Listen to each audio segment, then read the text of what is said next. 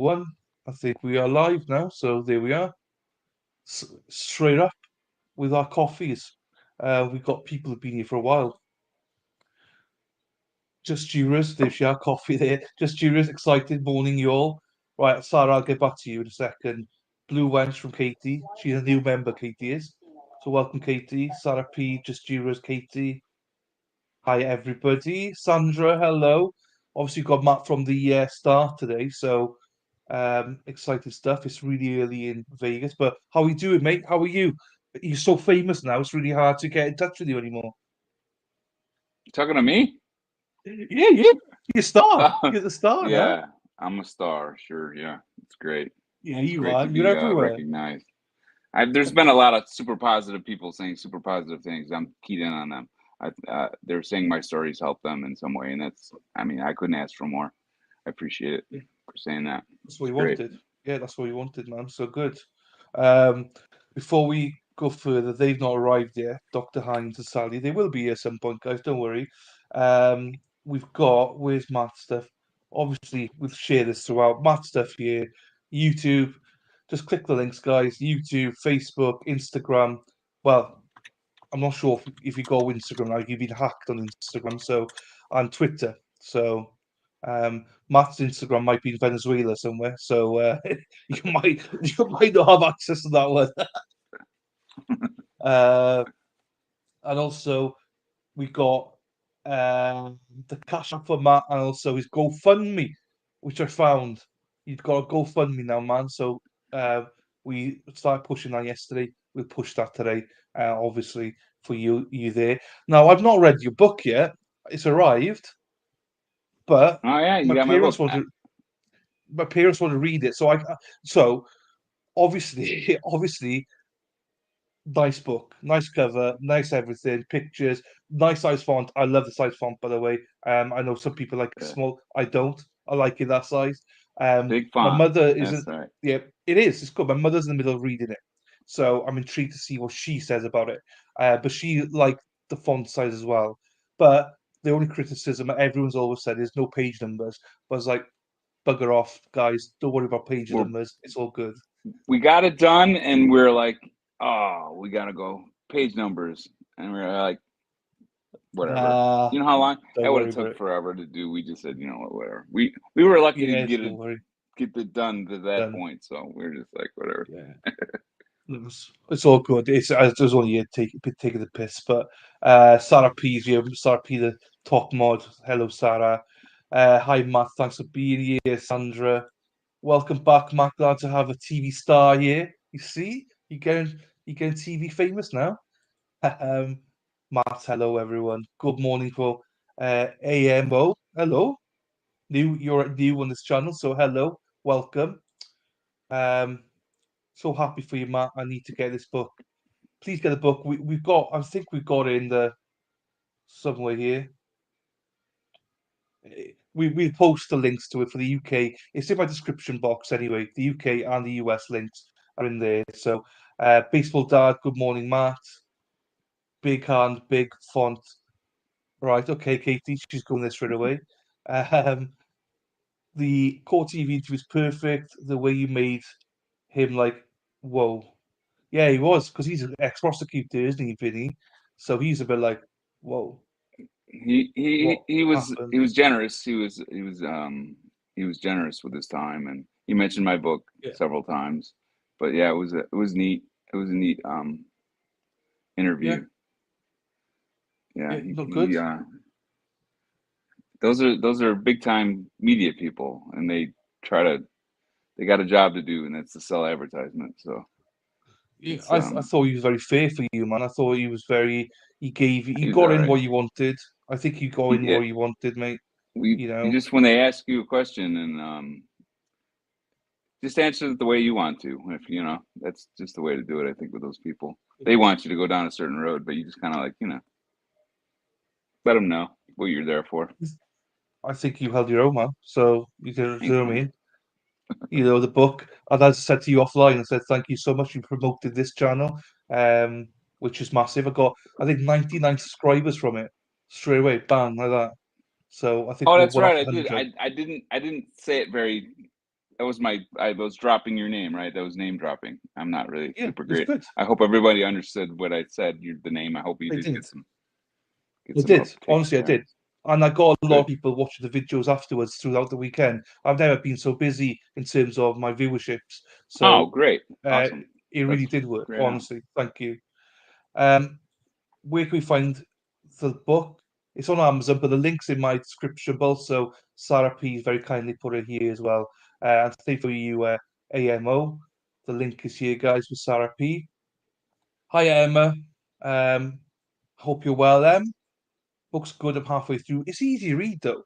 You can you can finish that book in probably a couple, well, day or two, if you wanted to. It's a I quick could, and yeah, it's a easy couple read. hours. It's a real Yeah, quick read. But yeah, everything's in there. If you don't, you might not understand why I'm saying what I'm saying. But read it again, and then read yeah. it again, and so you, because everything that's in that book relates to something. There's some reason Yeah. why it's in there, and it answers questions.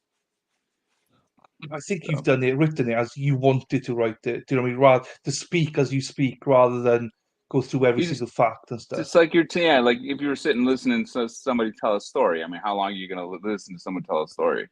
You're not no more than a couple hours, right? At the you're not gonna sit there and listen to someone tell a story like 6 hours in a row, are you? That's crazy, right? So Yeah, it just I'm with seemed to you. like I just told the story if I was sitting down next to you telling you it. So, Yeah, and there's most everything's in there. I left a lot of room for people to kind of decide on their own. Why is he talking about that? Well, later on I talk about this, and I made it as well thought out as I could. And there's no fodder in it. It's all there's a reason for everything that's in the book. I'm trying to tell you things without telling you, so. yeah. No, good. I'm looking forward to it. Good morning, everyone. Hi, Julian. What Julian became a member last night, thanks to Unicorn. So well done. That was so cool to do that, Matt. Yes, it was very cool of him. Fair play. 3 minutes. No worries, Sally. It's no massive rush, Sally. Just jump on when you're ready. It's all good. Um, good morning, Julian. Good morning. Hey there. I just like to go through these. I mean, look, I like to go through these chats. People get annoyed with me when I go through them, but people forget, right, that people in your chats and stuff are the people that make your channel. So Right. I always like to go through them. Same with you, like when you're coming on here. Thanks for your time and everything, but these guys are here. A lot of them are here for you as well. Do you know what I mean? So they want to interact with you and say hello and stuff like that. So I think it's important to go through it. Even though, yeah, it does take time to go through and recognize them, but without them here, they who's hearing your story? Do you know what I mean? So I appreciate them. BME Counselling, first time viewer here as well. So hello to you as well. Welcome. Hi Emma and hi Sally. Julian is Sally's mod. So we're doing day two today. So which is fine. Now I'm intrigued, right? So I think I've been banned on Core TV. So I've been plastering this link for Core TV, but I think they banned me now because it keeps getting deleted. So there's been a few questions that people have invited people to ask questions here. Whether they'll turn up or not, I don't know. But there are a few questions that um, people there, and I won't sugarcoat it. Some people that still think you're guilty, and that's why we're here doing this, so you can answer those questions. Right. And when you still go through some of the comments, especially Core TV, there's a lot of support for you, which was Right. nice to see. A lot of support, and not just from people watching Dateline stuff now. It was like from the start, they were like, no, no, we've had his back from the start. And then obviously you've got the other people. It doesn't matter what you say; they're always going to say, "Well, no, he's still guilty." Do you know what I mean? So, I'm hoping we address some of those as we go along. So we'll get to some of those questions. Hi, John P. Hi, Sarah Glenn. Thank you for being here. I recognise you from somewhere, Sarah. Hi, Jumpy. I did add you to Discord. There we Sarah are. Glenn. Good. Hi, Sarah. Yeah. I know Sarah. How? Yeah. Is that Facebook, Sarah?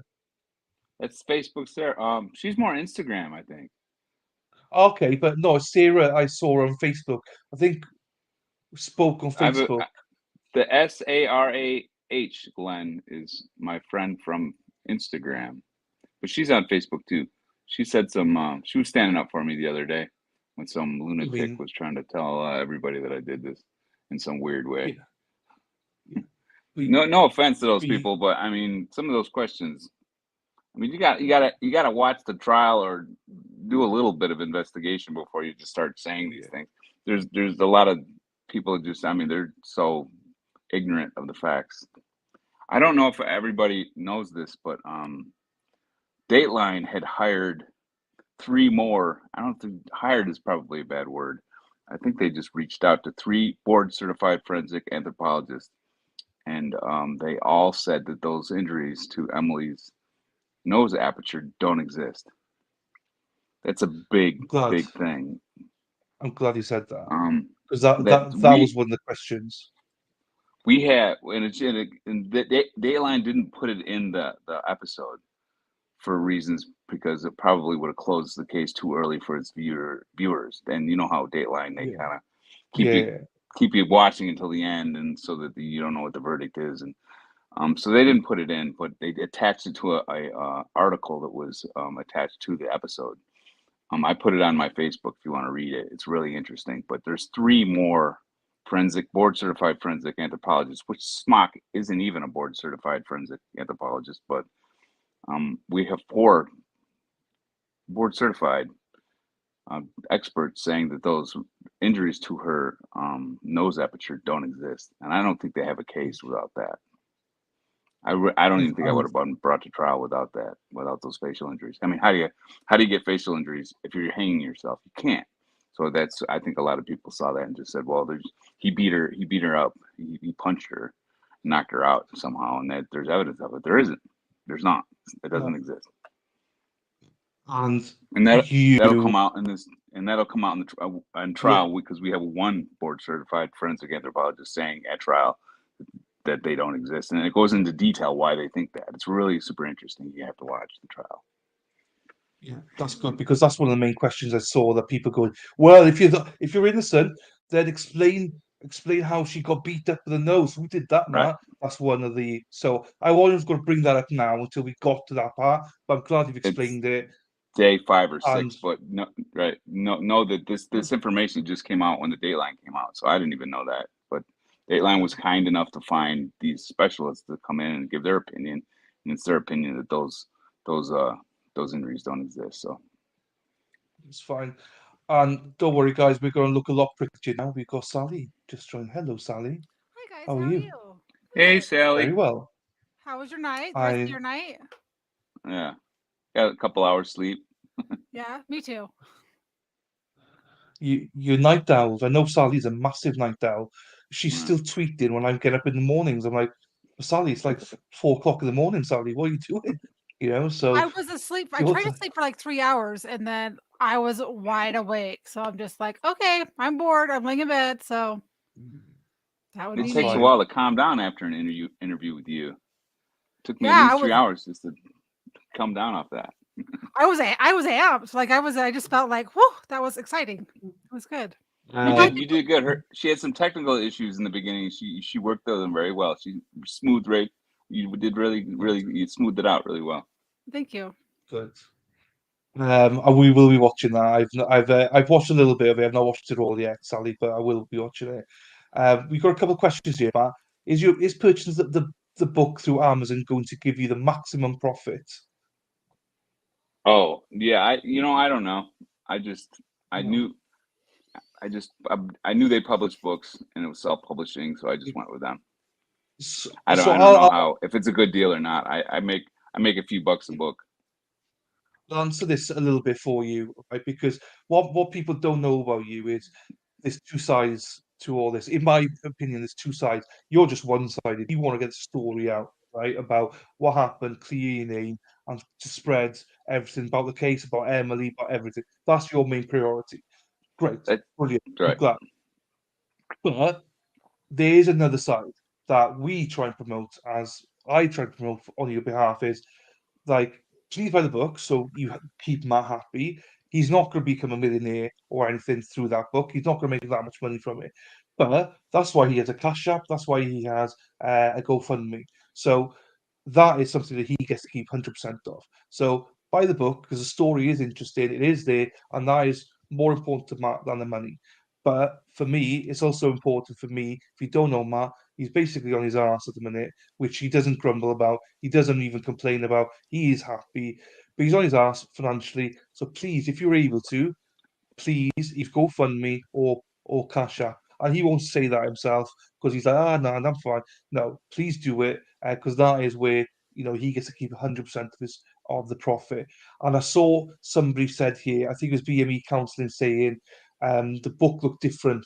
The book on Amazon is a black book, so just because the cover looks different, it's the same book, guys. Don't worry, it is different to the one that Court TV and Dateline showed, but it's the same book. So don't worry about that. So buy the book, and if you can, please purchase or give to the GoFundMe. All the links are in the Sarah P will put them up all through the stream, but they'll also be in my description box, please, guys. Thank you. Appreciate that. No, it's fine. It's fine. It's fine. Right, so we got a couple things here. Just you said I cheated and watched the interrogation already. It was pretty obvious they were doing handwriting analysis on you, hobby of mine also. So I'm curious if you remember if the paper was blank or if it was lined paper in the interrogation room. Do you remember? I'm You sorry. don't Say that remember that. again. I Do was you know reading. interrogation room? No, in interrogation room when you were doodling and writing, was it plain paper or lined paper? My paper is plain. No, What I do is I just start. not now. In the interrogation, when you were Oh, interrogated. yeah, it was line paper. Yeah, it was line paper. And Yeah, lined paper. That's fine. I was hammered. I mean, I was up for 3 days. Completely, I was not at my best at the interrogation. They said, "Hey, write us whatever, write us your account," and so I just wrote it down. I shouldn't have, but I didn't. I was just cooperating with those guys just Yeah, to try to get them yeah, to start looking for her. So yeah. I got you.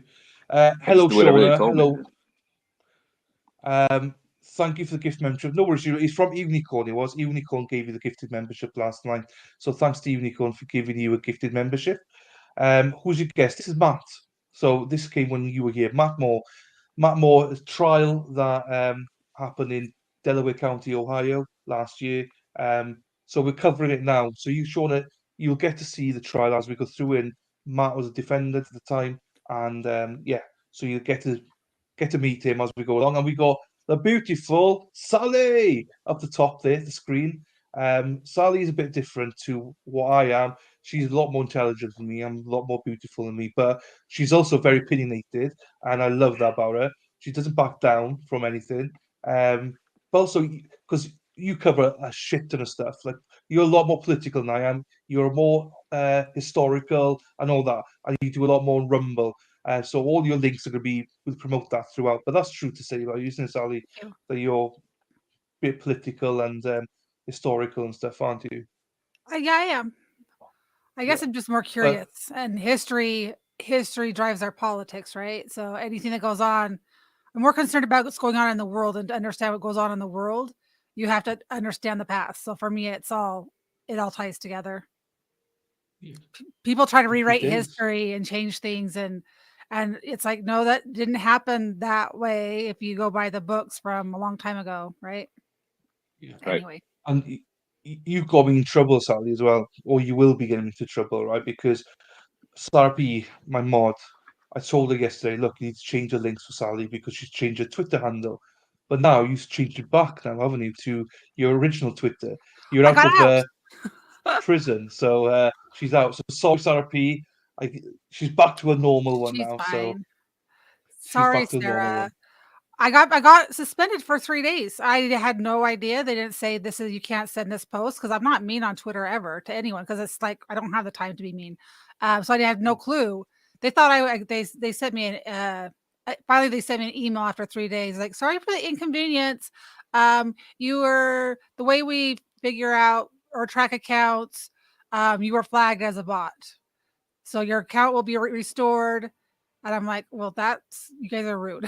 7 days of being Yeah, like shadow banned, and then another 3 days of officially being suspended, all within 10 days. So, yeah. Naughty, but it's all whatever. good. I told you she's opinionated, so.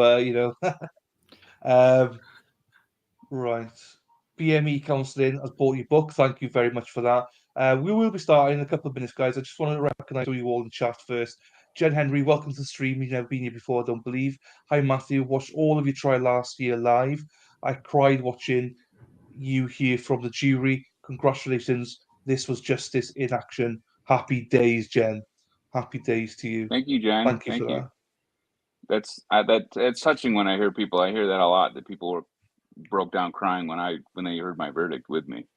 Yeah. That's good. It's neat that I had people out there watching that were that invested. I almost cried, and I what didn't was watch the whole going on. trial. Yeah, I've not seen it yet, There's so people. I was good. Some people say I was faking that. You can't. I don't know how you could see the veins in my neck sticking out. I mean, I don't know how else. But I can No. assure you, I was not. I didn't expect to cry in front of everybody like that. That's for sure. It just happened. That was genuine. And you're going to see some genuine stuff today on the trial thing. Yeah. When you see the some reactions of mine, you're going to be like, whoa, that's if he's acting, oof, that's pretty good. He missed his calling.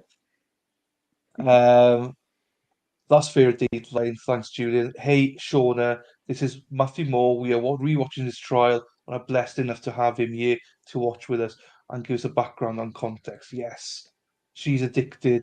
What Julian's saying about you, Sally, you're addicted to Twitter. That must be true. Yeah. Accurate. That's fine. Hello, Jen Henry. The stream was great. Thanks, Matt. Julian is, you might have seen him yesterday. He is one of Sally's mods. So he would have been posted. I saw him post stuff on the screen with Sally. You did good, Sally. Sarah Glenn. Thank Julian. you. Hey, Sarah. There we are.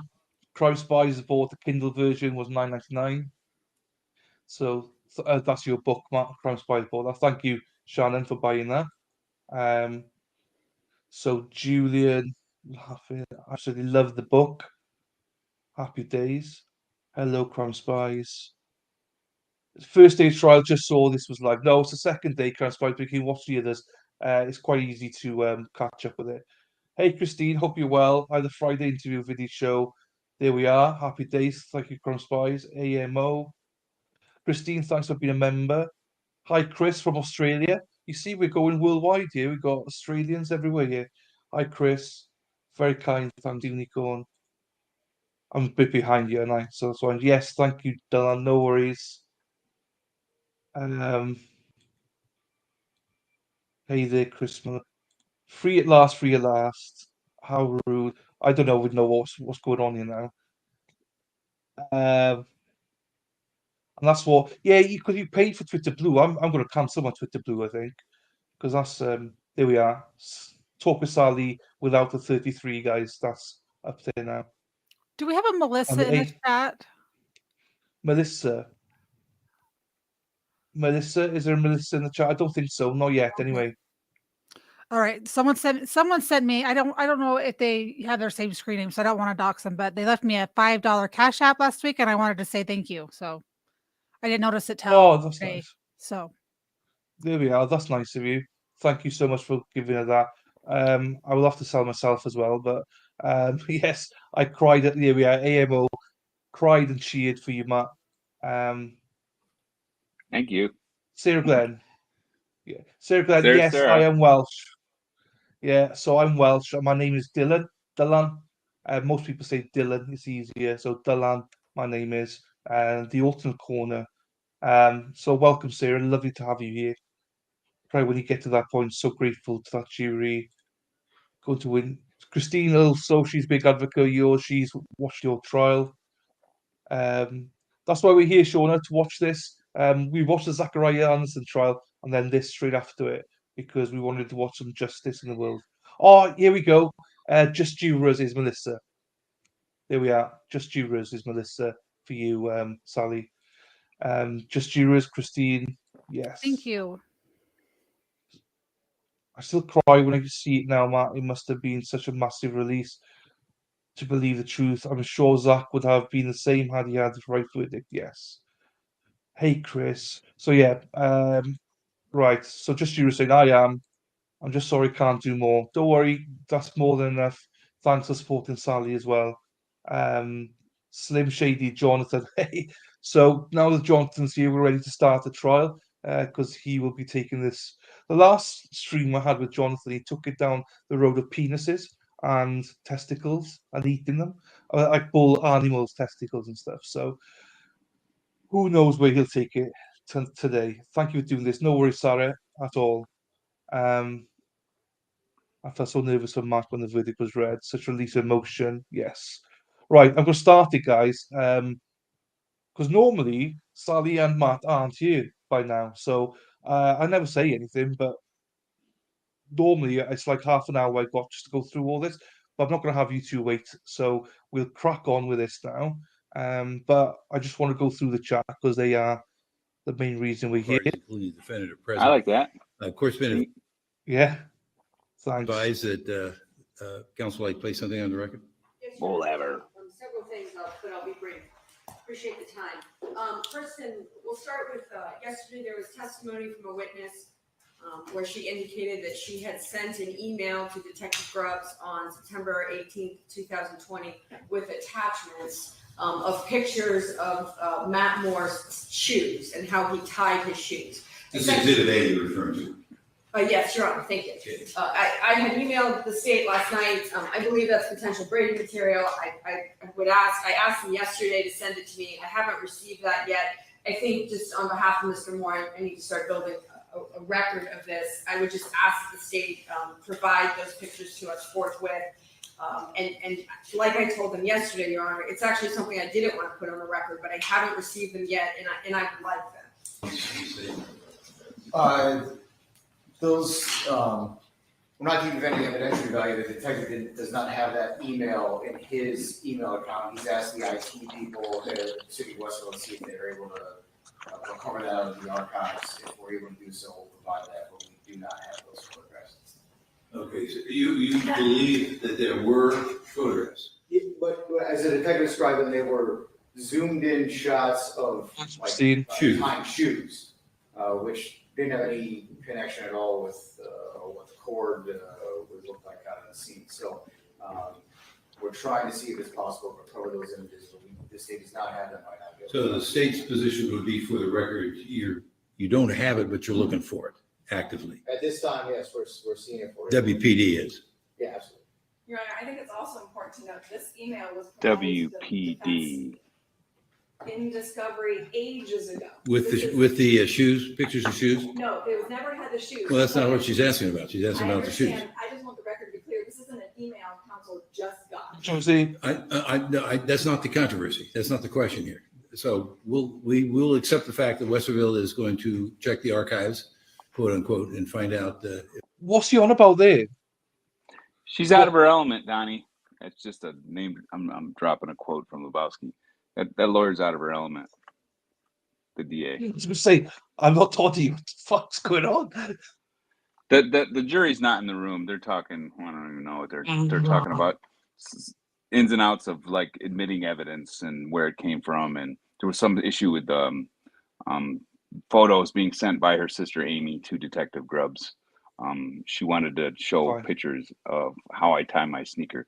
That part didn't really pan out, but they were trying to show maybe you should look at the type of knot that was used, Yeah. or the rope, the ligature. I mean, and it never gets addressed by their investigators ever.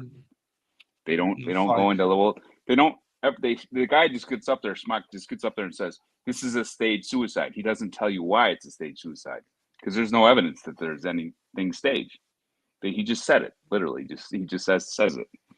But that's her sister trying to lead the investigators. Maybe you should look at the knot, which they never did. They never even looked at the ligature. So, because they Makes probably sense did, now. it just didn't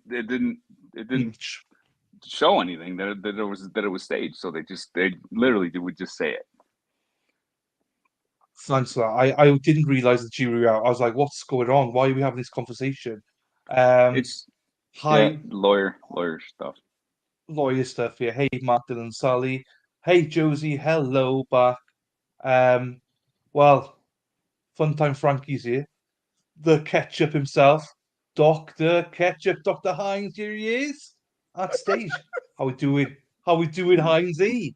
How we doing, man? You right? I'm so happy to be here. Thank you so much. Nah. Hey, Hey, hi Matt. Hey, hey, Sonny. Doc, what's up? Oh Lord, and hi chat. But yeah, I love it. I love where you call me Ketchup. I don't know I'll why. give it a little bit of an intro. It's just a laugh it does for me, like, you know. No. You are the intro king in this. So yeah, props all to you. No worries. The others didn't have a half-arsed one, but for you, I always have to give you one. So, there we are. We've only just started, literally about a minute. So you've not missed anything. If the knot isn't right, Matt wasn't in sight. Let me send out a tweet. So there's a lot of stuff here. Sorry that I can't. Like, I will obviously ask every question that you got, guys. If I see sweat, so keep putting your questions in. If I don't ask them straight away, don't worry. I will ask them, guys, to Matt throughout the stream. Just keep the questions going. I'm not going to stop every 2 seconds. That's why. Love your car talk. Yes, Sir Glenn. Every trial gets its Johnny Cochran throwback. Hi, C. C, I've not been here for ages, so welcome back, C Swept. Hi, Doctor. Did 1890 pretty much the whole way through. So you see, the Doctor's here. He starts to pick up a little bit now. Jonathan, what's they all unlove? Hi, Aegis Jurors. So, a little bit half from C Swept. Happy day, C Swept. Right, we'll get Josie. back into it. Obviously we hear the lot of people don't know, but we're a lot. Those of you that are new to the channel, we are big Free Zachariah Anderson fans.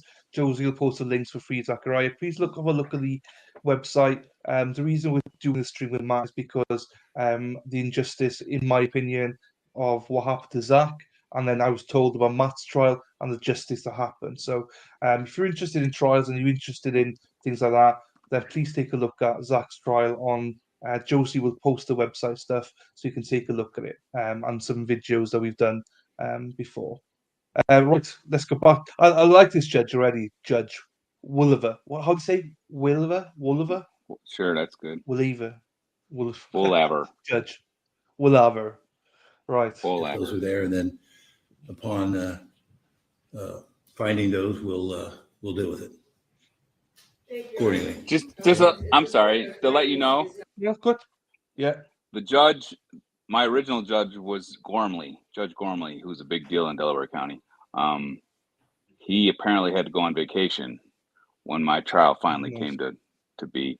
And Woolever was retired from another county, but apparently came in as a friend,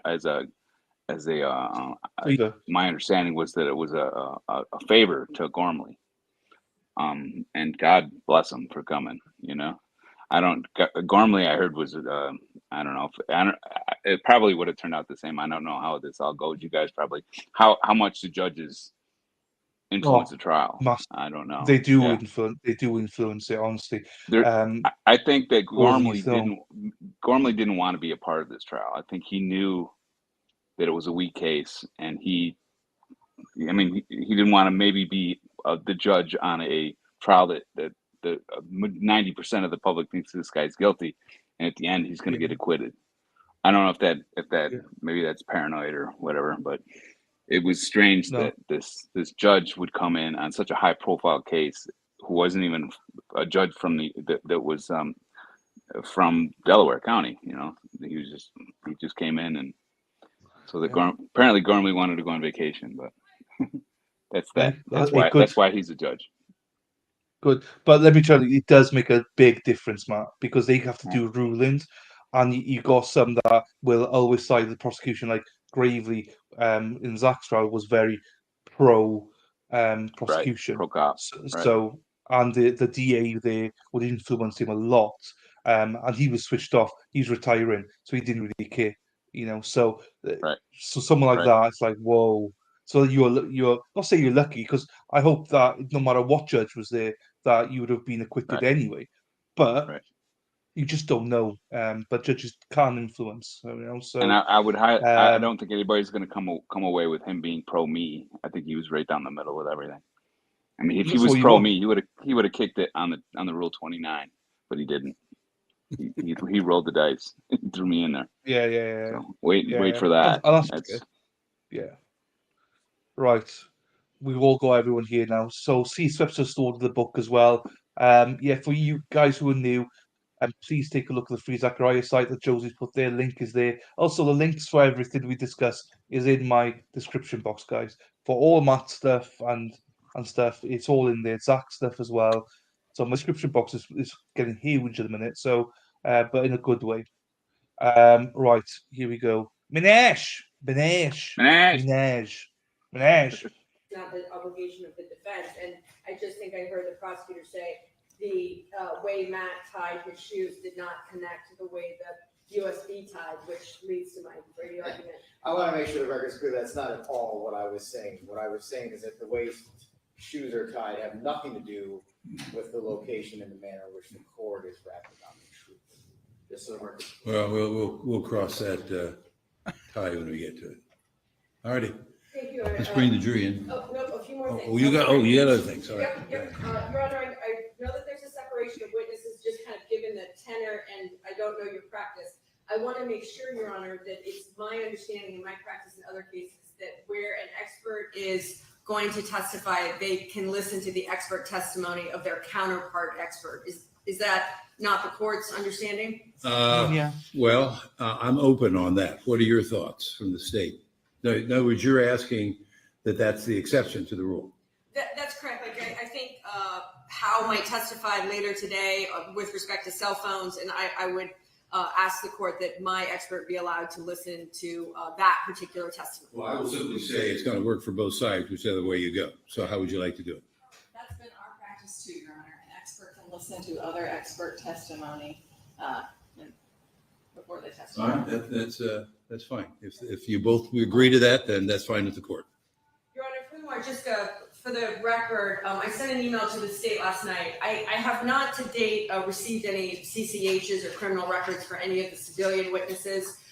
There were 2 civilian witnesses that testified yesterday. The state has indicated that they orally asked the witnesses. I think maybe one is being asked now, but Celeste was asked and she doesn't have any prior record. I would ask, though, Your Honor, that we're not just relying on witnesses and that the state provide criminal records checks for all civilians, even if they're clear, just so that we have those for our records. That also, Your Honor, I just want to make the court aware that we will be filing a motion to eliminate for inclusion. It has been a constant issue between the sides whether or not Emily Noble's counseling records will be allowed into evidence. I have an affidavit with respect to the custodian issue, and the state is objecting to the relevance of those. I just want to let the court know that motion is forthcoming, and I would ask the court that issue be resolved before Detective Grubbs testified. 8 days, I believe. It was 8 days, this trial, wasn't it? With everything. 7 Sorry, days no, of testimony, 7 days, and one like extra day for whatever. yeah. So these streams will be about 15 weeks. Because we're taking this up to lunchtime and then we'll cut off. And then next week we'll do from lunch to the end. Hello, Nunia. Hello, everyone. Did you want to say something, Matt? I saw your face was like. I mean, I always want to say something, you know me. Oh yeah, cool. That's good. They're talking about her therapy records. There's an issue. You'll see it because we couldn't get the actual therapist to come to testify at court. They tried to keep her therapy records out of evidence. The evidence goes to the jury during their deliberations, and it had Emily saying that she was depressed, that she was having problems. They did everything they could to keep that out of evidence, and it was evidence that they went out and got. Not my attorney. They went and talked to her. I mean, you'd have to talk to her therapist, right? And well, they got the therapy records, and then they tried to keep it out of evidence, out of going to because Well, you'll see when it becomes part of the Yeah, trial. that's fine. They try to lawyer it out of evidence, and Fine. Diane sees it coming, so she's taking care of it. She's very even when the judge was like just now going, okay, let's get the jury. Diane's like, no, I got a few more No, things. we got issues. We got issues. Issues, man. She's looking. She wants. They didn't provide criminal history of their witnesses, which was an issue, right? I mean, I you know, would you want to There's a know if lot of someone's a dodgy- criminal that's up there testifying? Yeah. It's just part of what they're Lot of supposed to dodgy do, and they stuff. didn't do it. So No clearances. Because that's what's happening with the Kohlberger trial, because the prosecution did not want to give backgrounds of some of the officers, but they're like, no, we want to get the whole background. You know, Right. it should be like, there you go, use everything. Why do you always have to hide stuff? But why keep okay. out the truth? Why try to, Yeah. if it's true, let it in and wait. You see what happens. They deal with it. Okay, it's not perfect, but there's rules of evidence, and when you introduce evidence, they have to fit guidelines, and if they don't, it gets kicked. And they try to get it kicked, and they sort of did, and they sort of didn't. You have to watch Diane do her magic Sure, magic. when it comes to that type of stuff. People forget that our system is broken right now. They will do anything just to win a case. It's about that W. It's about that funding. It's about that reelection. It's what it boils down to anymore. It's not guilt, innocence. It's not justice for them. Their job is to focus in on getting a win, or And it shouldn't be, but it has become that way. that's just how the system works. That's part of what they do. A lot of people, they understand that and just say, well, that's their job. You're right, that's their job. It's to focus in on whether you're innocent or guilty. They just focus in on you, and it's their job and they're still doing it. They're not supposed to, though. They're not supposed to, though. They're- You're innocent till proven guilty. They're not supposed to focus in on trying to if there's evidence that exonerates you, they should not try to be prosecuting you. That's True. where I'm saying the system's broken. Yes, absolutely. And they're still doing it. They lost. He was just on the Dateline, and the assistant DA, the sleeper guy, is still saying the same things. He's guilty. This is why I think he's guilty, because no one would ever make their bed just before they kill themselves. That's evidence that I killed my wife, and he's still saying it, and he's with a straight face right into the camera. He's like, "That's why I think." Well, and Recently? also the facial injuries. Yeah, he was. Well, Dateline. You have to watch the Dateline. It's ridiculous. That should be slander. If you're innocent after the fact, you're innocent. I looked into it. There's I actually called Westfield Police Department and I asked for their internal affairs guy, which is just a guy, that's sitting next to everybody else, because there's only 6 of them there, right? And I complained about that. I was like, how can you allow this guy to go on TV and still say the same things? Isn't that some sort of slander or libel? Is that against your policy? And they're like, no, you can do that. So you should ask someone else besides their department. I tried to find a lawyer, and no one wants to take my case. No one wants to deal with it. Hopefully, maybe this will help with that. I don't know. Maybe. But they're still saying the same things on Dateline. If you watch the Dateline, and there was a Court TV has a show called Law and Crime. It's like, and they had like a 20-minute segment on my case, and the lead detective Grubbs is still saying the same thing. It's slanderous. It's liable. He should be liable for that. I don't know how he can get on national TV and still say that I'm guilty of this, and the reasons are this, and we've already proved that to be irrelevant at trial. But he's still saying the same thing. Yeah. And I can point all that out for you if you want to try. Hello to Ghost Street. Yeah, no, we will. Ghost Street, Ace, Perry. A few people come in now. So, have you got anything there, Dr. Hines, before we start up? Anything? I'm putting you on the spot there. You might not have anything to say. It's just if you had anything. Sorry, put you on the spot. Is more of I saw you eating. I was like, I'm going to put him on the spot here because he's eating. So you're a meanie for that. You're a meanie for that. I mean, no. Everything from what I know, and I could be wrong, I always say that, but from what you're describing in regards to the Dateline map, that is 100% slanderous. The case is over.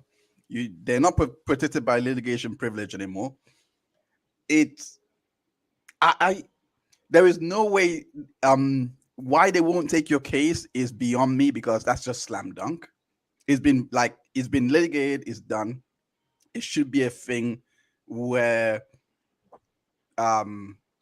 it gets taken to court, summary judgment by 12 o'clock. It's literally that simple. But it just seems like it could just be everyone just trying to blackball you one way or the other. I mean, you're not part of industry, but you get what I'm trying to say. Like they're all Sure. It's like, They're all in on it. They're all kinda yeah. Good luck finding a lawyer. It sounds like a conspiracy, but it's just weird. Who wouldn't want to take this slam dunk? Lawyers are making so much money in this in the system that's the way it is right now.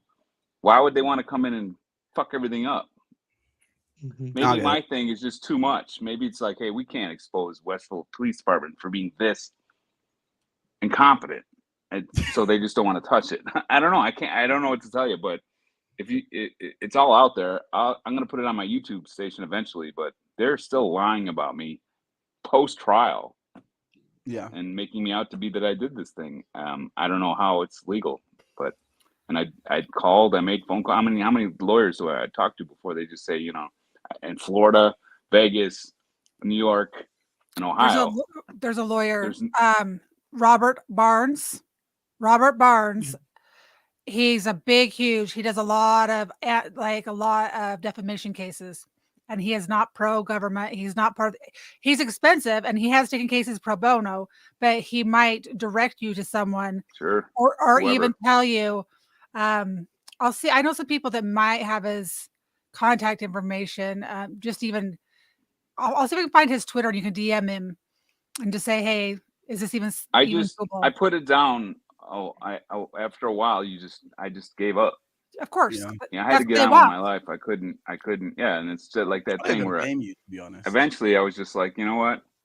I mean, what are you gonna do? The last thing I'm gonna do is write another check for a lawyer for $20,000 and have nothing happen of it, you know, and then I'm just throwing my $20,000 away. I'm done with that. They got me there. I'm not gonna do that ever again. This guy makes lots of money. He'd be a straight shooter and say, you have a case or you don't have a case. And he'd probably give you the pros and cons of it. I'll see what I can do on my end to see if I can find out. Thank you. Sure. If there's even anything you can do about it. That's cool. Yes. If you go on YouTube and you go to Law and Crime, Court TV, Law and Crime, there's a 20-minute episode where he's saying, he's lying. Straight up, he's lying. Well, this is why he did this. This is why he did that. We've already explained to you. We explained to everybody. Diane did what's going on, and he's still saying the same things. No, I'm sorry. Alex Jones got tried for this. If you're claiming someone is lying, that's the same as claiming someone is hoaxing something. No. It's not. It's not an opinion to claim someone is lying. It's not an opinion. I'm sorry. Because I don't know. I don't know. He can say he's lying. Because he knows the truth. Matt knows the truth, so he can say this guy is not being honest. That's not. He's not straight up lying. What he's doing is manipulating the truth, and he knows what he's doing. He knows that he's doing that. He went on to show his damage control after the trial, and that's what he did. And if you watch the Dateline, Dateline's so edited, so you don't really get the truth out of that. But he said some things on. I mean. They asked him, why did you think murder so quick on the Dateline? They're like, did you think you pulled the trigger a little early on the murder with this guy? And he's like, no, I mean, I just had a feeling, you know. So you're gonna your this gut guy with gut feeling, you know. You're like, whatever. I mean, how could you do that to somebody? You can't. You have to they're providing it. You have to look at the evidence. What evidence do you have that this guy did anything wrong? And that guy just had a feeling. That sort of thing. And then, well, why did you do that? And he'll say, well, she was missing. We're in a kind of emergency situation. We had to do this way because that's the way we do things. And that's not what he said. You have to go listen to it. Yeah. But, well, yeah. If I could have played it last night, that would have been great.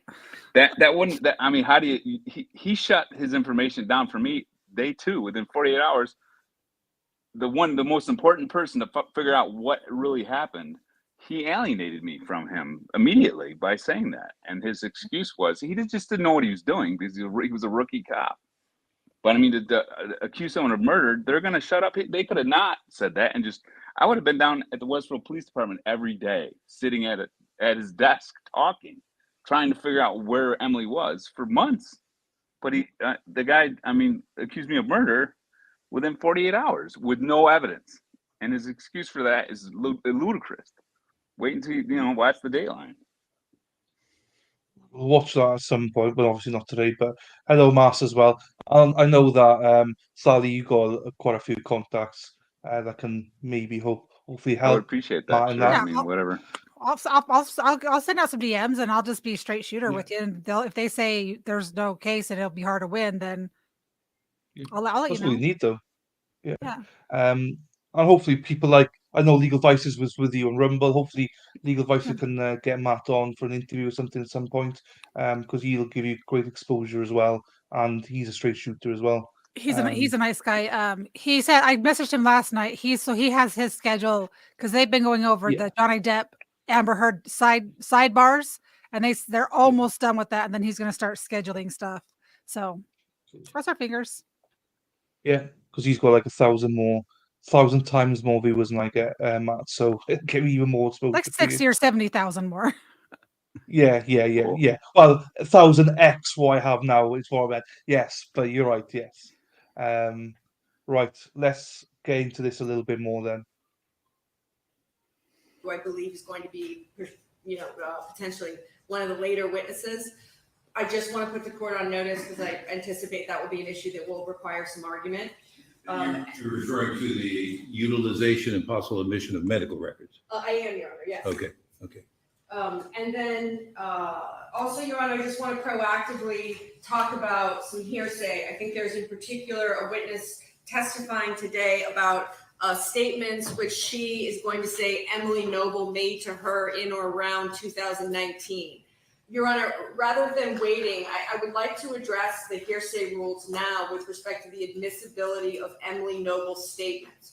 I think there's also an issue with the state showing text messages which are purported to be from Emily Noble. I understand 803 and 801, and also, of course, 804. I just don't think that, for instance, text messages that are between Emily and a dentist's office come in under the hearsay rules, nor do I think the anticipated hearsay statements come in under the testimony of state witness Zick. I just want to be proactive because, of course, this court knows once the bell is rung, it can't be unrung. But I see the exceptions under 803 and 804. And just Emily's statements, just because she's unavailable or deceased, doesn't mean they all come in. Okay. She's kind of laid out the table here. Do you understand what counsel's referring to? I talk about the dentist text messages. I think that's one issue that I know we're talking about. The rest of it was a little vague. I'm not entirely sure even what statement she's seeking to exclude. But let me talk directly about the dental text messages. We do have a witness here from Westville Dental Associates who's going to testify. These are a record that is kept in the ordinary course of their practice, that they do communicate with patients via text in order to schedule cleanings or other dental treatments. I think that the hearsay exception 803.4 would come in if the statements that Emily Noble makes are for the purposes of medical treatment. What is the statement that we're referring to? She reaches out to Westville Dental Associates asking to schedule a teeth cleaning. They respond back about what scheduling is available. She ends up originally making the appointment for sometime in July. There then is a further communication. They had a cancellation for May the 27th. And Emily Noble then on May 22nd schedules a teeth cleaning at the dentist for May 27th. Those records, not only do they come in as the business records, but also her statements would give context to the statements from the business and also explain why the business scheduled her a dentist appointment. They didn't just pick that date and time out of the blue. It was because of the direct communication from them. Well, the relevancy of this is for what purpose? the state not. will certainly argue that someone who is intending Spotter. to commit suicide. Apparently, suicidal people don't make appointments days prior to them committing suicide, but they don't have any doctors to come in and say that's like a part of suicide. They're gonna say she made an appointment a couple days prior to her committing suicide, and that's evidence that she didn't commit suicide. I mean, that's how weak their case is. Jesus. Okay. That doesn't go through the. All right, so you want to simply get in the fact that she set an appointment on May 27th. Right, and that she did so because she initiated that contact with the business and scheduled it herself. It wasn't, just a random 6-month follow-up that had been scheduled in advance of those types All of right. things. Okay. I'll just tell you up front, that's probably going to be okay. Sure, let it in. Who cares? Nonsense. 4 is statements for purposes of medical diagnosis or treatment. I know the court is well aware of the rule, but they're statements made for purposes of medical diagnosis or treatment and describing medical history. Your Honor, I want to say for the record, because this has now become a real issue, we have an ongoing objection to any statements or text messages that are purported to belong to Emily Noble with respect to the admissibility of those. Also, Your Honor, I just want to say, I don't have any issue with her dental records. These are text messages that were part of a report, or they're screenshots of text messages. So with respect to business records, there's also an authenticity issue there for me as well. I'll bring it up. We need a foundation We do. that would establish that it is what it purports to be. But other than that, I'm probably going to allow that to come in, although we don't need to go into a lot of detail. I mean, the point is, what the state's seeking is Emily Noble scheduled an appointment on May 27th. You can make the argument you want after that. That's the point we need to make. I'm not sure how much beyond that is probably going to be. Oh, okay, I get it. All right, business Got record it. exception. No, I was just trying to think what situation would warrant a business record exception. If she was making an appointment to, let's say, a doctor, that would be all right. That's what that was going through my head. Never mind. Continue. No, it's good. It's good. It's good. It's fine. It's fine. It's fine. Part of this case. I don't expect that this witness is going to be long, and I'm certainly not going to ask her to opine as to what she thinks this means. We're just going to say that this was scheduled. Right, absolutely. It's direct evidence that you want to create circumstantial evidence from. That's fine. Anything else either one has? Anything else you would like to cover? Not this time, Your Honor. Okay, thanks. Okay, bring the jury in. Well, please remember to like and subscribe if you haven't done so. More people here than there's likes, so please give a like. Please also give a follow. Oop, sorry. Yeah. Ooh, sorry. That's right. My bad. No, it's fine. I was going to say, please give a follow as well to Dr. Hines, Talk with Sally, and Matt on their YouTube, Rumble pages, and social media pages as well. Also, Matt's obviously GoFundMe and his Cash App, and also Dr. Hines and Talk with Sally. They got some Cash Apps and some PayPal stuff as well, and so do I. Let's not forget me as well. But but I'm the important one here today, so I'll also get his book as well. All the links and everything is in my description box. But please go and support these guys as well. They're incredible, and I'm thankful that they're here with us to give their insights as well. Most importantly, hit that subscribe button for the alternate corner. He's the one behind this. I know he's humble, Right. but we have to remind people that he's the one behind this. All right, and hit that like button too.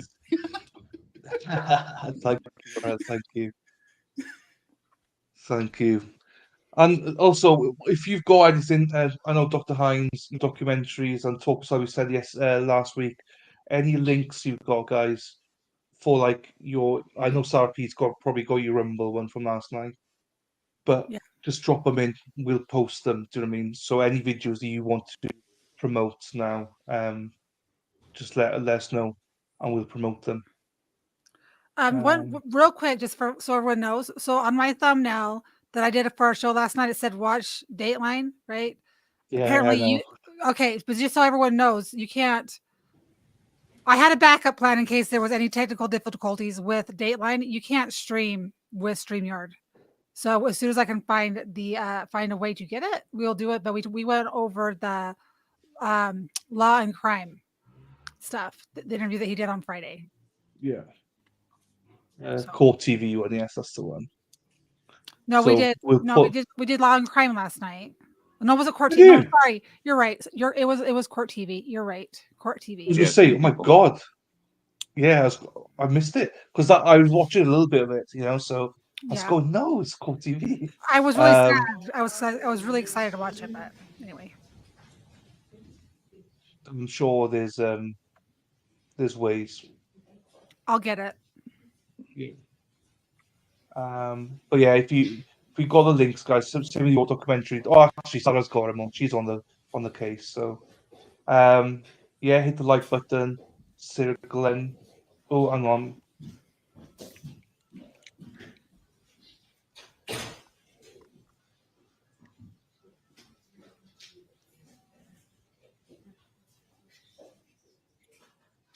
Hop a minute. Someone wants to say goodbye. She's going home. Is that yours? She's my niece. Oh, Radhi. Look at her. hi! You're so cute. She's Are you going home okay, now. Dad? So I hate sappy stuff. she's I hate no, sappy she's going stuff home so now, much. and she was Bye. saying goodbye to her. So where's Show the me your- there? Show me your big smiles. Yay! Oh, she's a bit shy now. Right, that's goodbye from her. Thank you, Val. Good morning, members of the jury. Everyone Ta-da. followed the court's admonition last night, as well as the. Sorry, guys. She just wanted to say goodbye to me, and that means say goodbye to you. Hang on. She's been on here a few times before. She is very cute. So if anyone wants to send me PayPal to buy a chocolates, please feel free to do so. It's like she skins me out of money for chocolates and stuff. Thank you, pal. No worries, just yours. He I was admire your told me- ingenuity. Yes, I know. Bribe. Bribe them. Went out the window. I know. Literally flew out the That's window. Right. Let's get back into it. Extra advice? Welcome. State ready to proceed? Yes, Your Honor. Defense ready to proceed? Did you get much State sleep may call the next Matt, witness. during the trial? State call Sarah Johnson. Yeah, I slept. You slept, yeah. I slept. Sure.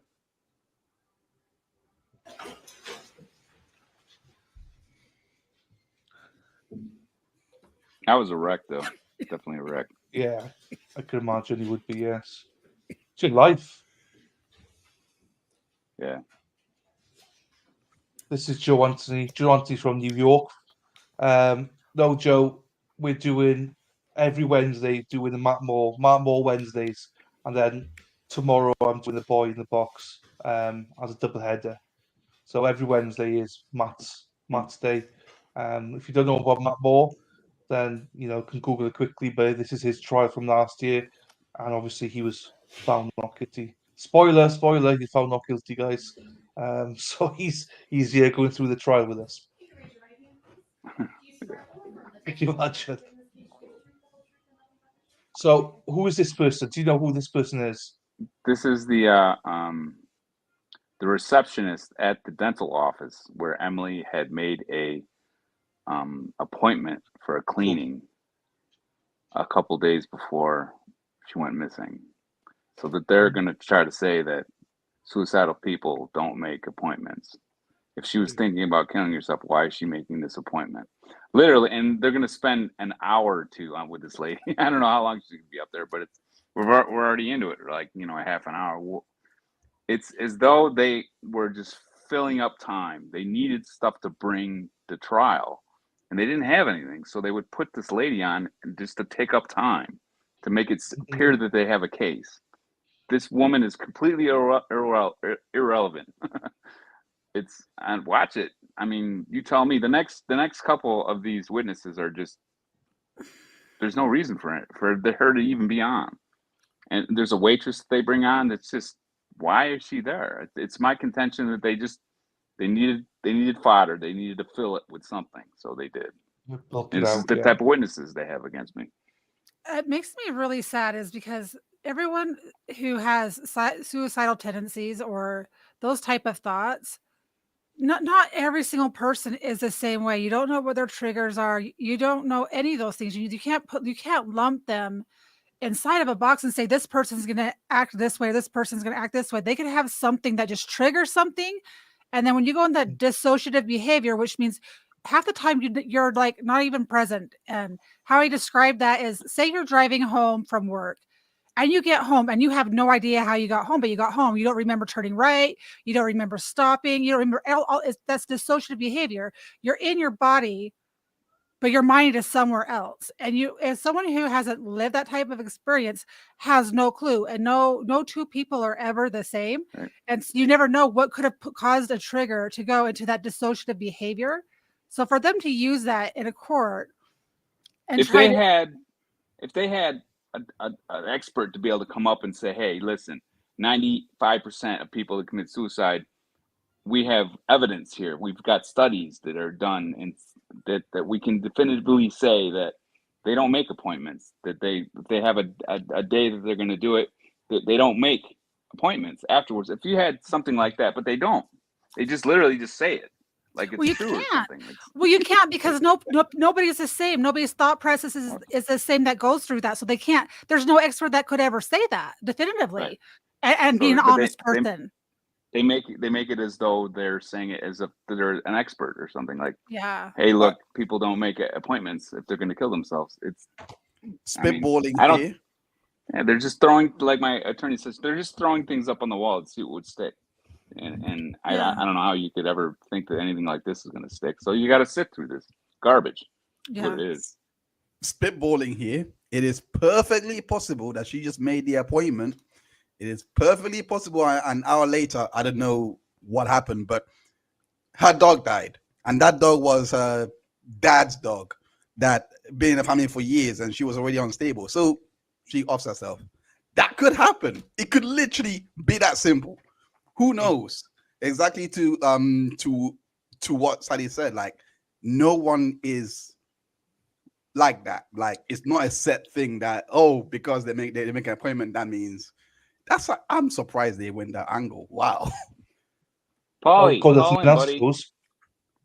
So I want to get this up. So I saw this on Facebook. Sorry, cutting across you there, Paul. I think he's left now, but Paul Pullispool. I saw him on Facebook. Is he That's related my to you, brother. brother? I thought so. That's my I thought brother so. from Florida. He flew So in as soon as he heard that Emily was missing. He flew in from Florida on his own dime. He was there on Friday, and he was there for 10 days searching with me. He's part of the story. I mean, for them to say that I wasn't searching, that I was just sitting at my condo, I ran that dude ragged. That dude, Paul and I searched that 10 days like you couldn't. I mean, I don't know how much more you could search for somebody, but we were searching for a live person because there wasn't any evidence that she was gone. All the evidence pointed to her getting in a car and getting out of the area on her own accord, her own volition. And so, yeah, he's part of the story. So we're hoping to get Paul on whenever he's free. So he's busy right now, which is fine. But one of the weeks he'll come on, and also Matt's got Connie coming on as well at some point. Really? Well, yeah, Connie's gonna come on. She Oh, couldn't make. yeah. Yeah, she couldn't make it this week, but she'll be on. I'm hoping to get her on a couple of times because I really want to get a reaction at the end. I shouldn't have really said that because someone's bound to steal it. But I mean, I was going to go, Sally. You shouldn't say stuff what you're going to do, should you? We've learned our lesson. Yes. Learn lessons learned. Yes, you've learned our lesson tough way over by many times now. So he will be on here at some point, and some of the guests that Matt wants to bring on as he wants to. Where's it gone? Cheery. Hello, Erin Hack. Erin Hack, lovely to see you, Erin. So I thought the car was by the house. It was, Matt. His car was by the house. Yes. Right, let's get into this then.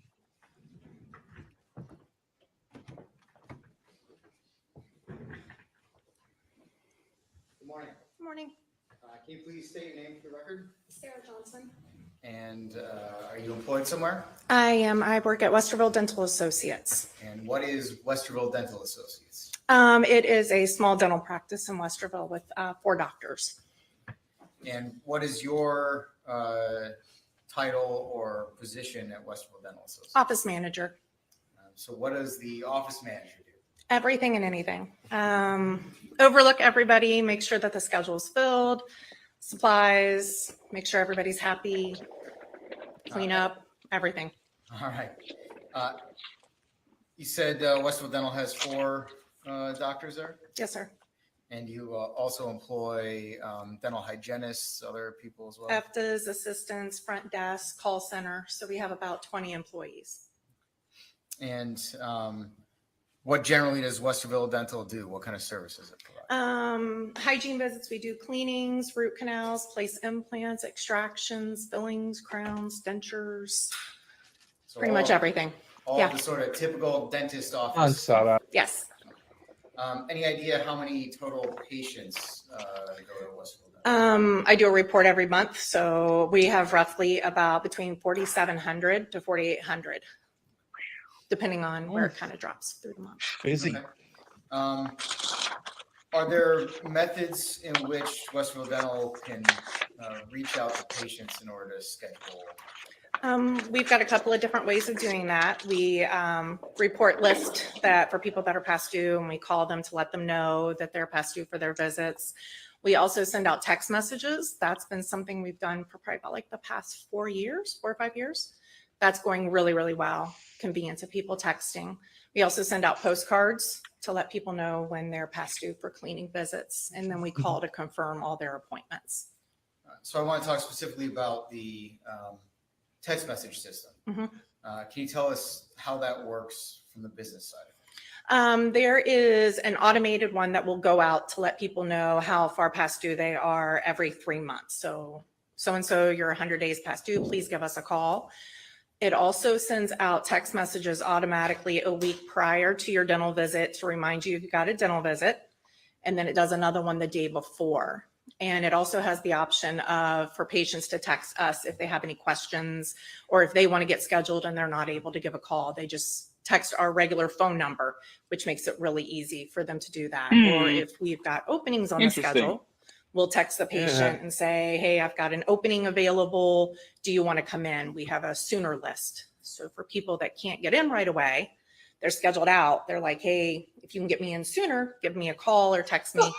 And we use that. This just destroyed our entire foundation. This just shook. So you're telling me that this appointment could have been made and she just felt coerced to just make it. She may not have felt 100% that day, but because she got that text and they were talking to her, she could have easily just said, fine. And then just wanted to go off the phone because she was moody. This just makes it. You can't make it up. You can't make it up. Oh my God. I can't stop laughing when he gets going. It gets me going. Oh, Jesus. Right. That's insane. I can't believe that, man. Why can't I understand? Get used to it, because that's what you're gonna hear through this whole trial. You can be like, with her, like, I'm sorry, you should have. There's no way you can allow this on this. Like, you should have. I want to hear how they cross her or redirect this, because that's insane. Anyway, continue. Right. That's fine. We got one thing from Nooney saying. Question is, will Matheau Moore boomer his mic today? No, he's been quite good. He's been quite good today, so he's doing well. He's starting to pick it up. It's Criminal Mastermind is coming back in. Yes, Criminal Mastermind is coming back in. Right. Easy for patients. And so the communication system is two-way. You can both send things to a patient and a patient can send things to you. Absolutely. It doesn't have to be prompted in any way. They can just put in our phone number and text us, and it comes through to all the girls at the front desk. A thing pops up on our schedule to let us know that somebody has texted us. Do you keep or maintain those records of those communications with patients? Yes, sir, we're able to pull those up. And is that something that you have access to as the office manager? I do. I have access through my computer, and also everything is through my cell phone because I live 24/7 at the dentist office. So. Good worker. Oh yeah, what? I bet you fucking don't. I want Don't do to anything. talk to you briefly about Emily Noble. Do you know that name? I do know the name. And did you know Emily Noble? She had been a patient for roughly about like a year. So I knew who she was in a good way. Sometimes you tend to remember the patients that are a little bit more rough, but I recognized the name whenever she was on the schedule. Did Emily have a dentist appointment for May 27th? Rephrase the question. Are you aware of Emily Noble having a dentist appointment in May of 2020? Yes. And do you remember what date that was? It was Wednesday, the 27th at 8 a.m. And did Emily Noble show up for that dentist appointment? No, she did not. And what, if anything, did you do as a result of Emily not showing up that day? Standard procedure is whenever a patient is 15 minutes late to their appointment, we give them a call to ask them, is everything okay? Can we get you, the typical phone call would be, this is Sarah with Westerville Dental Associates. We had you down at 8 o'clock this morning. I'm hoping everything's okay. Please give us a call to get rescheduled. And that happens for every patient that no shows on the schedule. We don't text it. We verbally call and do that in case they're driving or something along those lines. Wait, Were you able to communicate with Emily Noble on that? Yeah. this was the night before. No. She booked the appointment the night before. Oh, maybe she did. I don't. I never even paid attention. I don't think so. It was within a couple days. I'm not really sure the exact day. You might be right. If it was Wednesday, it's only Monday and Tuesday. Yeah. I'm sorry, but no.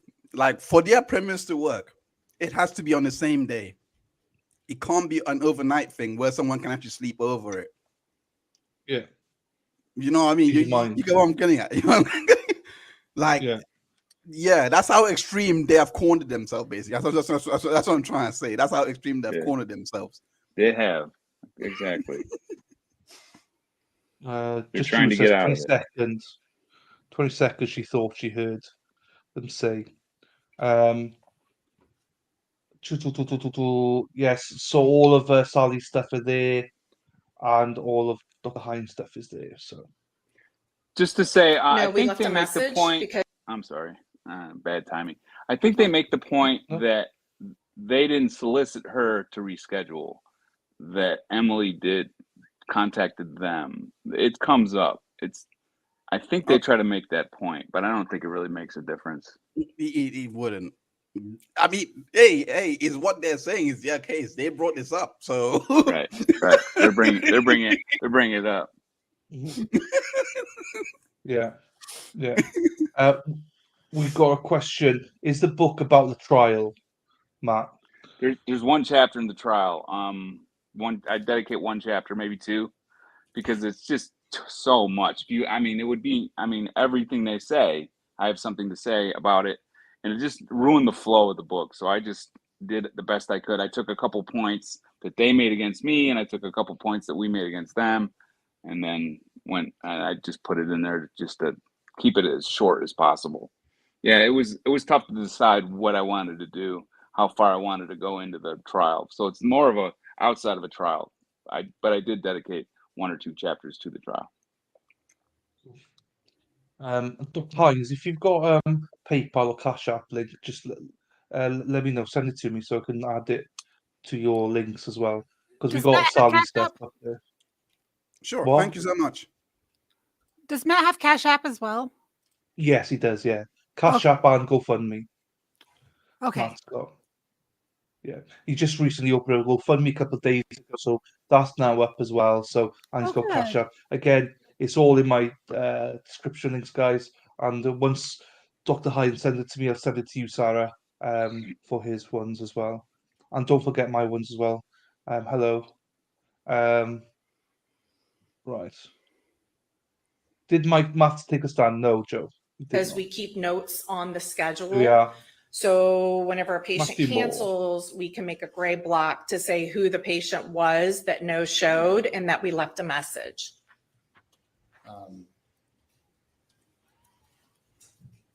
Did you hear anything else about Emily Noble from other sources around that time? Thanks, mate. Thank you. It's I'm catch up, that not is, yeah? asking for the content, I'm just asking then what it led her to do. So if you want She can answer yes or no to that question. How do you have cash up? I can't get cash up. It's your Well, country. Yeah, because the UK, I can't get it. They say it's not. There I isn't actually one in don't the know. UK. Aren't I you super high in actually the UK? honestly don't know. It just went through. But I do remember that problem being, I do remember that being a problem at one point, but I just signed up and it went through. You know. All right. I'll stick with my shitty PayPal. You go with Cash App. Cash So App's Cash better. App is there, guys. Yeah. To be fair, Um. it could be because my bank could be international because I use Santander. So they're international. So that could be the reason why the merger Got is it. allowed, But I honestly don't know. That's all right, though. It's all right. I just noticed it. Sarah, you could probably grab it from there if you don't mind. And shout out to Sarah and Josie as well with all the links and everything. Appreciate you and Sarah's flat out. So thanking you. Did you hear? Hiya, Hannah, by the way, from Sweden. We got people from Australia, Sweden, America, UK. We're everywhere. So we're stretching Canada as well, I know. So thank you everybody for being here. So welcome Hannah as well. Hear anything else about Emily Noble's Yes. sources? Yes, sir. And what source was that without saying what was said or what you heard? Source was the television. We have a TV out in our front room and in the girls' rooms too. Based on what you saw, what did you do with the information that you had? Whenever we saw it come up on the news, one of the girls notified the front desk, "Isn't that one of our patients?" And I said, "Yes, actually, she missed her appointment this morning." So at that point, then that's whenever we called the Westerville Police Department just to let them know that we had had contact with her the previous Friday. She reached out to the office through text to ask, "Do you have any openings to get my teeth cleaned in the next 2 Previous weeks?" Friday is when she reached That's out. what she said. Previous It Friday, wasn't yeah. the day before. It was the Were previous you Friday. able to Previous work day. go back then? Which is ages away, do you know what I mean? So Yeah, so she I had the think it was- weekend. No, I mean, no, it would be a few days before, a couple days. Because she went missing on Right. she made an appointment on a Yeah. Friday. She went missing on a Monday. So in this lady's defense, it was her last working day. So that would have been her Right. yesterday of work. yeah, that's true. That's true. But I still, think that's you the know, timeline that they're saying. I think. Yeah. That doesn't help their case at all. No. I mean, I don't know. I mean, the only way I can think of it is if they find out that she was missing from Saturday or Friday, then yeah, Right. maybe. Right. But again, this is the even if that's true, that doesn't prove anything. It's not direct evidence. You're just That's what I'm speculating. You're assuming you know what you're talking about, but you don't. yeah, like that's my. This is the extreme. Is that it they cut that themselves. important? Why would you do this? To put her on the stand, is it that much of a point where you're going to spend an hour of the trial Yes. off of her just explaining Absolutely. what goes on in Yes. a dental office? Why would you do that? It's a waste of time. Because everything is built, from what I can see, everything is built off of circumstantial evidence. They don't have any direct evidence or anything. If they're so putting they're trying people to like this up there, circumstantial case. they're telling you they don't have anything. They're Yeah, it's all literally putting someone on. We could have just said, yeah, okay, we concede. She made an appointment Yeah. that Friday before she went missing that she was going to make a dental appointment later on in the week. Okay, if that's what you want to put in evidence, go ahead. But they made a big deal out of it as if it was like some sort of huge thing.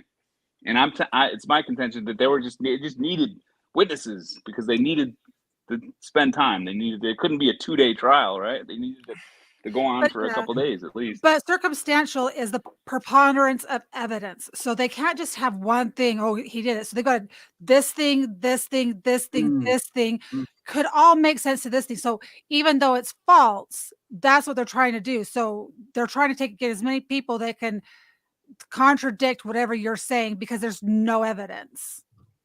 That's from their point of view. Devil's advocate. Not good.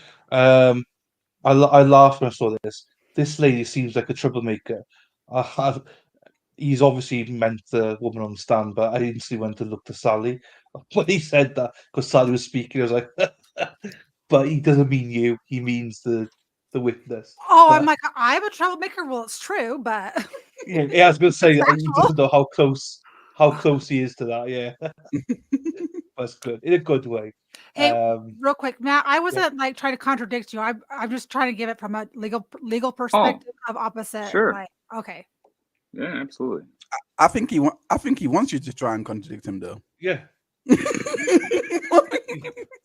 Matt don't care. He doesn't give a shit. I mean, he wants to hear from everyone because I think you want to hear more legal points as well sometimes. If that Matt is doesn't know evidence question. to you, I would really like to know why. Tell me It's why do not. you think that is real evidence to you that you could take my life and do this to it? I mean, is It's that not I just explain it to me. I want to know why you think this is all right.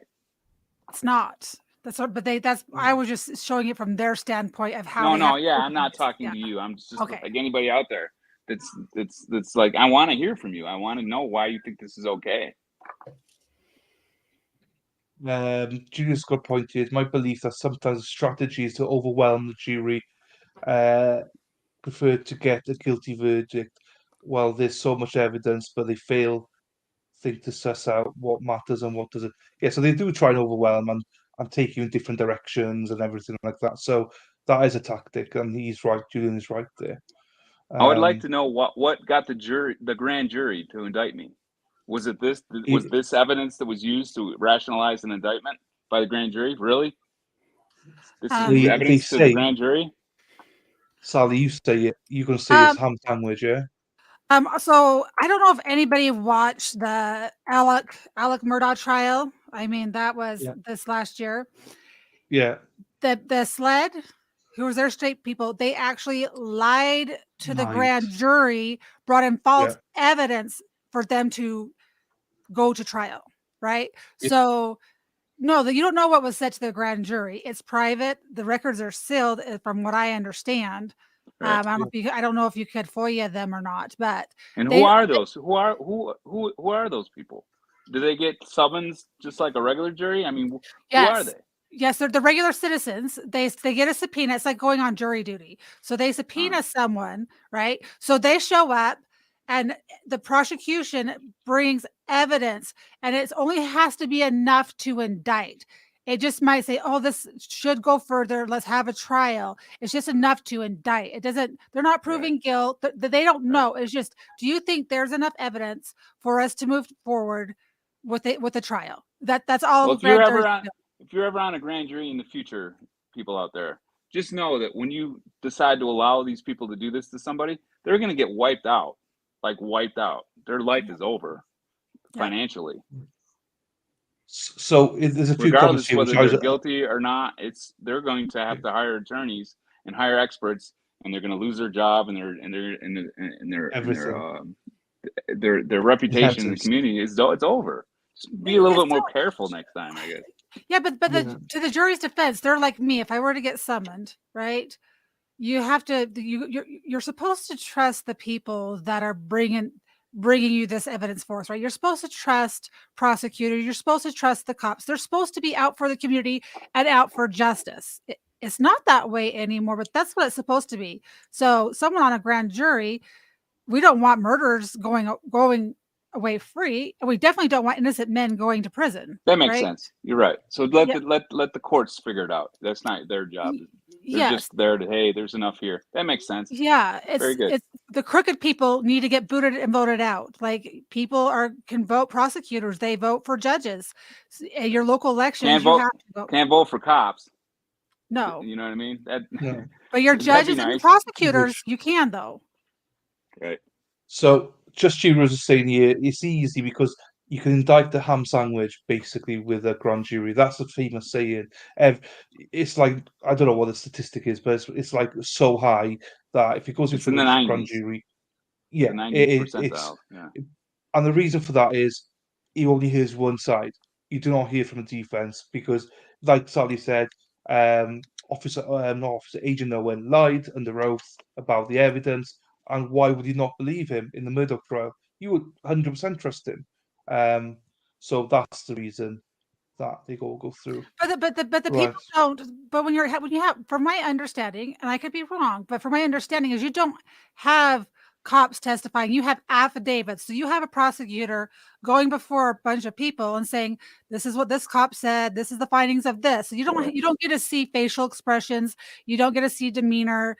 You don't get to see how they react under different questioning. From my understanding.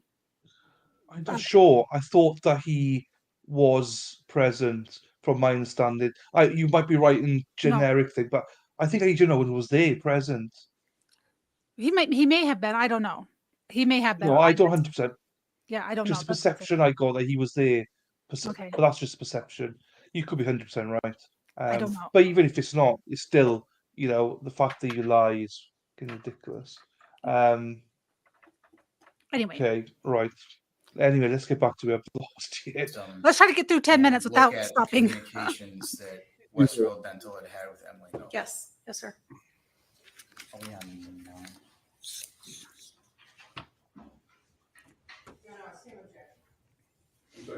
Same objection, that's fine. I'm approaching handy. What's marked as Stacy Exhibit 9. It is, for the record, I'm Sarah. 5 pages. If you could take a moment to look through those. Please. Okay.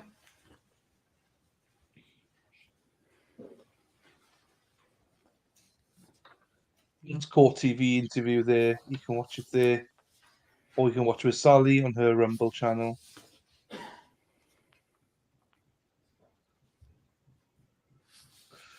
You don't get paid, no, you're right, as a juror. It's from the office, yes. Take that back. Let me ask a couple questions about it. Does that appear to be a true and accurate copy of the communications Westfield Dental had with Emily Noble, specifically May 22nd, 2020, through a couple of days later in May 2020?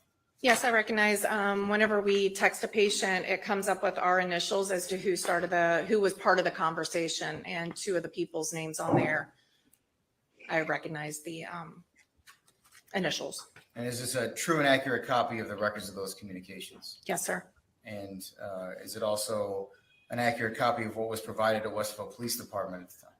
Yes, sir. Your Honor, this time I'd ask to publish State's Exhibit 9 of the jury. All right. Such is noted. Emily Noble.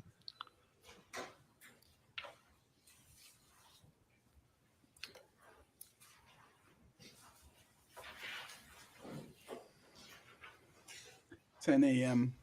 Friday. Yeah. That could not be any more bad case. Are you able to see that okay? Mhm. I'm sorry, For the but record, no, I'm showing you the bottom of the first page of State's Exhibit 9. Say again, mate. I'm sorry, this proves nothing, man. No. Like, they destroyed their own case the minute I saw the timestamp. The minute I saw the timestamp, I mean, come on, come on. She makes this appointment, then she goes to sleep. The next morning, could have stubbed her toe. Who knows? And then for effort, I don't want. Could have lost her leg in a car accident, and it's too much over the weekend. Like, who knows? Like, so many things could cause suicide.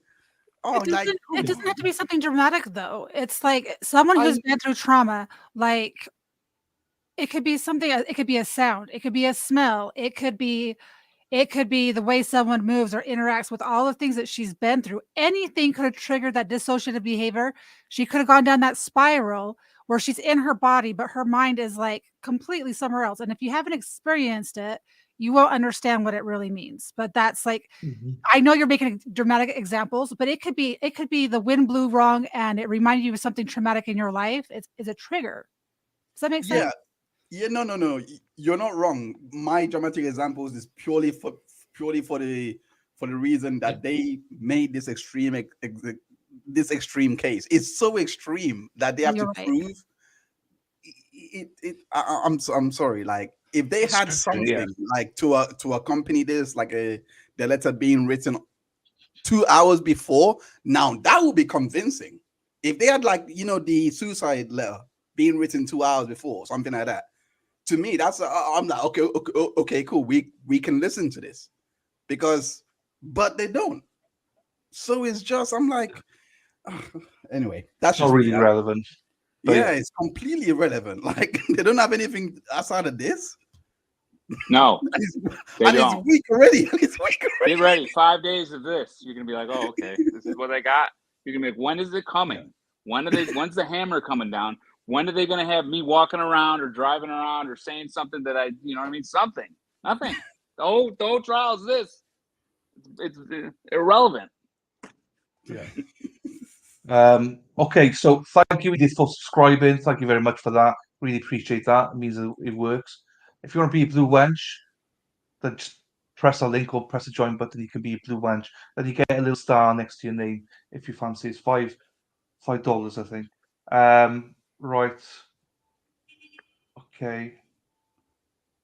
Anyway, thank you for subscribing. Right, let's get back to this now. We said we'd try to get 10 minutes. I think we got 2. So we'll try and get 6 minutes, more realistic. I'm sorry. Let's just let No, her. it's good. Let's get through this woman's testimony because literally, just let it go. We made our point, right? She's irrelevant, but No, let her it's talk. nonsense. Wait till the next one. No, She's fine. even less irrelevant. Wait till you see the next. You see the bartender comes on. Wait till you see what she says. Say your private message. Is there a Dr. message Hines. there at 5/22/2020? Say that again. Yes, Dr. Hines. I sent you a private message. Sure, let me one second. You're fine. Keep going. Yes. And can you tell us what No, that I'm is? trying. Hi, can I Delay schedule this a one. cleaning? And And was that that comes from coming Emily. from the business or from someone else? No, it comes from Emily because you can tell it's got her name up. It's also the speculation and it comes from Emily. She can. That's fine. We're stopping after 30 seconds. Why? Because we got a new person. Ingrid, hello, welcome, Ingrid. Completely new to your channel. That's fine. So apologies if this question is redundant.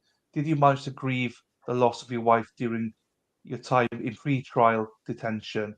We What a covered this. It question. might answer again. What Yeah, a question. No. yeah. So Incredible question. no. Matt's gone through this quite a few times, and you've said it clear that you weren't able to, were you, No. grieve, and it stopped your grieving process, really. You It's can't only when grieve you in came out. jail. You can't. There's nowhere to go. What are you going to do? I mean, who are you going to talk to? There's no one in there. There's nowhere to go. You're surrounded by people all the time, and you just got to shut it down. I shut it down until I got my verdict. That was part of me getting so emotional. So I didn't. I mean, from the day I called her in until the verdict came in, I didn't grieve anything. I didn't do any of that. That's the thing. You called her in. That's what's even more annoying with all of this. Anyway, I'll shut up. No, that's fine, mate. It's fine. But so on Ingrid's point as well, what people may not remember or might not know is that you were in the grieving process for your son as I well. was You were still still in that grieving my grieving. son. Yeah. Yeah. So, and then this happened. So eventually, he wasn't even able to totally grieve for his son, who died as well. And then this happened, and then obviously not able to grieve for Emily, and then that whole process for 15 months, and then this And then trial. So I'm being critiqued. I'm being analyzed for being strange. Like my behavior is strange. Like during the interrogation, well, he's not acting normal. I mean, what's normal in that situation? I'm trying to cooperate, and they're being jerks. I mean, I don't know how else you're supposed to act. I don't know. There was a lot of drinking going on at that time. On that Wednesday when I get interrogated, it's on today, I think, or maybe tomorrow. I'm not sure. You'll see it. that's fine. It's fine. But that's a good question. I wanted to stop there for that because when we've got new members, I like to welcome them anyway. New Hey, people on the channel. So thank you, Ingrid, for that very good question. Right. Welcome, Ingrid. Discuss what is on the screen, but beyond that, just what's on the screen. It came from her phone because it's got her name on it. It's linked with our computer system. So through EagleSoft, whatever cell phone number is underneath that patient's name is what shows up on there. And so that's generated by your system based on what you have as a phone number for the patient. Yes. And so the initial conversation about this cleaning was not initiated by the dentist office. It was initiated by who initiated the initial conversation? She did because the previous text was just telling patients that we were closed due to COVID and all that. And then we were going to be reopening and all that. So she initiated that conversation because there isn't a text before it stating, can I get you scheduled? Okay. Is there then a response from the business? Yes. We always ask, is there a good day or a good time? So that way we can kind of narrow down what they're looking for.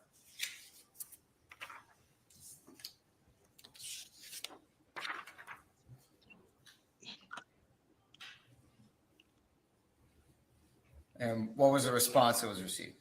She's very flexible. The next 2 weeks, what do you need filled? And did Westville Dental have anything available at that time? We did not. Our next available opening wasn't until July. And was there further conversation then about scheduling a dentist appointment for July the 10th? So yes, she ended up taking the July appointment that we did have, but she does ask if she could be put on our cancellation list, which a lot of patients do. And We get a sooner. Is that what I think you said sooner earlier? Is what we call it. It's a sooner. So that way, whenever patients, like I said, get scheduled out, they'll ask if you get any cancellations, please give us a call. And we have a whole list generated for that. But she's verbally asking for that in the text. Okay.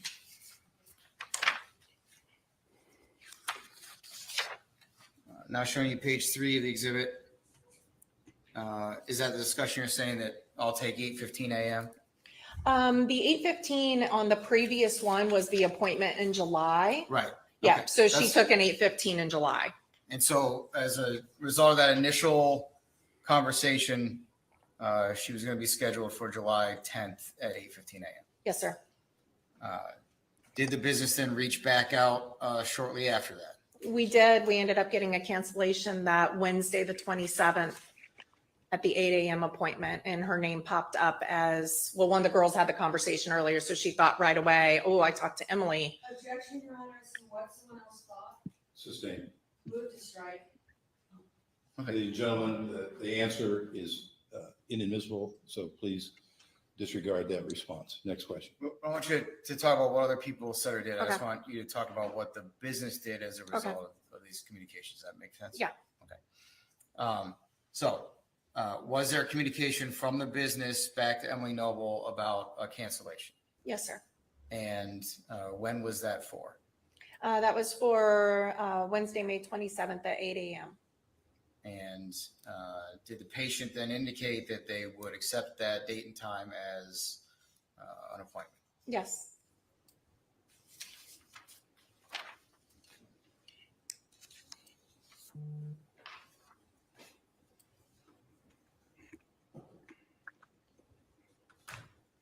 Now showing you the top of page 4 of the exhibit. Was there a communication then that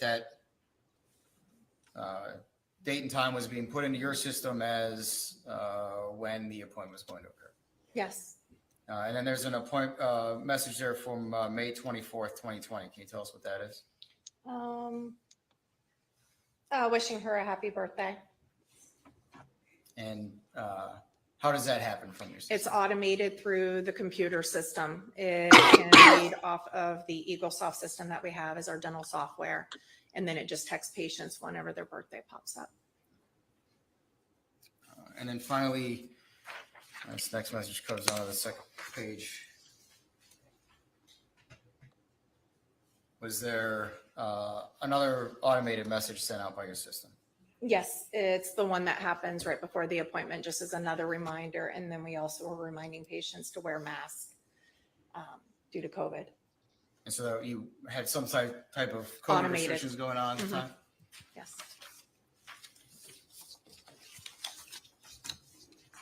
One more. I have no further questions this time. Thank you. Cross, please.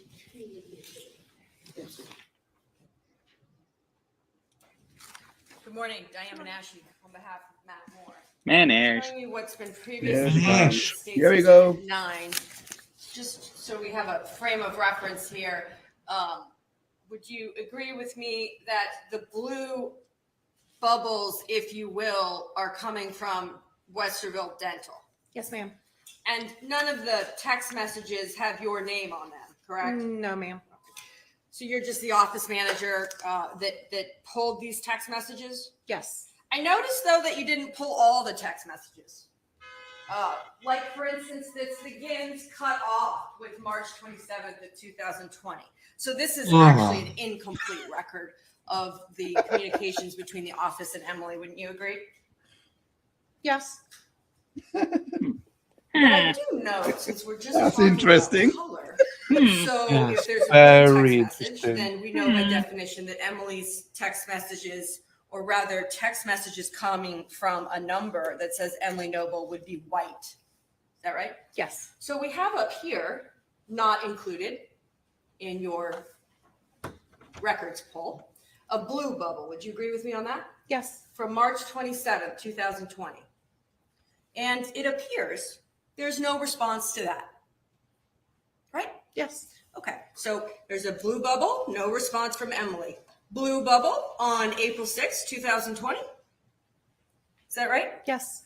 And it seems the next white bubble from Emily is May 22nd of 2020. Would you agree with me on that? Yes.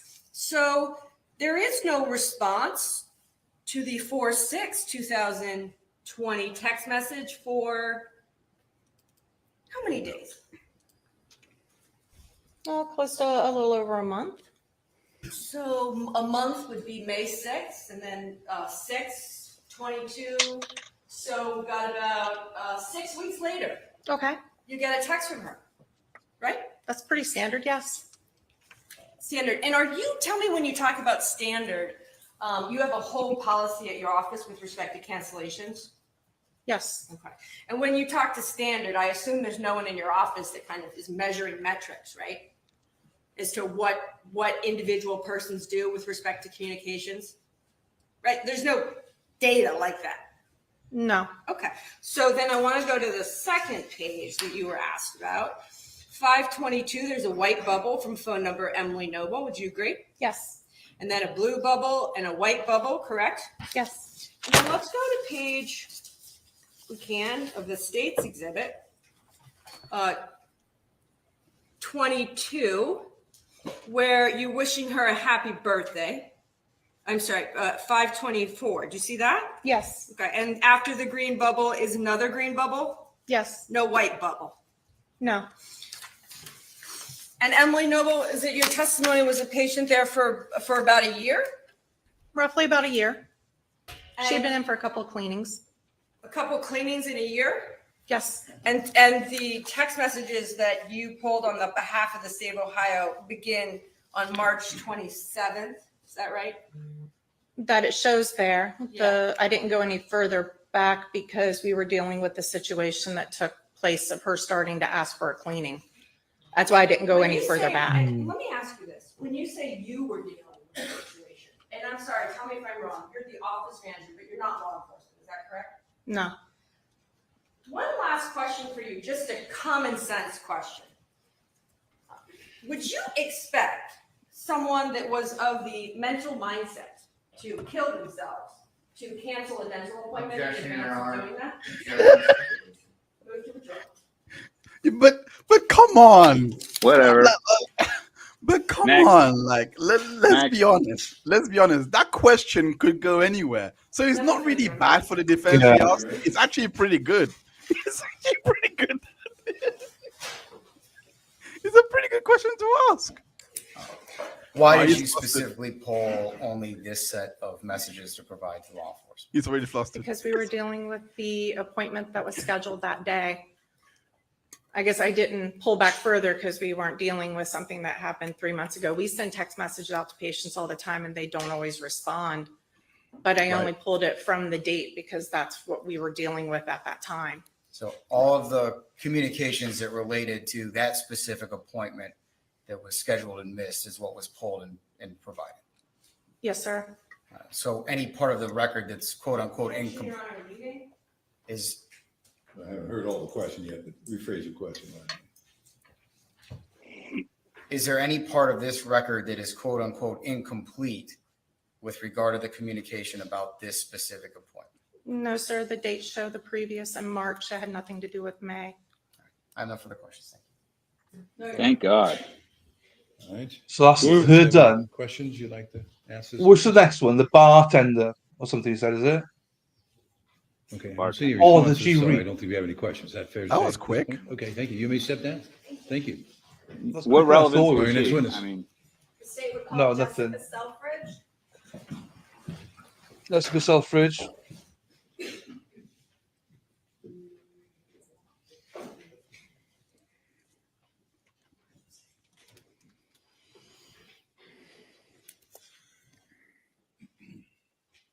the reason they're coming in from outside is because they're not supposed to hear. Witnesses aren't supposed to hear other people testify. Yeah. I don't know Yeah. if that's with all trials or. Yeah, what, yeah. but- That it's only in the UK that you can have some witnesses come in and sit down in a courtroom. It's messed up here. They don't Right. want to taint the jury or the so if someone was a witness and they were listening to someone else's testimony, it may change the way they would testify. So they don't want them hearing what someone else is saying. Notice that Grubbs, the lead detective, is there the whole time. He got special consideration, they call it, because he testifies and he's there for everybody's testimony. So Because he should already know everything is why. Yeah, yeah. Okay. He's probably considered as an wow. He's probably Expert. got expert. Yeah, that's the one. okay. Here we go. Just address it. Ignore Mike Littress wherever he's trying to be funny. This trolls here, guys. Just leave the trolls alone. Don't feed them. We'll Love block you. I them. love trolls, man. Bring it on. They're just idiots. They're just idiots. Right.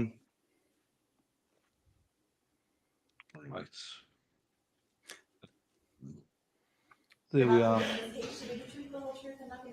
I do.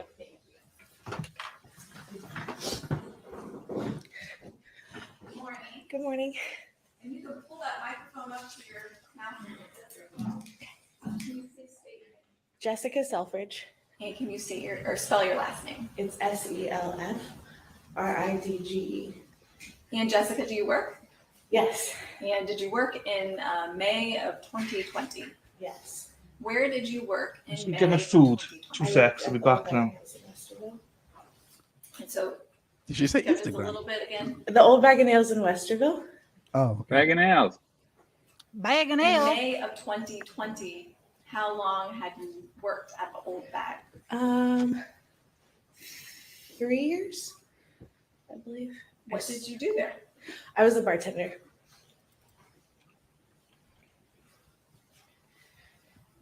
You worked there during the COVID times? Yes. Yeah. Was there a period of time where Old Bag of Nails was not open?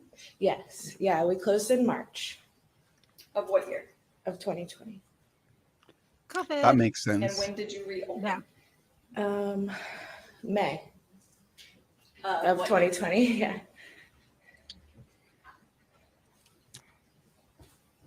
What was business like in May of 2020? It was really slow and it was weird because people were just unsure if they should go out or, you know, things like that. We had to wear, Yep. we had to wear masks. The employees Yep. had to wear masks. So.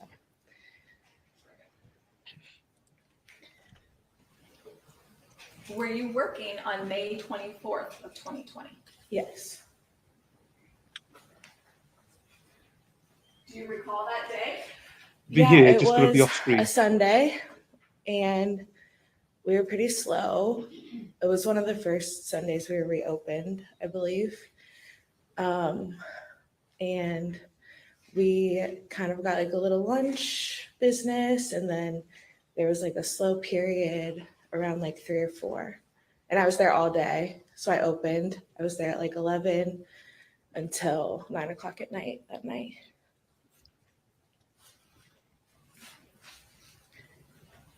For the record, I'm showing homes with the mark that states exhibits 10, 11.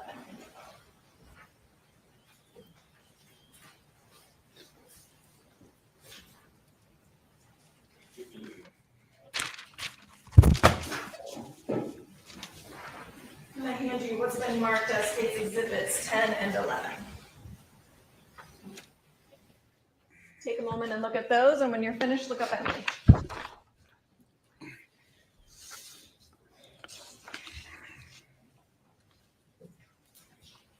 Do you recognize individuals in these pictures? Yes. And did they come to the Old Bag of Nails on May 24th of 2020? Yes. And now, are these pictures taken at the Old Bag of Nails? No. But do the photographs accurately, to the best of your recollection, depict the individuals in the photographs as they were at the Old Bag of Nails? Yeah. Yep. Mhm. Your Honor, permission to publish? Go ahead. Did you break COVID restrictions, Mr. Moore? 10 on the overhead. Fight the power. Fight the power. So you Yes, I did. did. That's why they targeted you. That's why they targeted. It wasn't my choice. Like completely opposed to all that bullshit. She was Yeah. like, "Let's go out, fuck them." It's all coming together. It's all coming together now. We weren't masked people, you know. We were just like whatever. Yeah. No offense to the masked people. I don't want to get you all upset, but Yeah, offense to the mask people. you want to wear a mask, wear a mask. I don't care. Whatever. I bought it for a while. Now, Jessica, these are 2 individuals that you served at the Old Bag of Nails on May 24th of 2020. Yes. Do you recall about how long were they there? Probably like 45 minutes to an hour, I would say. Did you get to interact with them? Yeah. Yep. I was behind the bar the whole time. Like I said, we were pretty slow. They were the only people I had for those probably like 45 minutes that they were there. So yeah, I definitely interacted with them. Did you get to observe them then as well? Yeah. Yep. And how would you describe the female's demeanor? She was in a really good mood. It was her birthday, she told me. They told me that they had been bar hopping a little bit and just like general conversation when they first got there, interacting with me when they first got there. And do you recall, did they eat and drink at the Old Bag? They did, yes.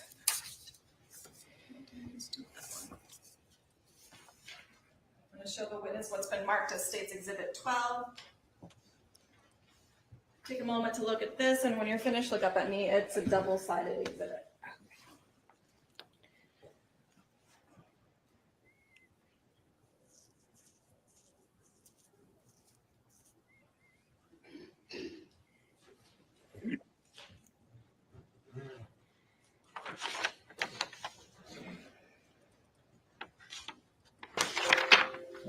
Are you familiar with that? Yes. And what does it appear to be generally? That is their bill from that day. Oh, Is it a bill interesting. Or generated it's at their, the Old Bag of yeah, Nails? it's their receipt from that day. Oh, you guys drink alcohol. And your recollection is that this is Oh, yeah, the we were couple's hammered. receipt that No, was we weren't depicted in the hammered, but- photographs. Yeah. Drinking. It's they try to make this assumption that people who drink are bad people who commit crimes. Oh, There's a flip, small percentage of people who do, and there's a lot of people who are just fun and happy and have a great time. Look at the receipt. There's something on there I want you to see. Okay. Look at it. Yeah, yep. Your Honor, permission to publish to the jury. No. Go ahead.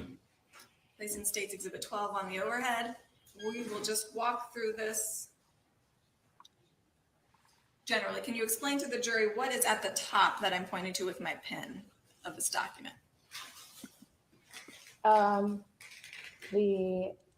So it says like we were at the bar at the top. You mean like where it says 700? Yeah, Or- just generally, what is this? Is this Okay. just saying the date and the time? Yeah. So that's just saying like what seat they were at the bar, and then what time they were there, where they were sitting, basically at the main bar of the Old Bag. Yeah. All right, and what is the date and time? It was May 24th at 6:00 p.m. And then, how do you record what people order? So basically, it's a POS system, so it's a point of sale.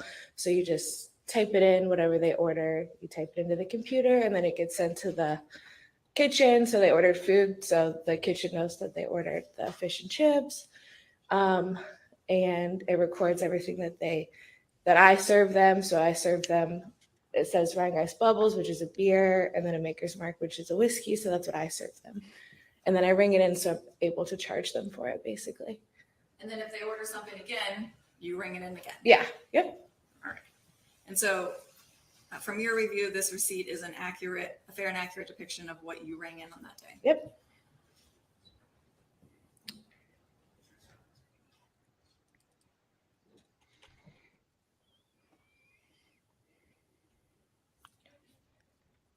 And then it looks like there's also a mark at 6:28 p.m.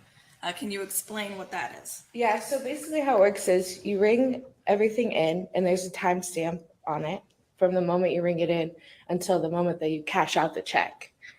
So basically it's just keeping track of everything I'm ringing in and the times I'm ringing everything in. And then at the end, it will have a timestamp of when we cash them out, basically. And then again at 6:38. Right. Yeah, so if I ring something else in, it'll have like a timestamp of what time I rang everything in. And is this receipt I like her a hair. single bill or a split? It was just one check. Which one? Schiffel. The DA. No. Question for you. Bartender looks lovely. She didn't have anything to say. She just came in and said what she said.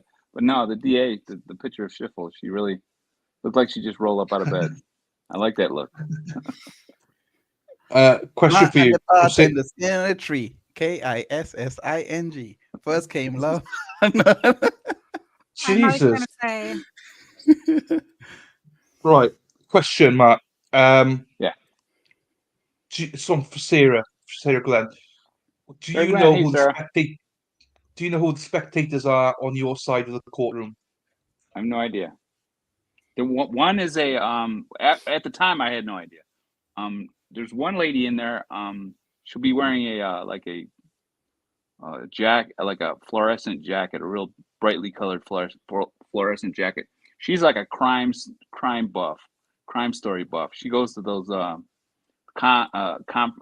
conventions, crime conventions. She's just like this person that's really into trials, and she's reached out to me and talked to me about my book. She suggested that I go to Crime Con, which is in this year. It's in Nashville. It's just, like Dateline will be there. All the Dateline people all the hosts will be there taking pictures and hawking books and peddling whatever. Yeah. So it was maybe I'll go out there and try to sell my book. We'll see. I was thinking to go there as well, to be honest with you. I was thinking Yeah, of going maybe- to Crime Con. Yeah. I guess it's a big deal now. I know. Well, for some people it is, I think, but there's other people that don't think it is. But for you, I think it'd be great anyway. So, Yeah. Right.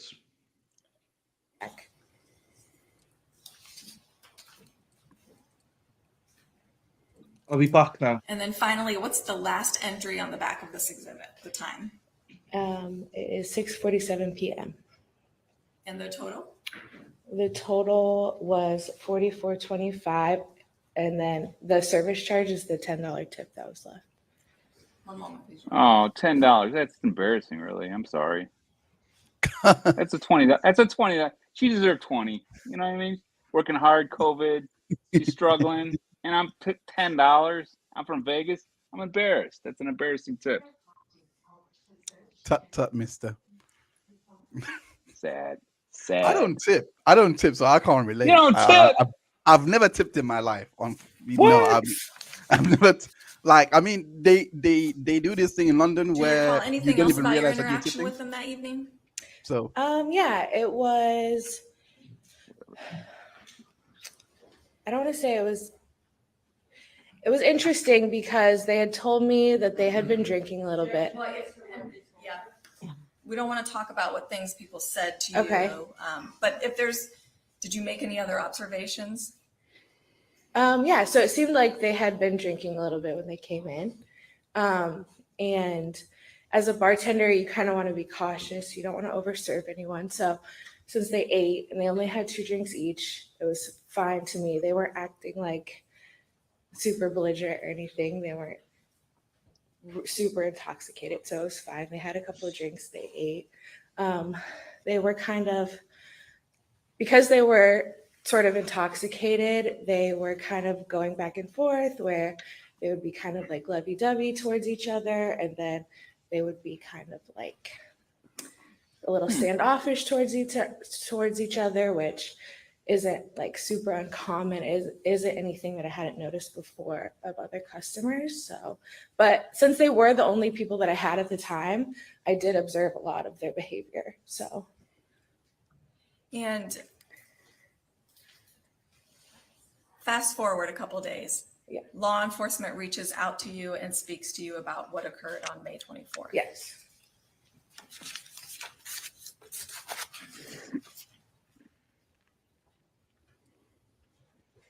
Thank you. I have no further questions. Cross, please. Yes, thank you.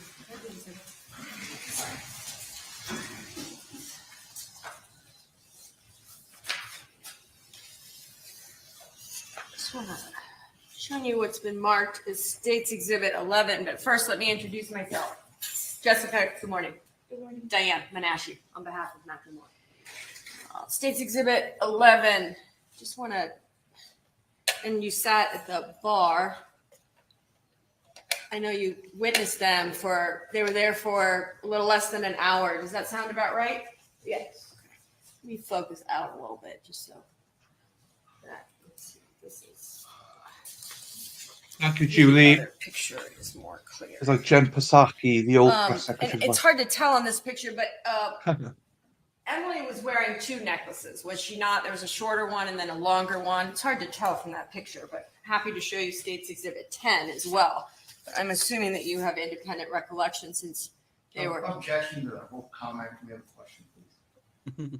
Well, let's finish it was the question. coming. Sure. It was coming. Showing you what's been marked as States Exhibit 10. Also, do you see Emily's wearing 2 necklaces, does it not? Yeah. It's kind of, yeah, it does. And Matt, if you can, showing you now States Exhibit 11 again. It appears from that photo, you can see both of his hands. Would you agree with me on that? Correct. And he's on his cell phone Yes. or on a cell phone. Right. So it appears in that picture that she's the one actually taking that selfie of them. Probably, yeah. And States Exhibit 10 and 11, those are actually, they're from different vantage points. Are they not? One straight on and one's from the side? Right. I want to ask you about, I think if I recall back when you guys were open, showing you States Exhibit 12, that Ryan Geist was on tap. Was it? No, it was in a can. Because the Bubbles wasn't on tap? We didn't have it on tap now. So I want to talk about Ryan Geist Bubbles for a second. Comes in a pink can, does it not? Correct. And the liquid inside of Ryan Geist Bubbles is like a pink peachy color? It's considered like a rosé. So- Like a rosé ale? Yes. And so to my question, because it's considered a rosé, it has like a pink-ish color to it, does it Correct. not? Yep. And not assuming that you know the alcohol of every beer, but do you know Ryan Geist Bubbles, about 6.2% alcohol? I honestly don't know, but it could be. I don't know if it's that strong, but And let me ask you one other thing. Beginning time 6:01 p.m. Is Yeah. that correct? yes. And then tab its transaction ends at 6:47 p.m. on May 24th of 2020. Right.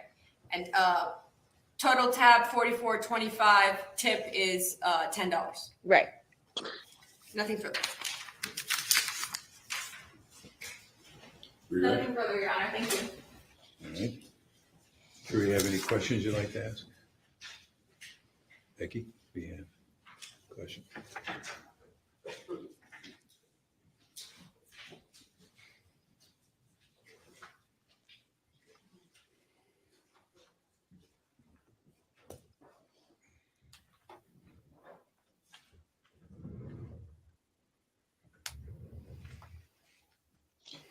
Carol Draper, how are you?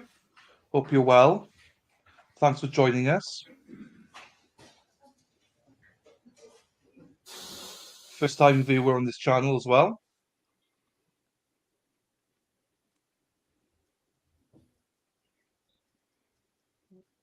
Got many years. I can't.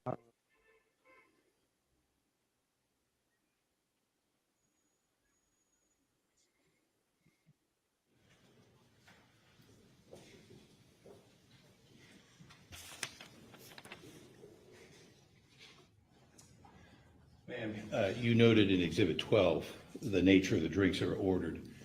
Did you see who had each drink? Yeah, so the gentleman had the Maker's Mark, and I believe it was Jack Daniels. And then the woman had the two Hard bubbles stuff. drinks. Thank you. Yeah. Questions from the state? One moment, please.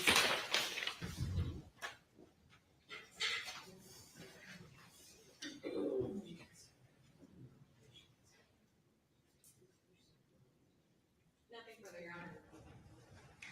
You wish any questions? Yes. Thank Just with respect to Emily drinking the Rhine Guys, as you served it there, you opened the can and poured it in a pint glass? I don't recall.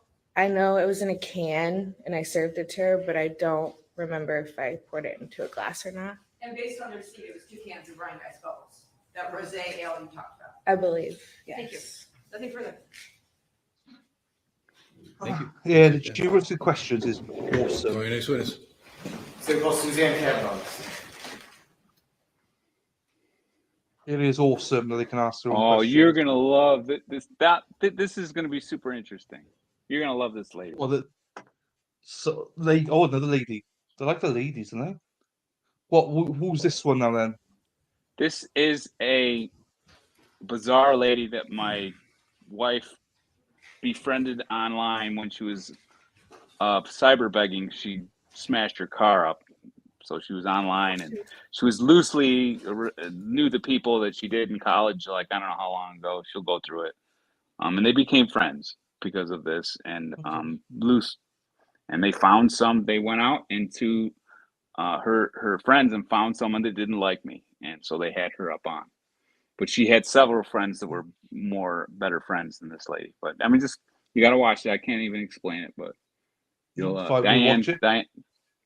Diane points out that she's kind of irrelevant. She's just a bizarre person. I think she's high when she gets up there, or she's really nervous. But she's just funny. She's just funny. Okay. She's a bizarre lady. Right.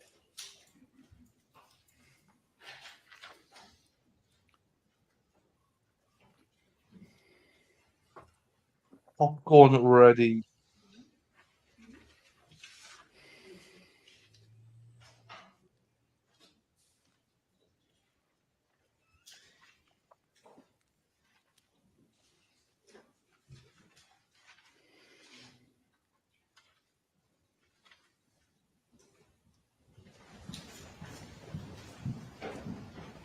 Do you raise your right hand, please? Do you swear or affirm the testimony about to give in this case should be the truth, the whole truth, and nothing but the truth? I do. Thank you.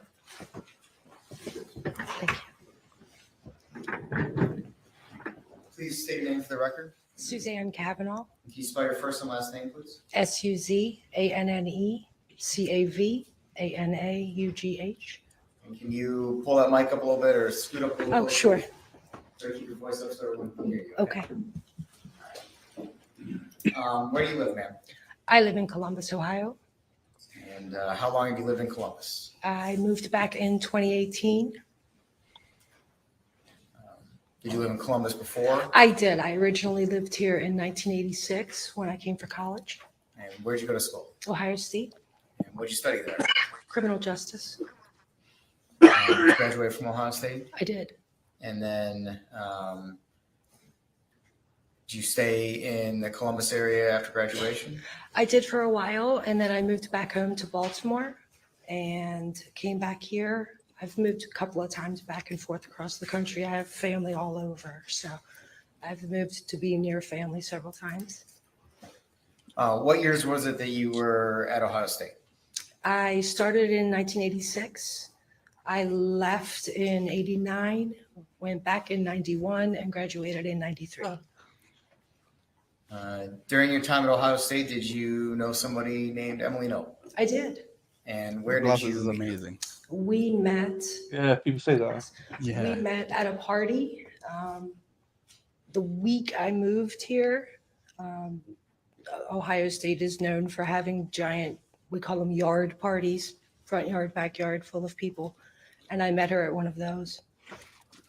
And did you guys hang out in college? We would see each other when we were out, but we weren't particularly Sarah. in each other's friends circle. We'd see each other at shows or at parties or things of that nature. But I knew who she was, and we had a lot of mutual friends. But we connected later. Did you stay in touch after college? We didn't, no. And when did you reconnect with Emily? We reconnected in 2016.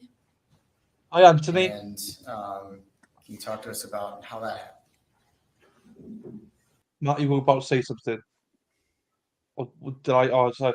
Anthony from Brecon, Wales. Shwri boy, siwr pethau boy, weithio ti'n iawn?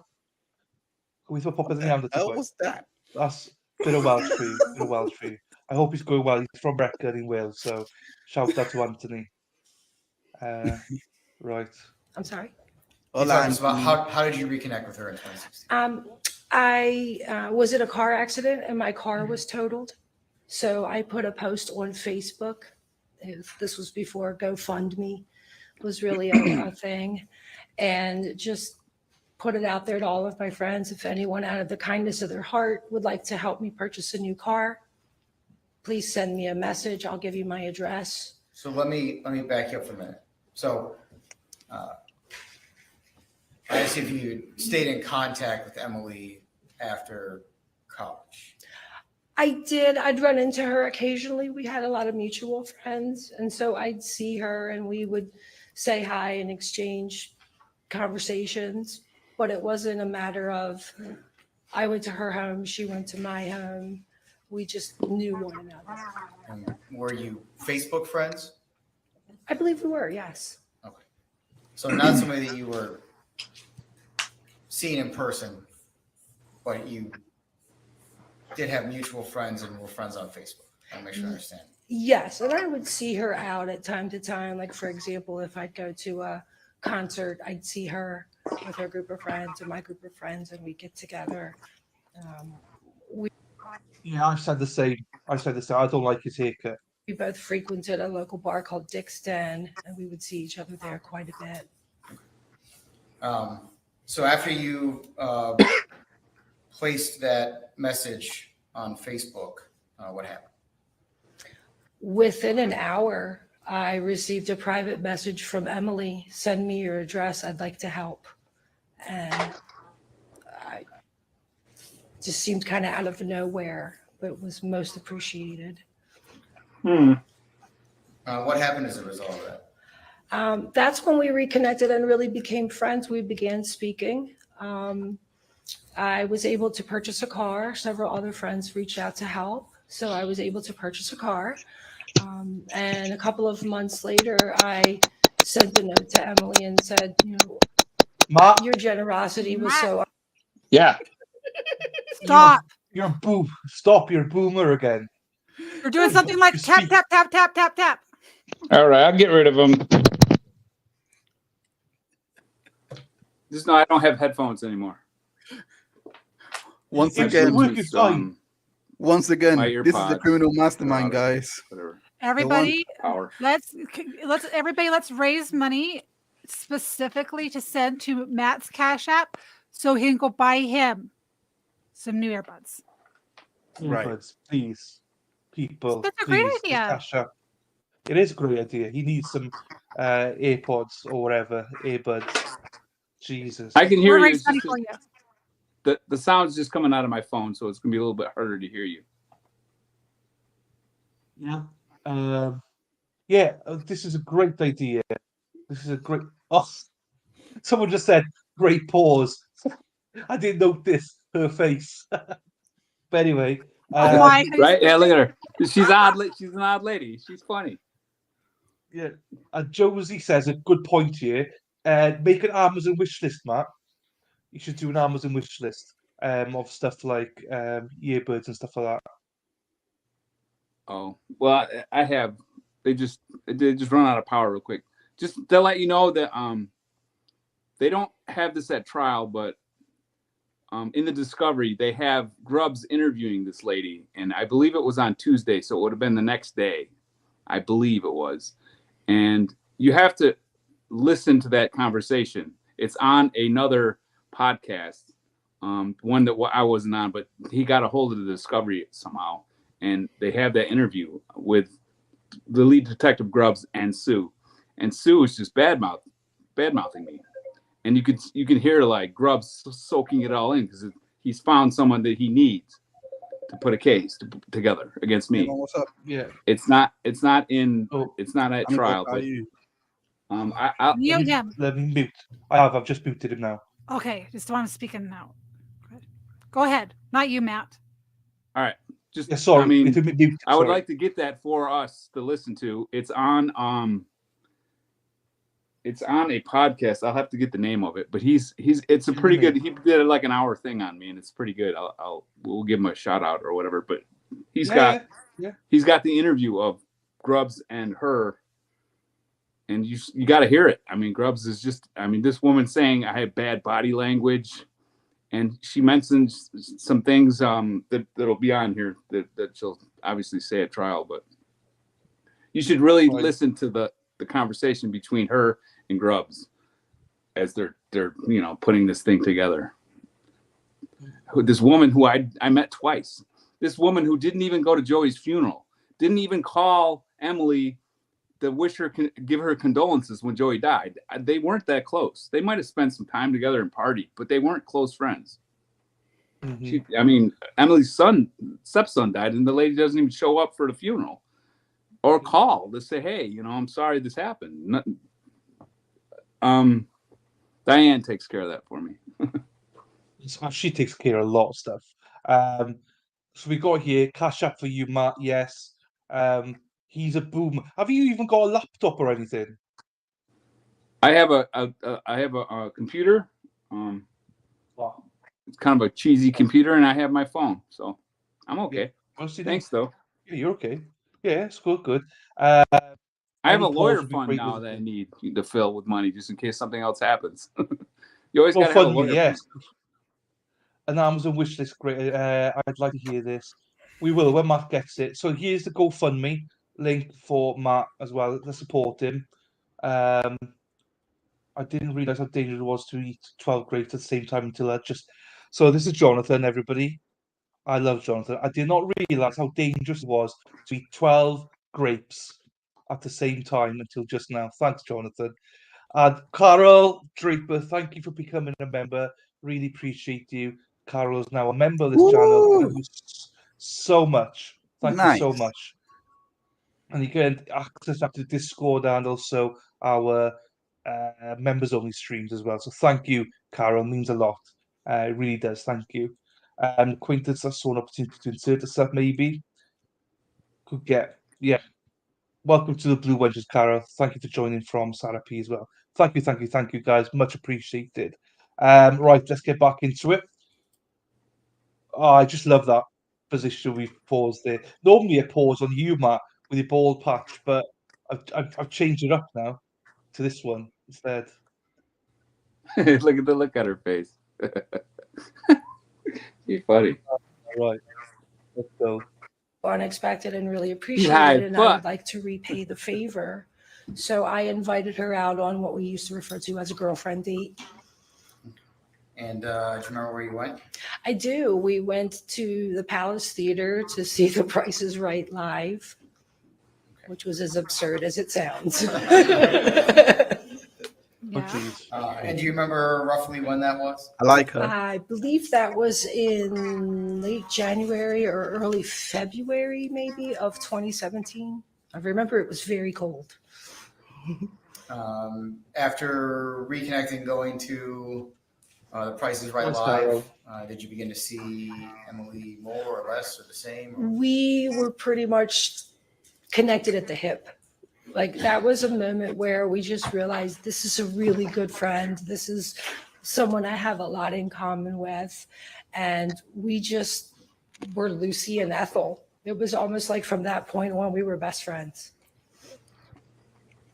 In 2017, early 2017, were you aware of somebody named Matt Moore? I knew that she was communicating with someone named Matt. I don't think I knew his full name at the time, but I knew that she was communicating with him. But at that time in 2017, was she Mhm. single or married or something else? She was single, very single.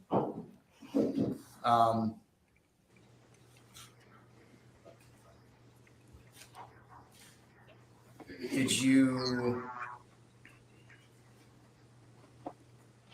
Let's talk about from 2017 on. How long did you live in Ohio from that time when you really reconnected with Emily? I lived here. I moved in April of 2018 to Northern California, and I made it exactly 100 days.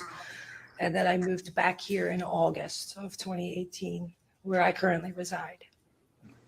So that time between early 2017 and the time you moved to California, were the time when you said you and Emily were super close. Correct.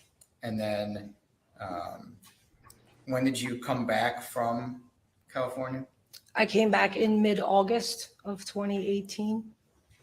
And do you remember anything that was going on in Emily's life around that time? Well, we had spoken weekly while I was in California. We stayed in a lot of communication. And she indicated that. So when I ask you to say what she said, I just want to know if you were aware of what was going on at that time. I knew that she was dating. Okay. And when you returned back to the Columbus area in August of 2018, where was Emily living? At Abbey Cross. And was she living there with anyone else at that time? I was not aware that she was living with anyone else when I moved back. When you came back, what happened next in Emily's life?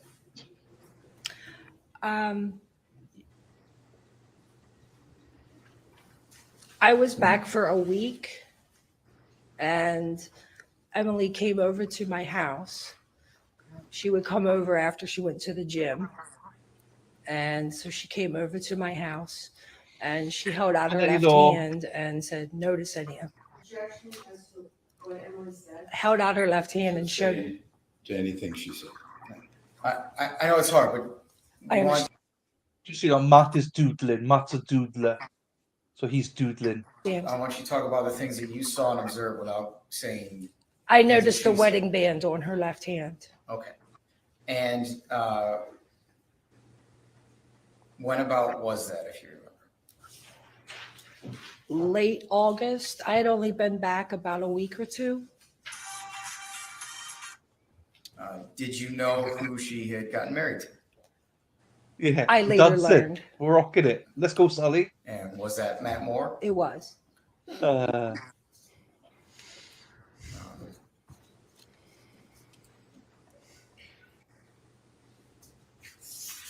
Did you meet Matt Moore at some point after that? I did. And And where do you remember meeting him? I first met Matt at the pool, at the condo. We all went swimming. And do you remember around the time of year or what year that was? Any of those? It would have been August.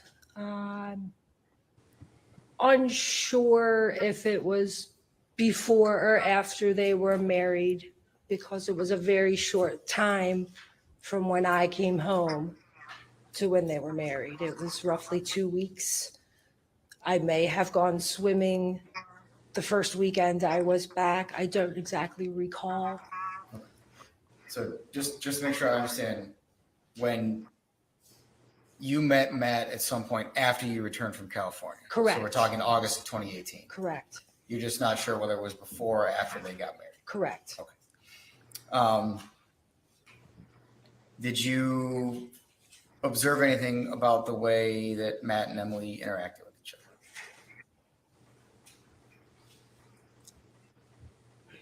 I did, in that I had noticed Emily more demonstrative with her affection in previous relationships than I noticed in this one. What do you mean by that? I didn't observe them being touchy-feely or in the throes of a new relationship as you would expect. After that interaction at the pool, were there other times that you were together with Matt and Emily? Yes, there were 2 occasions where the 3 of us were together. Can you tell us about the next interaction that you recall? The next one that I recall, Matt and Emily came to my house and picked me up, and the 3 of us went to a rock show at a local bar. Okay. It was just the 3 of you that went together? Yes. And what, if anything, did you observe during that time the 3 of you were together? Matt was already intoxicated when they got to my house. I wanted to drive because I felt uncomfortable with his state, and he was adamant that he drive. So I got in the back seat and I threw her in the okay, back I seat. can always Uber home if I I'm need to. driving. And were the 3 of you together then at the concert? Yes. And what, if anything, did you observe about the way Matt and Emily were interacting at that time? I just know who she looks like. He was. I just got it. I'm sorry. You know that person from The Incredibles? No. Oh The- no, you did not. Now that's all I'm gonna see. You did not just do that to me. I've been thinking. Awful. I'm sorry. The minute I saw, I was like, why does she look familiar? It was the Which glasses. character is that? It's the French character. I forgot her name. But Oh, it's, the little lady yeah. with all his suit. She made his suit. Yes.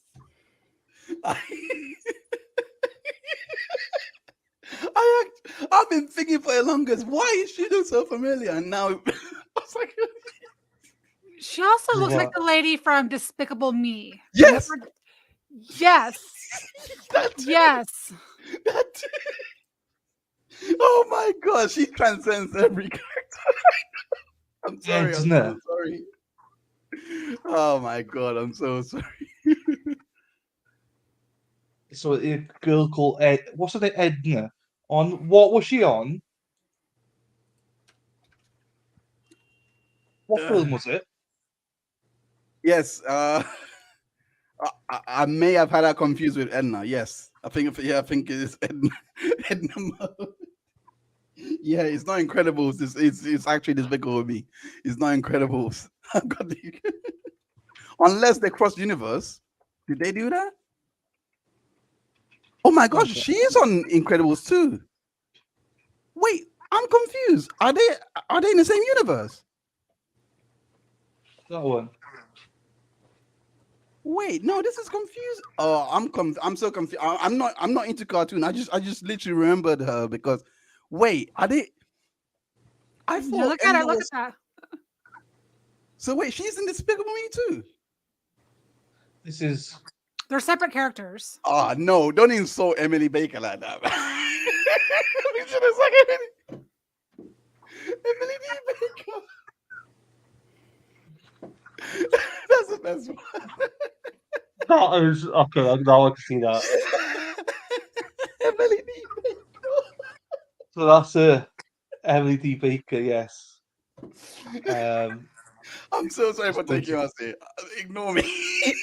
No, now you mind said it. Now we've got to literally look at My mind was said it. telling me no. it.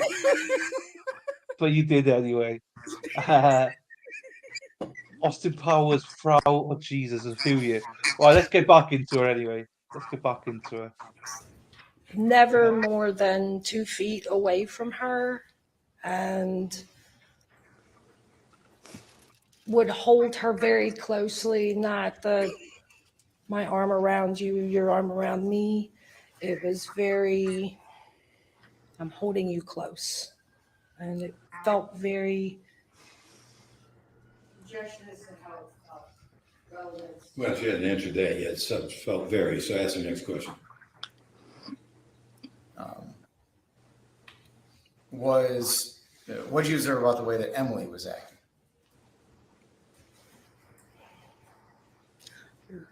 Nothing out of the ordinary, but she was never far from that.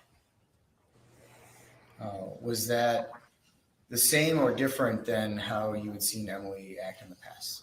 Objection is irrelevant.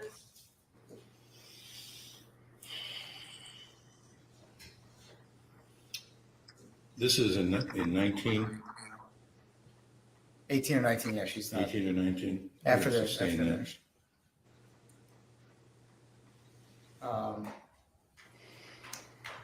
Any other times you saw interactions between Matt and Emily? I was invited to dinner at the condo that they were preparing, and they invited me to dinner And that, when you say the condo, where is that located? at Abbey Cross. I'm sorry. Yes, the condo Emily's condo. And so that time when you went over to the condo, Hang on. The best thing about this stream is catch your laugh. Lady Law, get out. Get out, Lady Law. Jesus. Why are you And check your hating? Why are you check your hating? DMs. Why are You know, hating? it's a great Where's laugh. Lady Law? It's a great laugh. I love his laugh. Right. who was living there? You came Matt out wrong. and Yeah. Emily and Love you, Matt's son lady. Joey. And what, if anything, did you note about the interactions between Matt and Emily that time?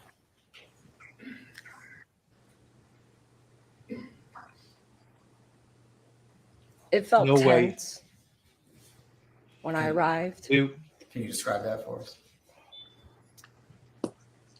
Just the way you can read a room or take the temperature of a room when you walk in. It felt tense. Did you see It's tense. Matt that evening? I did. And anything that stood out to you about the way he was acting? He was drinking vodka straight from the bottle.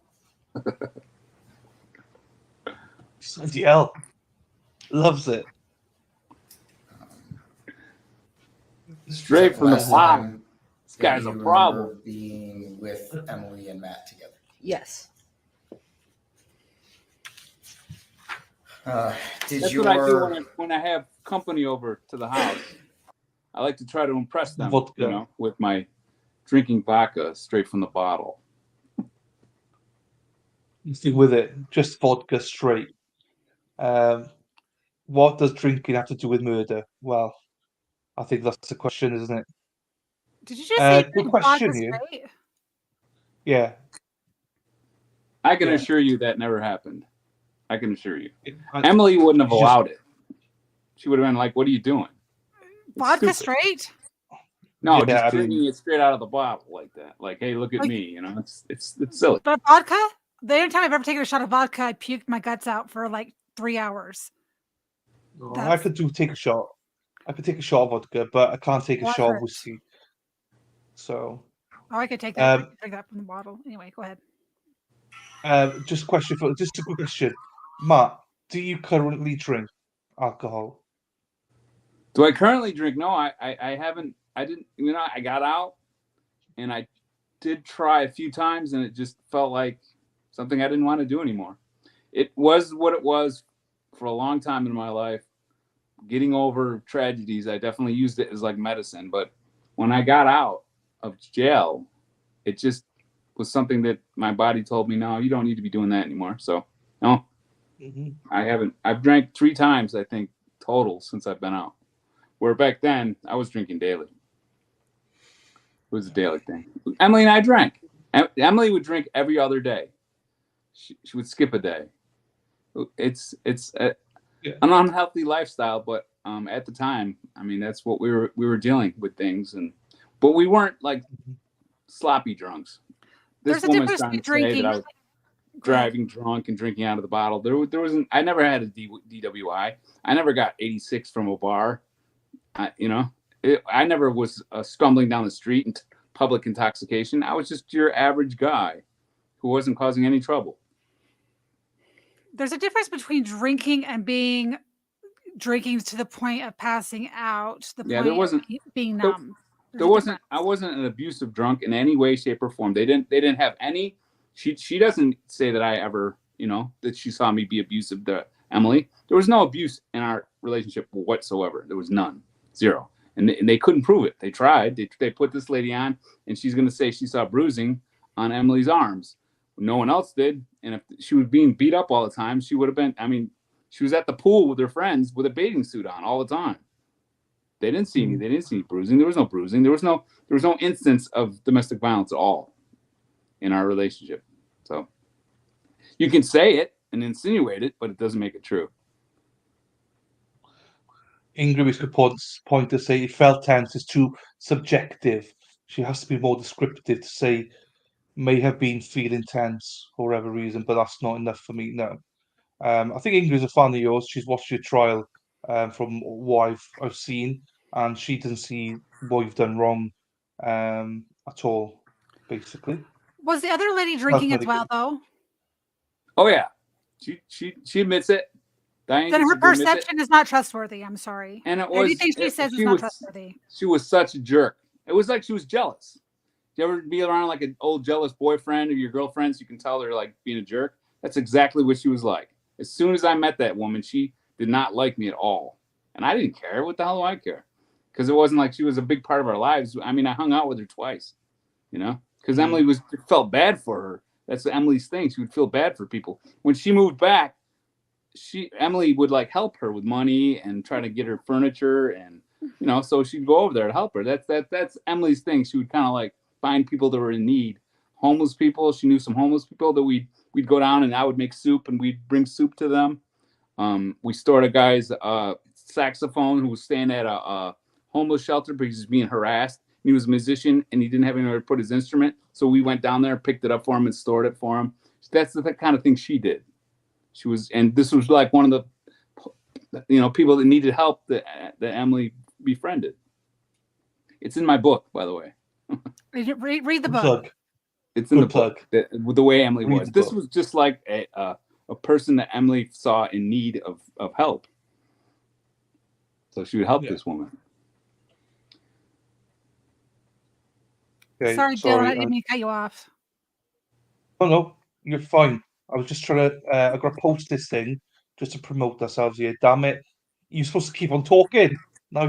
You want to keep talking? I just felt Bex to cut you off, and I don't like cutting people off when they're trying to say something. I think it's no. At all. I'm trying to post a link.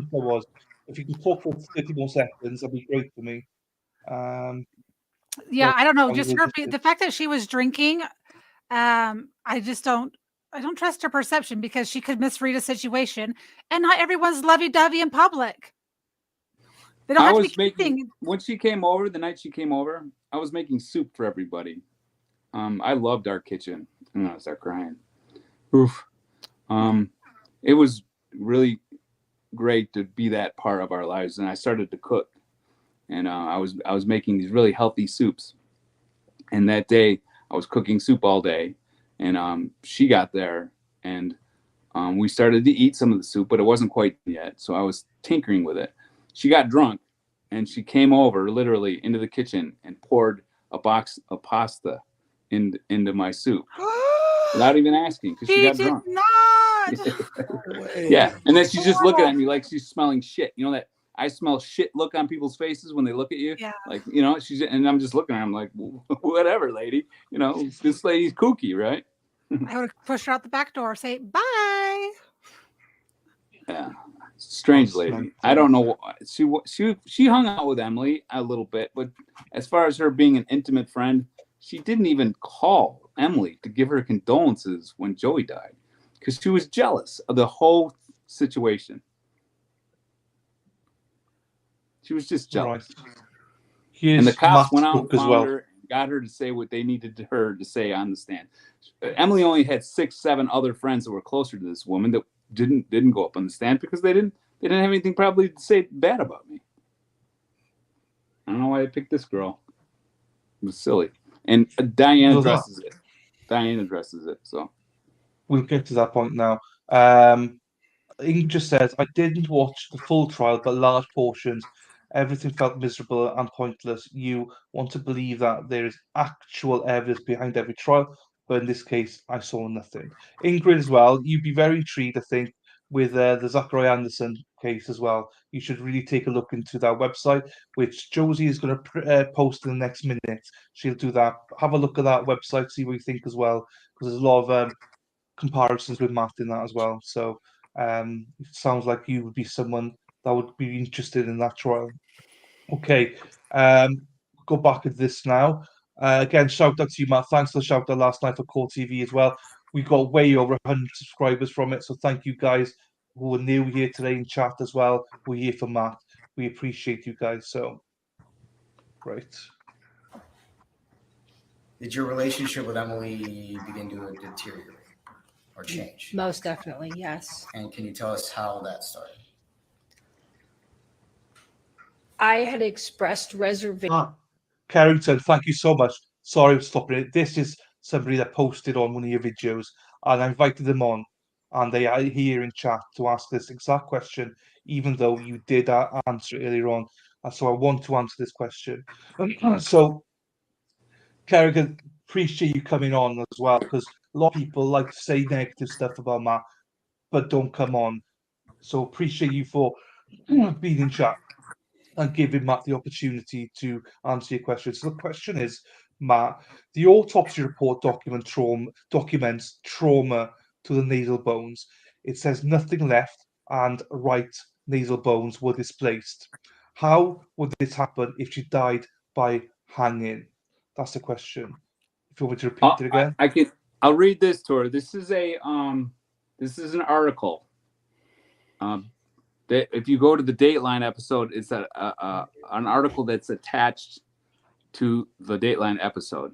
I'm not really too I don't know the source, but this is what it says. I'll read it to you.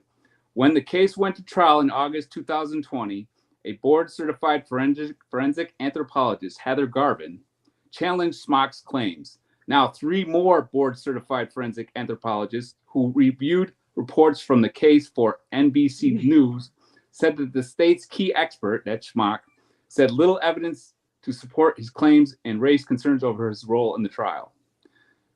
Those injuries didn't exist. 4 board-certified forensic anthropologists have reviewed the Agnew report and said that those injuries didn't occur. My board-certified forensic anthropologist says that the places that they're pointing to, we'll get to it, it's in the trial, it's really interesting, that it's the intrinsic nature of the margin of the nose aperture. It's like right on the edge, and they're talking about these little minuscule chips of bone that they believe are this perimortem trauma. It's not.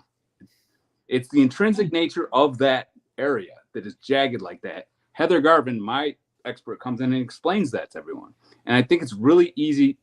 Actually, you get into it, and the more you get into it, the more you're like, they're really focusing in on this. I mean, they got some sort of scope with a camera on it that they're going really, really far in, and you're seeing this stuff, and you're like, if he would have beat her, there would have been injuries all over the place. You have to watch it. Just know that what I read to you is NBC, the Dateline people didn't hire, but they reached out to 3 more specialists that are actual bone doctors, and they're all saying that the injuries don't exist. They didn't. They got someone at OSU to say that there was evidence of it, and then that's the garbage that it starts with, and then everybody after that just goes off of what that Agnew lady said in OSU. So it's garbage in. Everything after it's garbage out, just like Diane says. That's the forensics that they used. It's criminal what they did to me. It's criminal. They allowed it, and I needed to spend all my time and money and effort to expose them for what they did. Those injuries don't exist. They're phantom injuries. So thanks, Matt, for that explanation. And also thank you to Kerrigan as well, because it's easy enough for us to be here to say all the positives about Matt and stuff, but to have the balls to come in and ask that question, I love it. So thank you so much, Kerrigan. Yeah. And any other questions you got, please That's what I need. do it. That's right. That's what we want. Yeah. That's what we want. If you have any want questions it. like that, any nonsense you've been fucking talked into and you think you know what you're talking about, come talk to me. Yeah. You're right. How did those injuries happen during the hanging? They didn't exist. Yeah. No. They don't exist. And the prosecutor and the cops and everybody else, they don't care, because it's all about making money. Guilt, innocence doesn't matter. It's all about all this money that was spent. Millions and millions of dollars was spent, and it give these people they justify their means. They knew that there was the injuries didn't exist. They don't care. No, and Kerrigan said, I'm not sure if it's male or female. Kerrigan says, thank you for the response. Thank you for being here, Kerrigan. Please stick around. Please ask any questions you got. We got a lovely chat here. Everyone's gonna welcome you anyway. We love the fact that you're able to ask any question you want to Matt. Genuinely any question. We want people like you to come in and challenge him. So all credit to you. I like that people give it, and I'm not saying Kerrigan here, but a lot of people in chat give it to Matt, but don't have the balls to come in here and ask him. Whereas Kerrigan has done what, I said, invited them. Please come and ask him. And they have. So all good. Here's your bro again. The bones around her nose is what showed the injury a long time ago and the healing from it is what Paul says for that. What's he talking about? Paul, he's saying that they showed fractures from a long time ago and they were healing? She broke her nose when she was a kid, and that's the different type of trauma. Okay, they had there healing was trauma fractures around it that was healed. Yep. Yeah. And there's just different types of trauma. The trauma that they were pointing to is actually just how the margin of the nose aperture naturally looks. Okay, that makes sense. And there's coloration issues. I don't want to go into it. You got to wait. Just let the doctors explain it. But there are I was just confused by that guy's statement is all. So that's Matt's brother, Paul. That's his brother. Hi, Paul. His half brother. Lunch break. Welcome. My brother from another mother. Nice. Yeah, so is it? His half brother. So welcome, Paul. Thanks for joining us. Paul. Right, let's get into it again then. Here. Ovations to Emily. Prior to my leaving and returning from California, I was aware that they had previously dated and that he ghosted her. Sustained. Next question. I'll make sure I understand what part of that was. Just ask the question again. What caused the beginning of the deterioration with your relationship with Emily? I had concerns about Matt. And did you communicate those to Emily? I did. And were those concerns based on these observations that you've talked about or something else? can answer. Okay, I'm sorry. Could you repeat the question, please? The reservations that you had about Matt that you expressed to Emily, Yes. what was the basis of that? The fact that he'd already broken up with her before, and I knew she was upset about that. We had several discussions about their prior relationship. And I always felt as though, and I still, As to how she felt. It's not relevant. We don't even know what. Rephrase the question. You can continue on and ask the question again. Wow. Went to every homeless camp in Mid-Ohio looking for You're talking about discussions that you had during that time period when you first reconnected with Emily. Your brother just said we went to every homeless camp in Mid-Ohio looking for Emily. That's some going, that is, for both of you. Matt? Boomer. Who's being a boomer? You? No. Matt is. So your brother posted saying, Matt, that you both went to every homeless camp in Mid-Ohio looking for Emily when she was missing. We did look in homeless camps because she had friends that were homeless. This woman was practically homeless, right? I mean, the Sioux lady. That's what Emily would do, is she would help people. So there was people that said when Paul got there on Friday, which was the Friday after the Monday I called her in. He got there as soon as he could. I don't think I called him Wednesday. Literally, he just boom. We love him. And he's my brother. You know what I'm saying? So he was right there. So was Art. Arturo came out from Vegas. They got there on the same day, Friday night. And we looked for 10 days straight for a living person. We literally, we went everywhere. I had a gun. I was carrying a gun. We walked right into homeless camps looking for her. You know, has anybody seen her? People were freaked out. You know, they're like, who are these people? Because we weren't getting any help from police. Police decided she was dead day one. And they were like, you killed her. So I wasn't getting any help from them. Paul came in, Art came in, and we searched. And we did. We went into a lot of places. We searched everywhere that we thought we could find her. What we did is we got flyers printed, and we went everywhere that we thought that she might be and put up flyers. And I did a lot of searching on because everybody was, because of COVID, everything was shut down. Everything was shut down. Like, you remember that? Everything was shut down. Like that was our first bar that we went to that night in, like, I don't know how long. They were in a restaurant. And there was no one there. Everybody was home. So I went online and tried to just let people know that we need to get the word out to try to find her, figuring that maybe she just went to a friend's house and that's where she was, hanging out somewhere, just getting away for a while. Because the dogs went to that person's house that was literally right there. Like, this person's house was the next, like, I don't know how far, but it was very short distance from our house.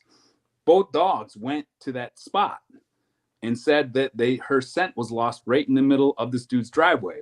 And to me, it was in the middle of the road. That's what they told me.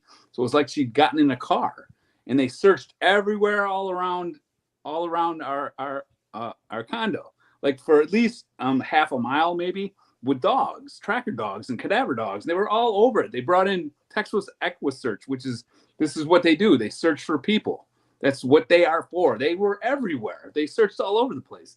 So there wasn't anywhere for her to search. She wasn't there. So I was like, thank God, because if she did commit suicide, she would have done it right around our house somewhere. How far are you going to walk to commit suicide? So when the dogs looked and there wasn't anybody around, the only other explanation was that she'd gotten in a car and left. You just made me realize something totally and completely. So you guys are split up for a while, for like a year, right? I went back to Vegas with Joey because the job, there was a lot of reasons why it just kind of fell apart out here. But listen, go ahead. Go ahead. I'm sorry. No, I was going to say, so you were gone for a year. So this woman, so when you have a codependent woman or a person, period, so Emily filled that void for this person.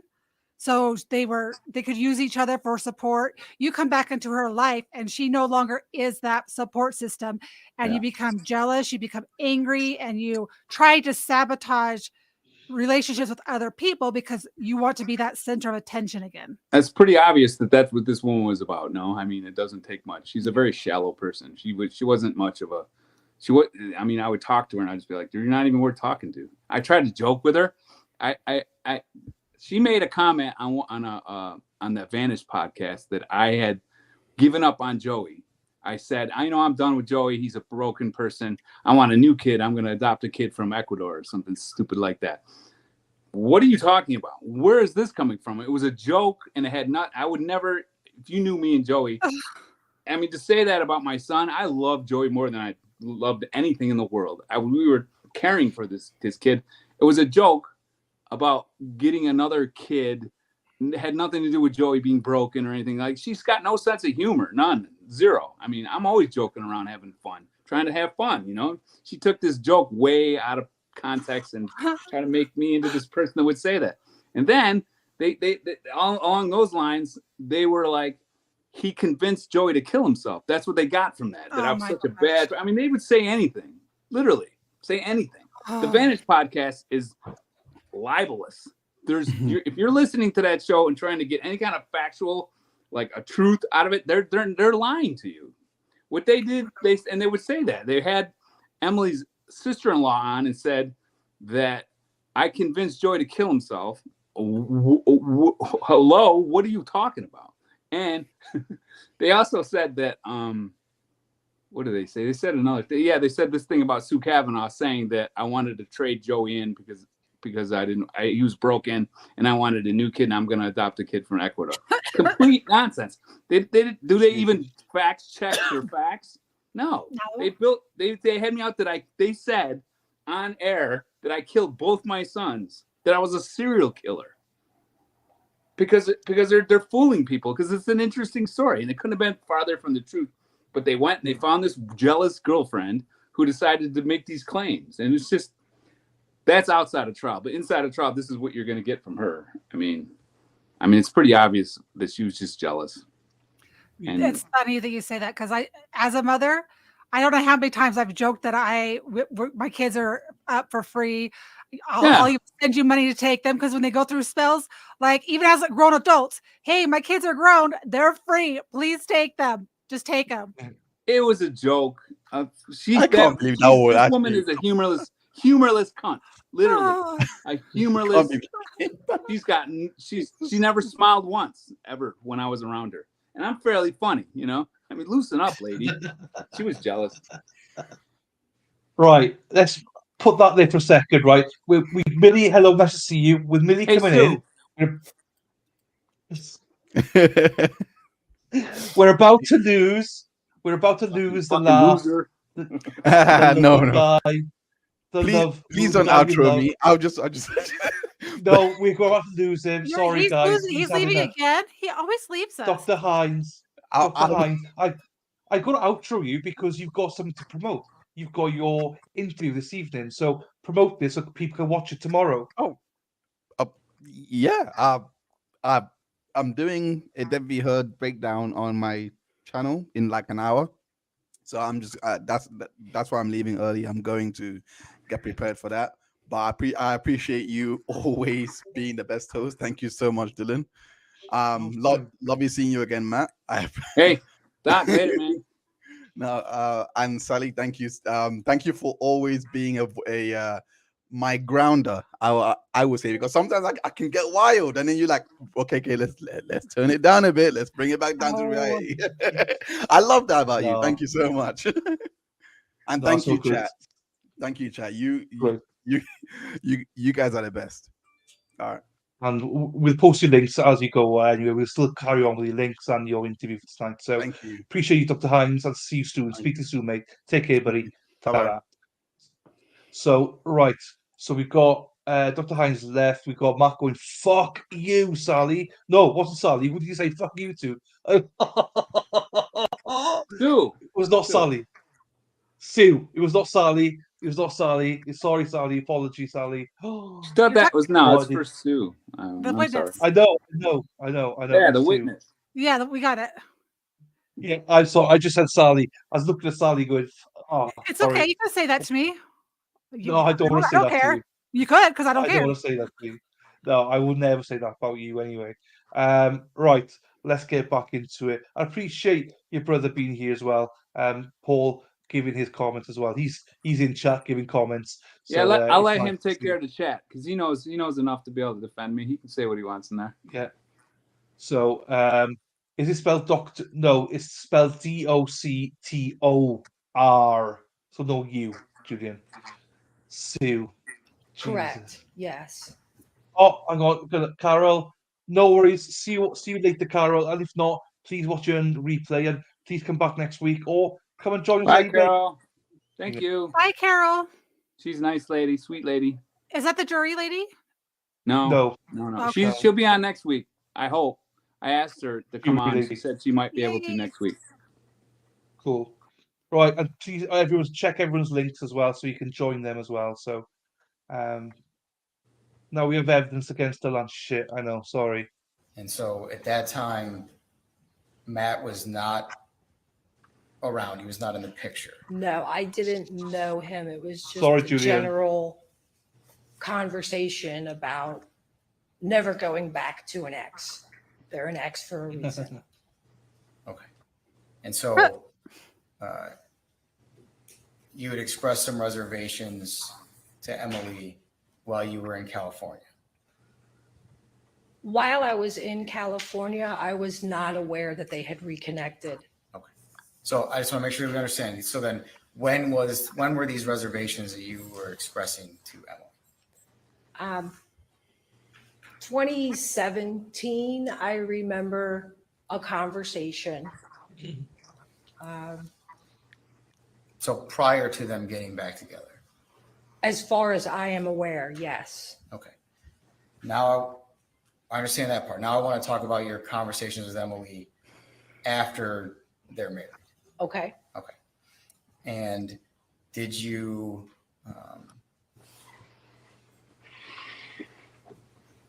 have other conversations with Emily about Matt?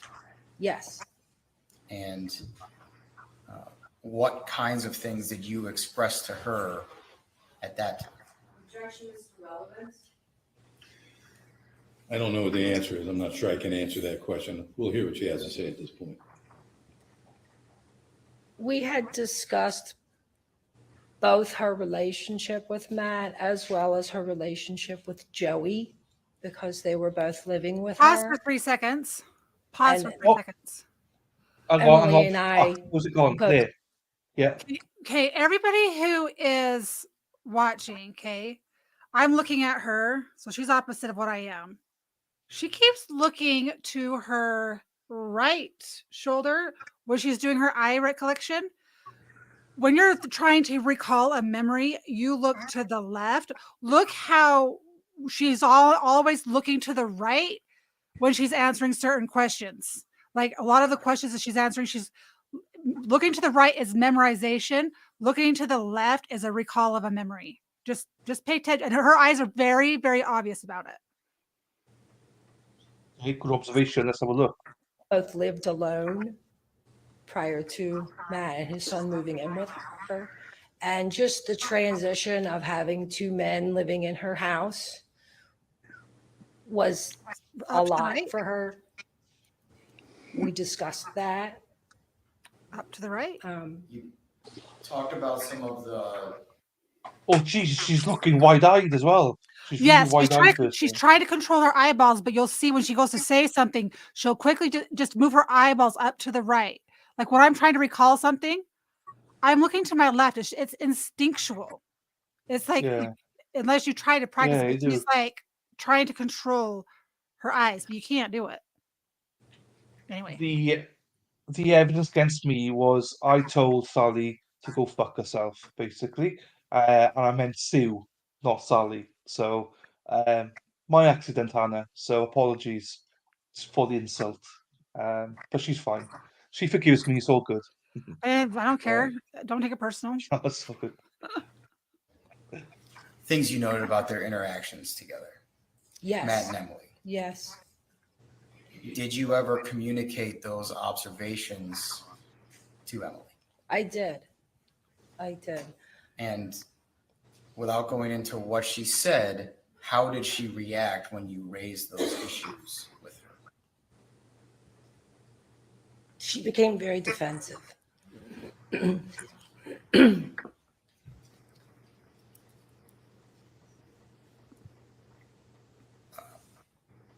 And did your relationship change or stay the same or something else after you? It was very strained. Anytime the subject of their relationship would come up, because I did not approve of Matt for her. Thanks, I did Paul. not think that they were a good match. As to what she thought about Paul says, love you, Matt. Talk with you later today. Cheers, mate. Thanks, Paul. Emily and Matt. It's a then existing. That's it. Come on up, sir. You don't need to go over it.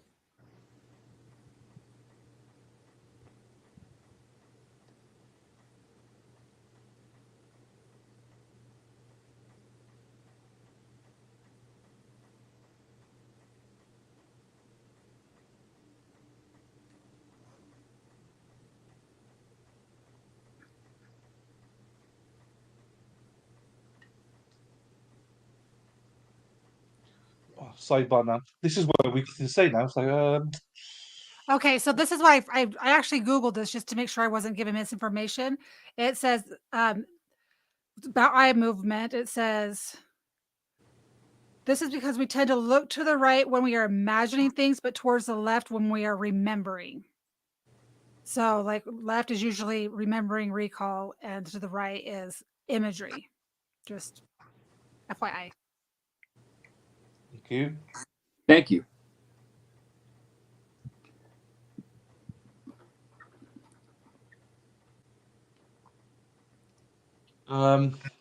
Okay. A few things in chat, but that's cool. That's fine. We'll Do get you back. recall when the last time you saw Emily was? Last time I saw Emily,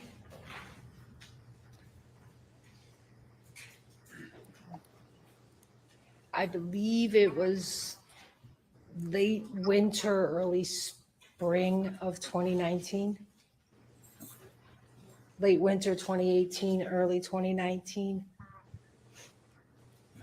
Right, one moment.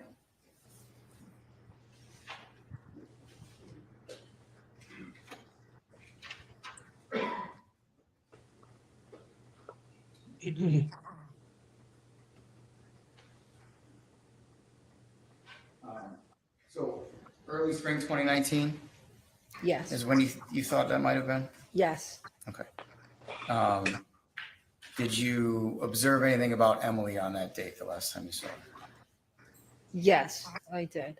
And what was that? I observed bruises on her arms. Without going into the conversation, based on observing bruises, did you ask Emily about it? I did. And could you describe for the jury her emotional state based on what you asked her about the bruises?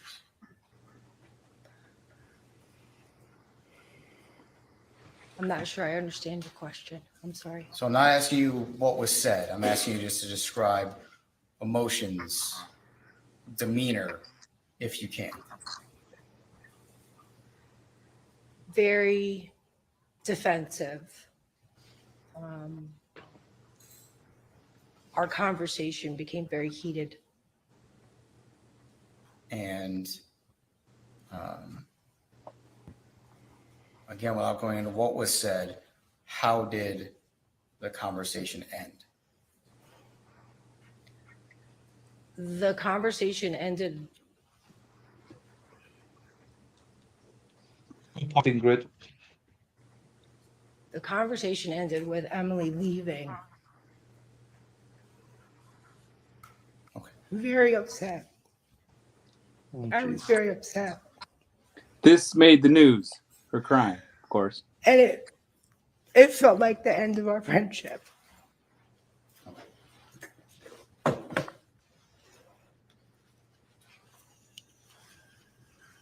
And that might be relevant testimony if they had other After the people that last time. testified that they saw bruising as well. Yeah. Like her friends at the pool, her friends at work, anywhere. This is the only person that said that she saw bruising on Emily on her arms. This was a year and a half before Emily went missing. And nobody else has anything to say about bruising. This woman. I don't see it. I mean, it might be relevant to some people, but you would have to have it backed up with something else besides just her saying she saw bruising on her arms. And that you saw her in person. Did you have any further communication with Emily? The last time that we spoke directly, not via text or private message, the last time that we spoke over the phone, she called regarding Joey. And again, without getting into the details of the conversation, what was the general topic you said about Joey? Joey had died, and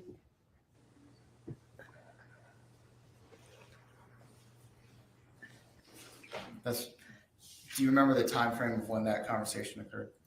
July, I believe it was 4th of July, actually. And I assumed she was calling to wish me 4th of July. Happy And 4th of July. Do you remember what year that was? 2019. July of 2019? Mm-hmm. And was that the last time that you had a verbal conversation with Yes. Emily? No. One moment.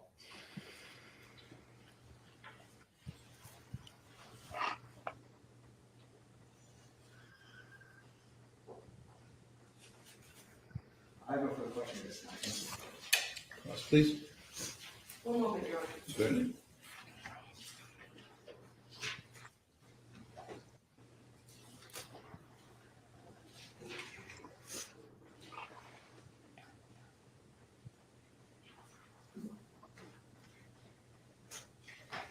Good morning.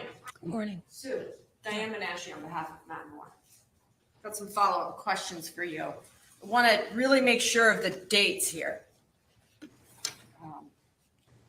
The call when You're in Emily trouble, called you Sue. to let you know that Joey had killed himself was 4th of July, as you remember, of 2020, No, 2019. 2019. So 2019, and then before that testimony, you had talked about the prosecutor asked you when was the last time you saw Emily. And I want to make sure that I've got the date right. So you said late winter of 2019 or early spring of 2019. Is that right? No, it Okay. was spring of 2019. Okay, spring of 2019. Well, February, March, April, around I would say probably February Okay. of So- 2019. And I wanted to give you a chance to really pinpoint it. February of 2019 is the last time you see Emily in person. Is that right? Yes. And then July of 2019, you remember, based on your testimony, sometime around the 4th of July, she called you and let you know that Joey had killed himself. That Joey was dead. Oh, but she didn't tell you, did she tell you how he was dead? No, Okay. She didn't share that information with you. she did not.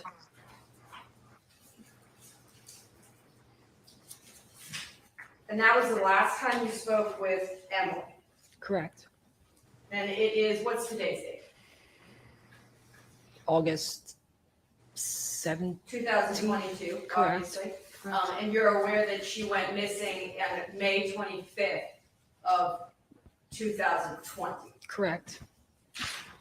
Want to go back then about the 3 times that you saw Matt and Emily together, now that we kind of have that bookend at the end. You saw them the first time at the pool in the complex. is that right? Yes, And you noted that they weren't that touchy-feely. I think that's what I wrote down. correct. And, I mean, you guys were at a pool Yes. swimming? And then the next time you went to a rock show at a local bar. Yes, And I presume at the rock show, it was like a concert with a bunch of people there, it was at a bar, a music venue. and you were drinking. Yes, And then the last time you mentioned was when you had dinner over at their house. yes, And I want to make sure it falls in the timeline because you indicated that Joey was there when you went to have dinner. no, I did not indicate that. No, so, okay. So it was just you and Matt and Emily? Correct, Joey was not there. correct. And when's the date of that dinner? I don't recall specifically the date. But it had After to they were be- married. And it had to be sometime before the last time you saw Emily, which was February of 2019. Obviously, yes. Yes. So sometime before February of 2019 was the last time you saw Matt Moore with Emily. Correct. Nothing further. Year and a half. 18 Yeah. months. 18 months. And the bruising she says that she saw was the summer that we got married. So she's saying that I immediately started abusing my wife as soon as I moved back, got married, and started beating her up. I mean, it's ludicrous. Yeah. I could see her on the stand going through her head, why was that so short? What have I said? She's not sure what she said there, but you've explained it. Basically, as soon as he got married, that's when she's saying he started hitting her. It doesn't make much sense. No. Do you know I what I mean? mean, if you knew Emily, you'd know she would never let anyone hit her ever, for one. She would never be a victim of any of that. And if you're friends with her, you know that's the way that's true. This woman's lying. She's lying. She's not. They all do this thing where they misrepresent. They know what they're doing. This woman knows what she's doing. She's a liar. Yeah. Yeah. Yeah. Yes.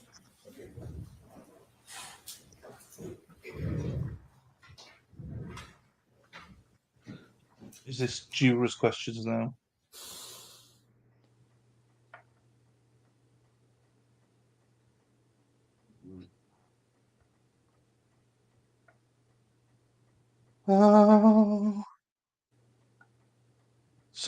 So this is probably now jurors' questions. Then we got do you remember who the next witness is? Do you know who the next witness is, Matt? No, I'd be guessing. No, it's fine. It's fine. It's fine. It's not a problem. They just go through all the Oh yeah, I juror do. Her questions. name is Brandy. So it's another friend, like random obscure friend Oh, that didn't live in the same town, that met me once, maybe twice. There's some craziness about how when I let Emily know that Joey had killed himself, committed suicide, she was on a small vacation with this woman, Brandy, and somehow they called back. I sent a text, told them what Joy had done, and I needed her to come home. She immediately started to come home. And on the way home, she wasn't able to reach me. And somehow that's evidence of my character by not answering the phone calls. I certainly would have answered the phone calls if I had received them. But from what I know about Hocking Hills, is the place where she went, there's no telephone reception up there. So telephone calls are very spotty. I don't know if that's part of what, but they made this thing up about how I didn't like return or pick up Emily's phone calls to me after I told her that I don't know if that is that even evidence. I wouldn't know, but you have to see it. Her name is Brandy. She's another really weak witness. Well, I don't like the name Brandy. I don't like them. So I don't like this We witness. call her So- Turtle Girl. You wait until you see her. She says I I love hit it. on Let's her the call- first time I met her. Turtle Were you, Girl. were you friendly? Were you nice to her? So that equaled you were hitting I her? tried to make her feel comfortable is what I did. Like I do Yeah. everyone. Yep, can be friendly. Yeah. somehow I'm hitting Yes, on we her. will. Wait until you see this woman. She's a freak. Yeah, most of them are. Right. Let's get here. We got a couple of questions for you. How did the jurors' questions did it comfort or concern you that the jurors were asking questions? Who concerned who? I don't. Did it Comfort. so the fact that they did it comfort or concern you that they were allowed to ask you questions? Ask the witnesses questions, sorry. The jurors? Yeah, the jury questions. Did it Well, I concern you read that they were allowed? No, I wasn't nervous at all about that. So I guess That they was want the to question. know. The question was, let me see if I can clarify this. Is the asking the jury questions, did it comfort you, like knowing that the juries were asking these type of questions? I didn't know one way or the other. I had no Okay. idea. I had no frame of reference. I had no point of reference. I had no idea. I Okay. thought maybe this is at all trials. I didn't know. No, okay. I agree with Ingrid. It would be more helpful to hear from people who are closest to her. Yes. Yes, they were allowed to ask questions. Did she make eye? Right, this is a good one as well. Did Sue make eye contact with you at any time, Matt? Who make eye contact? Sue? No, absolutely not. Sue. No one did. No. It was no one did. No. The only person Grubbs made eye contact one time, and I'll show you right when he does. It's like right when everyone in that place knows that he's trying to frame me. Like it was like, you fucked up. And I looked right over at him. He looked right at me, and he's just like, I thought I the don't first know if he witness was it Cindy? Was Cindy the first lady? Her friend, was it Cindy? Do I know that name? Is that the correct name? No, The it's friend that Brandy. went. I think No, her name's Brandy. the girl who went looking for her during day one. Wasn't her name Cindy? Celeste. Celeste. She made all call. I thought she was looking at you and smiled at you. Yeah, no, we didn't actually make eye contact though. She Oh, was okay. looking for me. I mean, it's so weird because when I walked into that place the first time, it was just me amongst a sea of people I didn't even know. I didn't know anybody in there. I knew Grubbs and I knew, my lawyer, but it was just nobody would look at me. And I could look at you get used to that and you're like, "Oh my God, I can look at people and not have to worry about them looking at me." I kept my eyes off the jury, but it was like nobody would look at me. It was very odd. It was very strange and weird. Wow. And when you would make eye contact with someone, it was like a thing. Like you could really like, boom, you're looking at me. Yeah. I would look over at the jurors. The jurors weren't really looking at me. One guy made eye contact one time. I made eye contact with Grubbs one time. I made eye contact with, and this is days and days in the same room as these people. Yeah, eye contact was definitely a strength. The judge, never once until he started addressing me did I make eye contact with the judge. Wow. But it was bizarre. It was just a really bizarre situation. Right, these are the questions. Celeste was a close friend of Emily. Do I remember that correctly? She wasn't she? Close friend of Emily's, yeah. I really, really enjoy it. To this day, I think she's just been manipulated. She didn't testify to anything. She's a sweet lady. She didn't lie. She didn't have anything to say. She thought we had a good relationship. She talked to a cop, a friend of hers that was a cop, and the cop told her, like 99% of these people that go missing and get murdered it's the spouse that does it. So she got talked into it by somebody.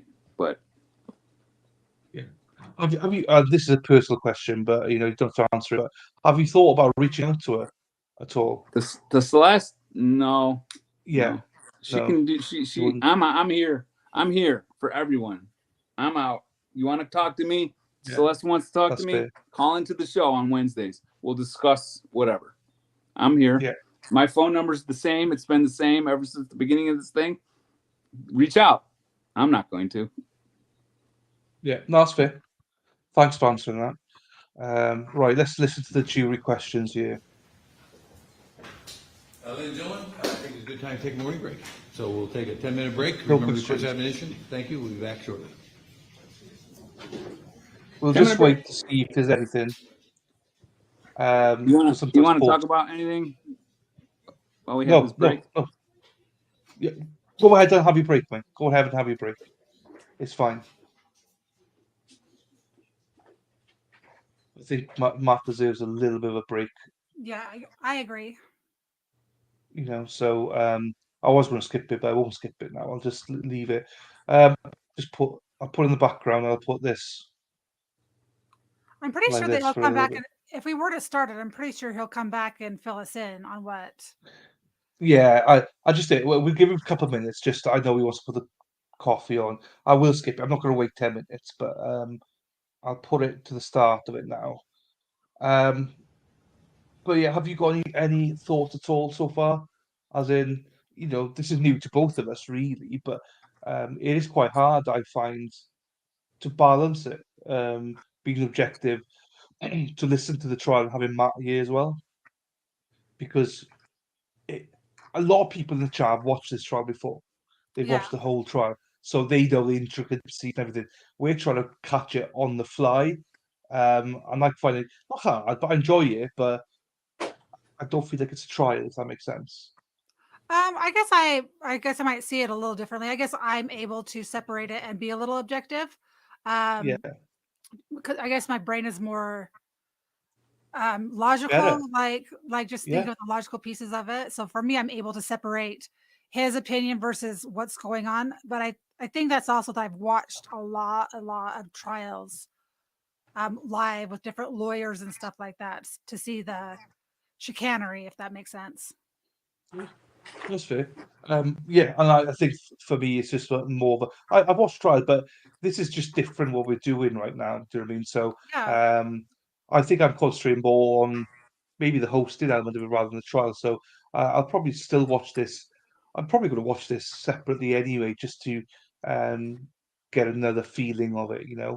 I don't know. What's the schedule? What's this week's schedule, Dylan? Tomorrow is the Boy in the Box. We've got that tomorrow, all day, and then we'll see after that. I think we've learned. Talk with Sally and myself.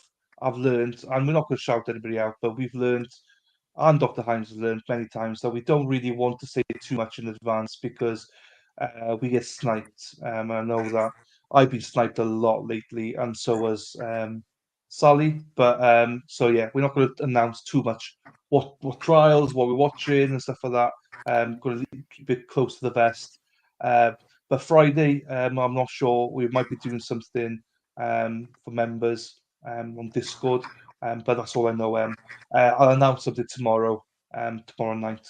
But then we'll see what we do for the next few weeks. But yeah, I mean, I think you could attest as well, Sally, that you know I've done it about 5-6 times now, announced stuff, and people have just sniped it. So Yeah, anytime I've posted something more than a day in advance, or like I usually do my notifications in the morning, because if I don't, someone else is like, "Oh, that's a great idea," and all of a sudden, yeah, "Oh, okay, thanks for covering my content." I mean, you're different people, yeah, and there's plenty of space, but when you're in the same group of yeah, people and you're trying to be original and you're trying to come up with great ideas, I try really hard not to broadcast. And that's just me, but I'm just used to. I just don't trust people to not. no. I mean, they're just sharing your idea, but when you have a great idea and someone takes it before you do it, kind of is like that. I was going to do that. It's annoying, and I've had it recently. I've had it quite a few times, so it's really annoying. Just come up with your own ideas, guys. Do you know what I mean? That's where, and also that, but in a way, it's a good thing because then you just can't trust people. Do you know what I mean? So, it is what it is. But we will now. Um, Hang on, I'm not sure what this is. We will. That's why we don't announce too much in advance, guys. Live stream. If it's a live trial, I don't give a shit. Live trials, I'll just tell you. I don't care because live trials are anyone can do it. But anything like we're doing, Matt, I won't be announcing them in advance. So what? Right, what's wrong with people that confused like that? Yeah, so but Sally got sniped recently. That's why I brought that up. She got sniped very recently. It's not a And big. It's not because honestly. It's not a big deal. It's just it's just annoying. I'll be completely honest. I was all excited to do the trial watch with Matt for the Dateline. As soon as I announced it, everyone was like, "Oh, let's stream it live." I gave them the idea of using Rumble to do it because of Utah's copyright. And I have nothing against them; like they can do their thing, but it was something I was gonna do, and they were making sure they got there sooner. If that makes sense, like it's not a big deal. Yeah, Like, it does make sense. but people can do what they want to do. There's no Yeah, hate. no hate like that. It's just more of a be original. What you just do when it comes to live trials, yeah, I agree with you. But when it comes to, we've got thousands of trials that people could be doing, or different ideas of how to do it. By all means, do the same trial, but just bring different ideas to it. And that's the point, more than anything. Hey, Emma, from when I followed the trial, I got the impression from outside source controlling period, but I never got. We'll ask him that now. We love our blue ones. Thank you, guys. It's all good.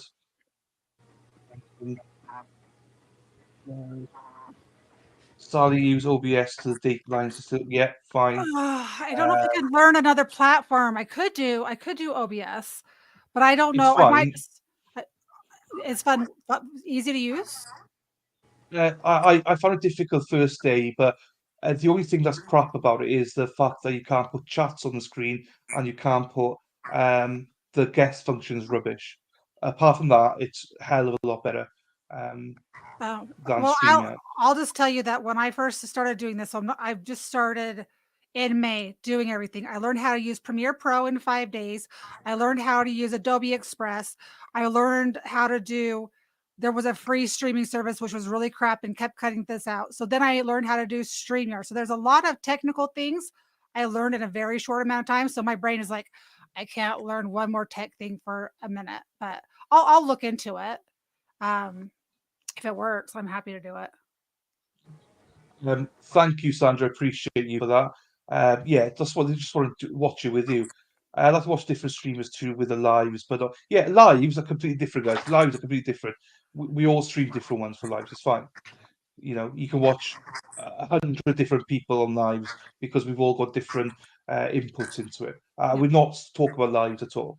I wish we hadn't gone into this now. No, I don't want to talk about it because it's, I think it's negative. Yeah, I know. But get so quick. I did, and I'm way boomer in tech. Yeah, it does get easier. You're right. It's more of a tool and platform. Yes. Right, we got a question for you here, Matt. When I followed the trial, Matt, from Ingrid, when I followed the trial, I got the impression from outside sources that the relationship was controlling / abusive, but I never got to the alleged basis behind it. Is that something? Yeah, between you and Emily? There was allegations that I was controlling, right? From this woman here. If you want to read our text messages, I'll get them. There's 500 pages of text messages between Emily, our daily text messages between November to May. I encouraged her to go out with her friends. She would, every once in a while, she would be like, I'm going to go out with my friends after work. And I'm like, fine. And I would tell her, friends are very important. Now, this is a time period where Emily and I are getting over Joey. We're getting through that thing. So we were really supportive of each other in every way. So when she would say things like that, I'd be like, yes, absolutely. Go see your friends. They're important to be in your life. So they literally just made that up because it was just the opposite in our relationship. I wasn't controlling of Emily in any way, shape, or form. She did what she wanted, and I did what I wanted. It was a really mature relationship.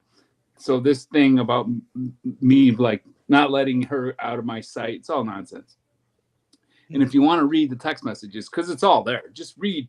I mean, you could tell who you are or Sally is from you guys' text messages between you and your girlfriend or husband or whatever, right? Yeah. You can pretty much tell how people are because they're not hiding anything in text messages. They're just talking, right? It's all right there. I'll somehow get it on, put it online somewhere where people can read them. Because if you read them, we were really mellow. She had anger issues with this or that, and it wasn't really even that bad. I mean, I say it in my book.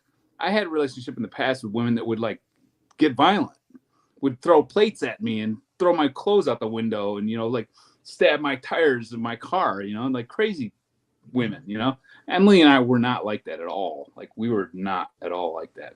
And it comes through in the text messages. So if you want to read them, read them. They I don't know why they just didn't read them. I guess they were the jury was gonna be able to read them, but I'm thinking that was gonna get into their evidence that they had. But if you want to read those text messages, I'll provide them for you. If you have some sort of, if you think that that's part of their evidence against me, it's like Matt was controlling, he beat her up, he kept her away from her friends and family. People are testifying that. If you want to read my text messages, between us. You got it. And it'll alleviate that nonsense because it wasn't true. And Ingrid just does clarify here, just say, I'm not skeptical of you, Matt. I'm skeptical of the allegations, just to clarify, she said. Yeah. And I think that's But there what, is that the allegation was out allegation. there that I was super controlling, but I wasn't in any way, shape, or form controlling of Emily. Fine. Talk with Sally, yes. You've seen that, Sal. That was the court TV one, but she'll do a Dateline one as well. The only other way you could do it is a Discord or something, if you wanted to. But I'll figure out a way to do it. Like I just thought it was good to go because I made sure I had it 3 days before I announced anything, but I didn't test it out with StreamYard. So I didn't know that was a thing. I'll figure it out and I'll do it soon. Fine. Right, let's get into it. We're back after the break. Matt, where you have your break now, according to the.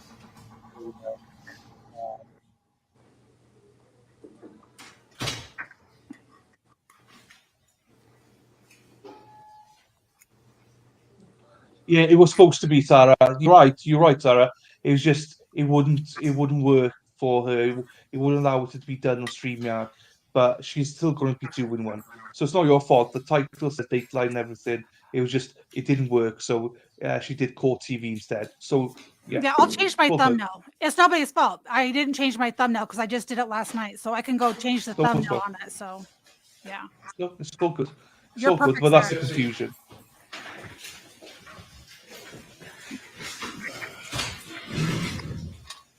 Okay, cross-exam, please. We're at jury questions. Oh, you didn't have any problems? You finished up and you don't have any more questions? Okay, all righty. Questions from the jury? But now they're doing jury questions.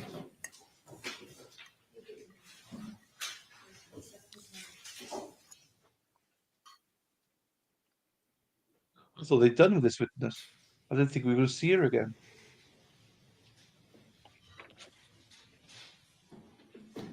Redirect, right? No, they said there's no redirect. Oh. I believe it's just jury's questions. Oh, we could have Right, done jury this questions. earlier on. Right. Yeah. Before the break, I mean, but whatever. It is what it is.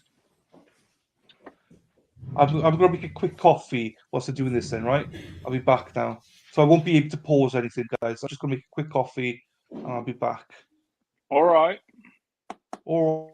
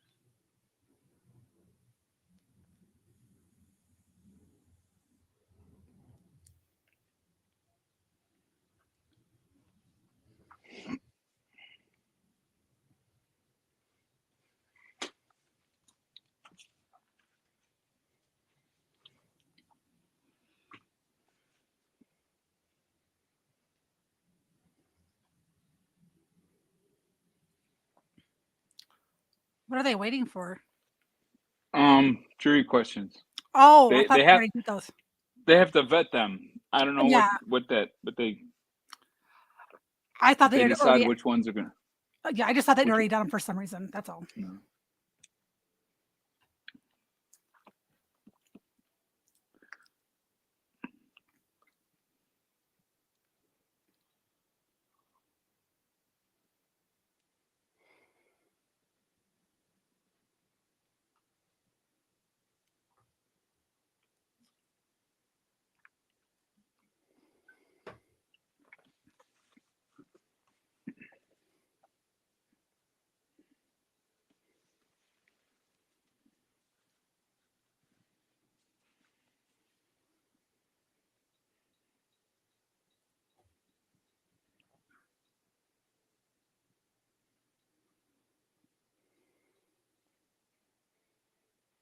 I came back and nothing's happened.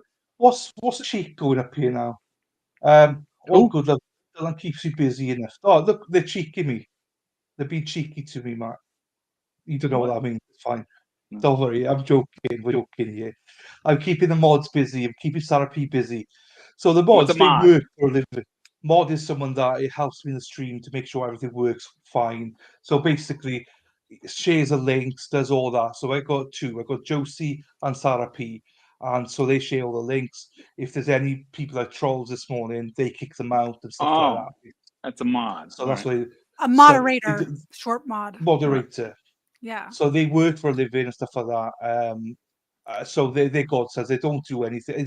They don't do anything. They're the they lifeblood don't of a get paid. streamer. They're the lifeblood Yeah, of a they streamer. don't. They make our life easy. Yeah, make it our life. So when she says, Emma says, Della keeps you busy, you're right about that. I do feel bad sometimes, actually, which I shouldn't, because, do you know what I mean? They give me enough grief, but I do feel bad sometimes. This is They don't get important enough. to me for just to be able to. This is like me getting my side of things in history. You know, this is me making sure that people years down the road, whenever, this is my chance at telling my story. It's really important to me what I'm doing right now. It really is. Yeah. So I'm glad. That's why I'm glad. That's why I don't mind whenever you want to stop and say something. So everyone, the mods out there that are helping, thank you. You know, thank you. Yeah. Absolutely. Yeah, appreciate them. What is a sidebar for? That is just for the jury questions. We pretty much have to do everything for him. Yes, you do. Ingrid's Swedish, right? Hall monitor. Thank you, guys. Jury questions. Sarah and Josie. Jaron, Sarah, Susie, but you know what Nix would say. No idea what you say. When Sarah says, we're very glad to have you here, Matt. So, yes, let's get on with it so we can see if there's any questions here. But yeah, appreciate both Josie and Sarah P. And everyone else that's here as well. Thank you so much.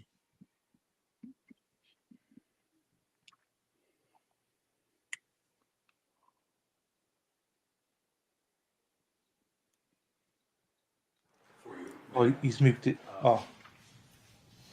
When you were invited to dinner, was Joey, Matt's son, present at the condo? No, he was not. Okay.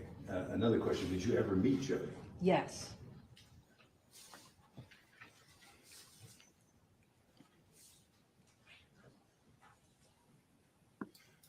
Do you know someone by the name of Celeste Groen? Yes. You do? Okay. Great, Josie.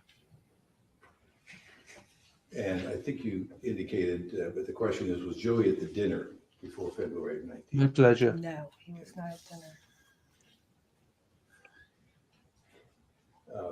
When you folks went to the rock show at the bar, did Emily drink alcohol before going there? Not that I witnessed. Okay. Did Emily drink alcohol during the dinner, the condo dinner? Probably.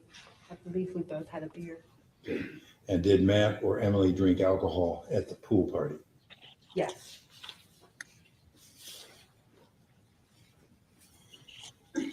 And you talked about Matt drinking a vodka out of a bottle. Did Matt continue to drink vodka out of the bottle during dinner?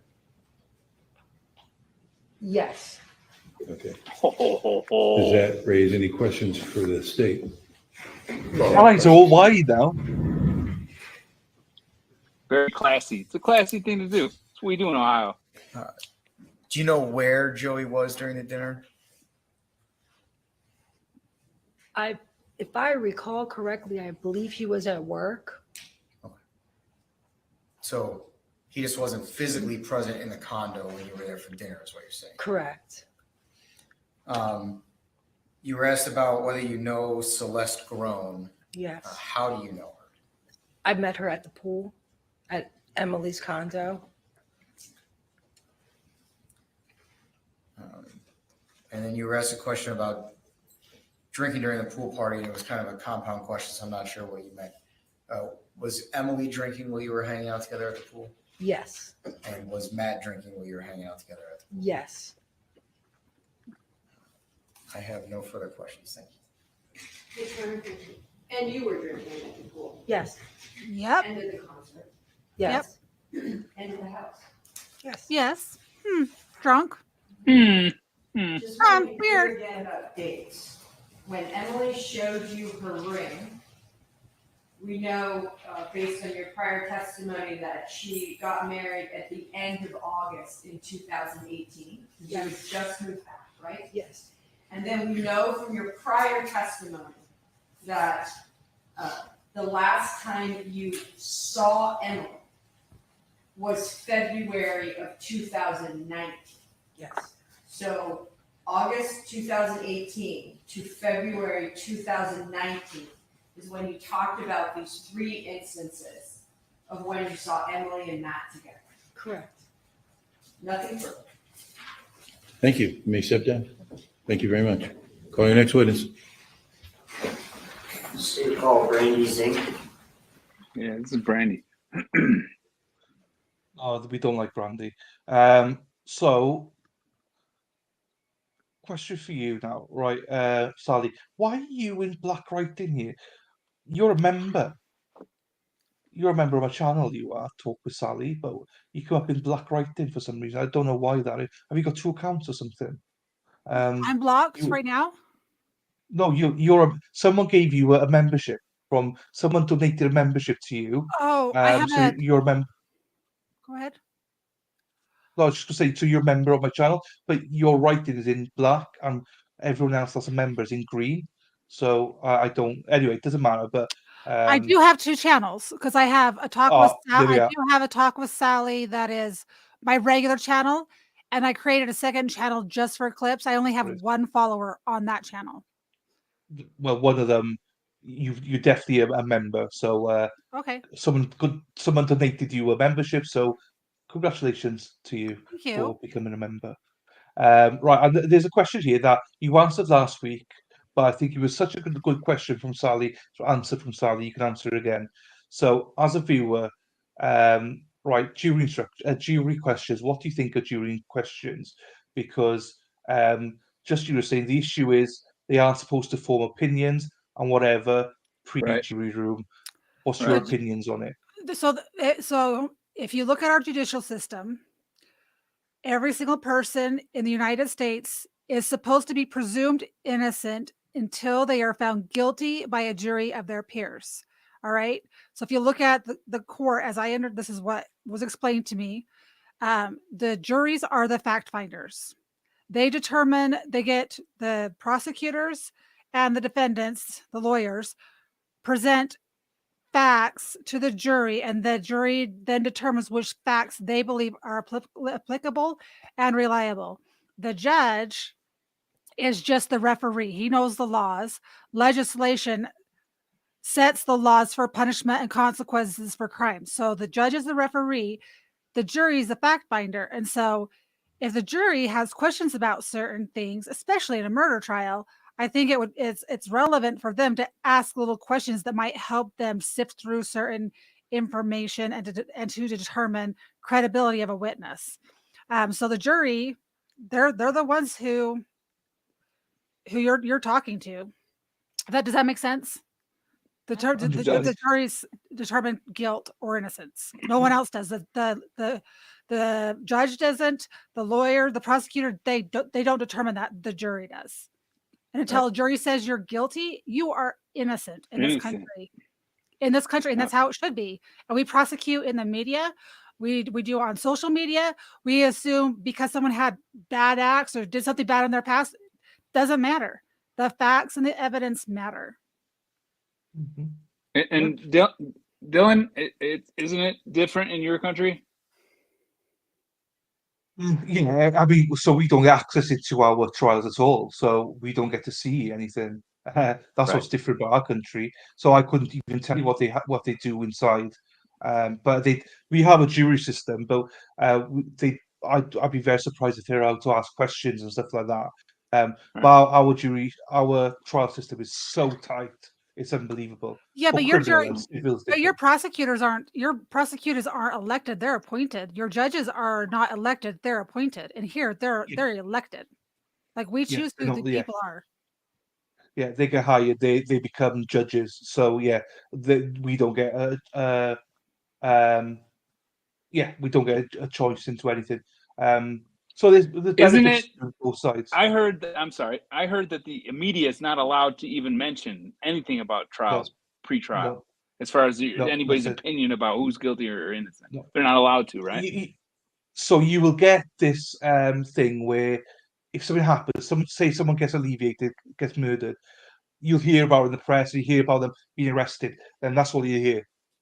You'll Right. hear nothing That's for it. 2 years That's it. until the Yeah. trials happen, and afterwards, then you might hear there's a trial ongoing, but that's it. There's nothing in there about what could have happened, what did happen, blah blah blah, all of that. So it's great. Just It's very tightly. during my build up to my trial, which was 2.5 years, which it was the 13 months that I was on the outside and the 15 months that I was on the inside. They were reporting on my mainstream media, not just these guys in the sub whatever. Mainstream media was reporting on my trial, and if you just go on YouTube and watch what they're saying, I was guilty. Yeah, yeah, I was guilty. yeah. I mean, there wasn't any two ways about it. I mean, the way that I was presented by the local media was I was guilty. Forget about what they were doing in the podcasts and then those, it was just it Oh yeah. was. I think your country has it right. Keep it out of the mainstream media until the trial. So you I don't can't know. taint the jury pool. Yeah, they shouldn't taint the jury pool, but the thing is we are allowed to have media and we're allowed to, as citizens, go in and witness every trial because it's supposed to be an open system. Well, I don't People have a problem with people being in trials. I mean, just gag orders. pre-trial. Yeah, I mean, yeah. it's not Pre-trial, yeah. fair. It's just what are you doing? I mean, you don't. The media doesn't know anything about what they know about the trial except what they get from police. That's all Correct. they know. No, I agree with you on that. Like, I agree with you on that. You just hope that there's better people running. You just would just hope that there was better people that instead of trying to make a story and sensationalize things, that they would actually They came out with, when I was being sued for my executorship and my POA rights, power of attorney rights, and the ownership of the condo, they put that in the media. Yeah. I have it in my book that they were, hey, it didn't make me look it made me look awful. Hey, they're trying to take away the rights of this guy that is obviously suspected of murder. It just didn't make me look good. And there wasn't any. Who cares if what's going on in the civil part? Like it mattered. It mattered to them because they wanted to make me look like I was a serial killer from Vegas. That it was all interesting, right? It's just it didn't mean anything to the local news, except they were trying to sensationalize. It was salacious, right? Is that the word? Yeah. It was salacious media. Yeah, sensationalize. And that's what was I just gonna say? But that's also the thing too, is the fact that a lot of our jury system is televised now. Like you can watch this on Court TV live on YouTube or Law and Cuck or wherever you want to go. You can watch it for yourself and form an honest conclusion. Whereas before, we used to just rely on the media to report these things. Right. The media used to just go in and be one-sided, and you would have forever just been believed as guilty, even though you were found innocent. But so we have a different system now, which I think is great. But it's not fair to people. But as long as it's during the trial and as long as it's after the trial, you can do what you want. But pre-trial, mainstream media, you should not be trying to dictate that narrative. It's not newsworthy. It's not, and it did a job on me. All they had to do is say, hey, this or that, and they're trying to sue him for his executive rights over the will. Obviously, he did something if he's being sued. So it's not fair. But as far as what you're talking about, everything should be anything that is about the government should be televised. All of it, right down to teacher union meetings. I don't care, all of it. We need to know what's going on behind the scenes, or you're going to get shit like what I went through. They're just going to do what they want. But you know what? There's people like Matt, and I need to look into this for you. there are people, like Rittenhouse and a couple of other peoples that were slandered by the media. They were then found innocent, and they've had huge lawsuits. Like, and I know it's like something you might not want to do, but where they have totally, they've done you harm. Like what they did to you has My cost you reputation. reputation, financially, lots of things, right? That's slander. And there are people who have sued Fox, CNN, MSNBC, and they've won. I'm just saying we need to find you someone, because what they did was libelous. I'm here.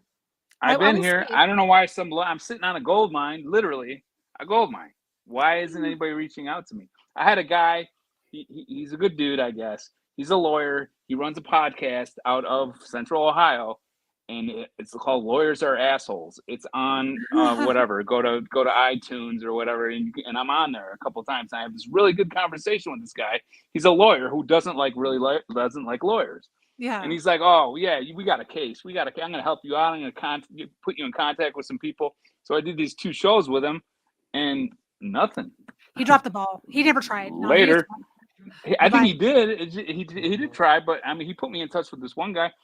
They don't want anything to do with it. I don't know why, but nothing came of it. So. Yes and no, Sandra. Sometimes people will do it if they think you have a good case. Sometimes people will do it on a contingency fee. And at the end of the day, even if you got 50% of, or 25% or whatever, it's still sticking it to them, saying you guys messed up. It's kind of like that, Sandra, in my opinion. So, just roughly what I was going to say was that I think the UK system's got it right all the way up until the trial itself. And I think this is where the American system then takes over with the transparency. Not everywhere, but if you can record it, film it and stuff, because we don't know what happens inside. You're allowed to be there somewhat, but in person, Right. but the media is restricted, on everything. So I think that's where the American system comes to its own then, that you're able to, for transparency wise, see all these trials. But yeah, 100%, I think up until the trial, we've got it right. We've nailed it.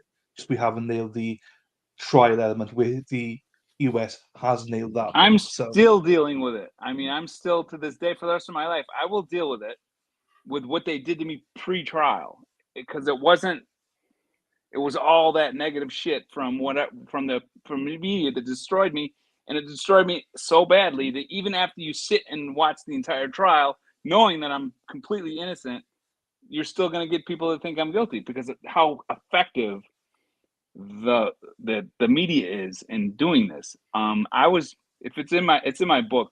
As I'm leaving my interrogation, Sally, they were like harassing me. I was like, "Can I get out of here?" And they're like, "Yeah, you can leave." So I'm leaving. And as I'm leaving, they're in my ear. They're talking about the death penalty and how I'm in trouble, really big trouble. They're harassing me. And the last thing that they said as I'm leaving was, "Good luck on social media." Like they were taunting me. I didn't know what they meant. I had no idea what they meant. Good luck on social media, whatever. Within a week, I understood exactly what they were talking about because they are behind it. Yeah. They know how to use the media. Dylan, mute yourself. I don't think he realizes that he can be heard in the background. He's talking with his family. This is why I don't believe mainstream media for global news, for local news, for national news, I don't believe, like, even with this Israel thing, like I have my opinions. I'm listening for every single side and position before I formulate my own conclusions, because I don't trust what's coming from everybody just trying to get their narrative out. And then you have the competing narrative. And now we need to find the middle ground.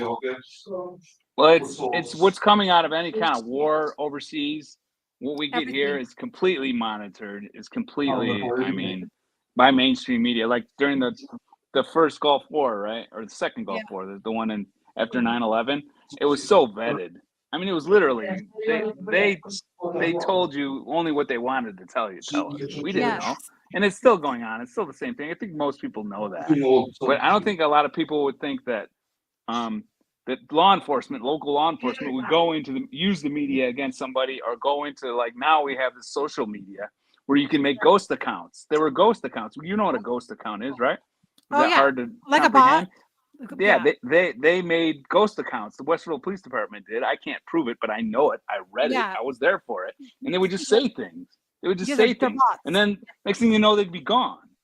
Like the person that said it would be gone. I did a bunch of screenshotting. I shot a lot of screenshots and caught them doing it, but because they're not there anymore. You put in the name and they just don't come up. So yeah, they use the media. Absolutely. Even in a case like mine, they're using it.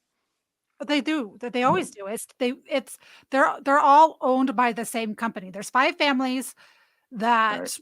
Yeah. own everything in the world, and it's Fox, CNN, MSNBC, ABC. They since 1905 they have owned all of those companies since 1905. So they have a narrative that they want both sides to be the opposite. It's controlled opposition. Anyway, that's my view of it. Sorry. That's my opinion.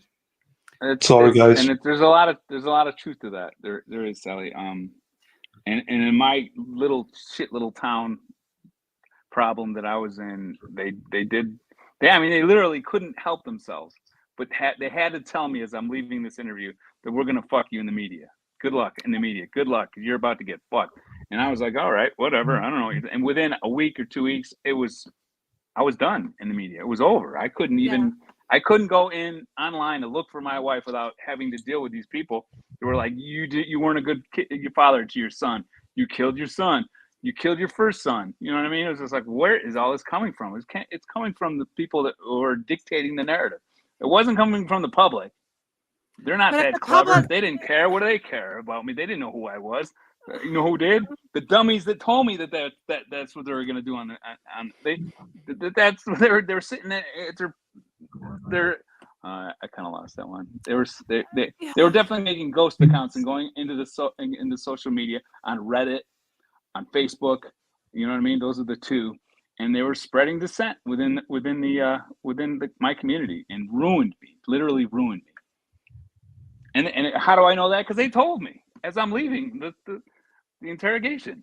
Good luck, buddy. Good luck on social media. You're about to get slaughtered, and I did. Yeah.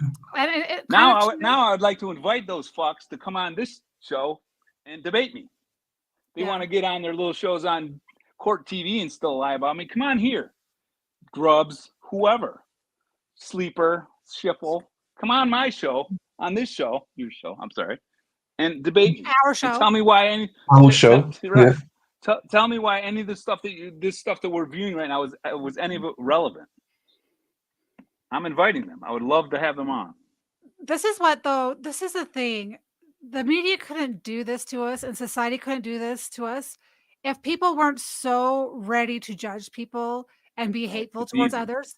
If you were just to look at someone and love on the outside, and you give them the benefit of the doubt, and say, I'm going to wait for the evidence, and I'm going to show them kindness until, he's found guilty, then, throw the book at him, lock him up, burn him at the stake, whatever. But it's a societal thing that we just want to hate. We want to be a victim, and we want to blame everyone else for every single problem that we have going on in our life.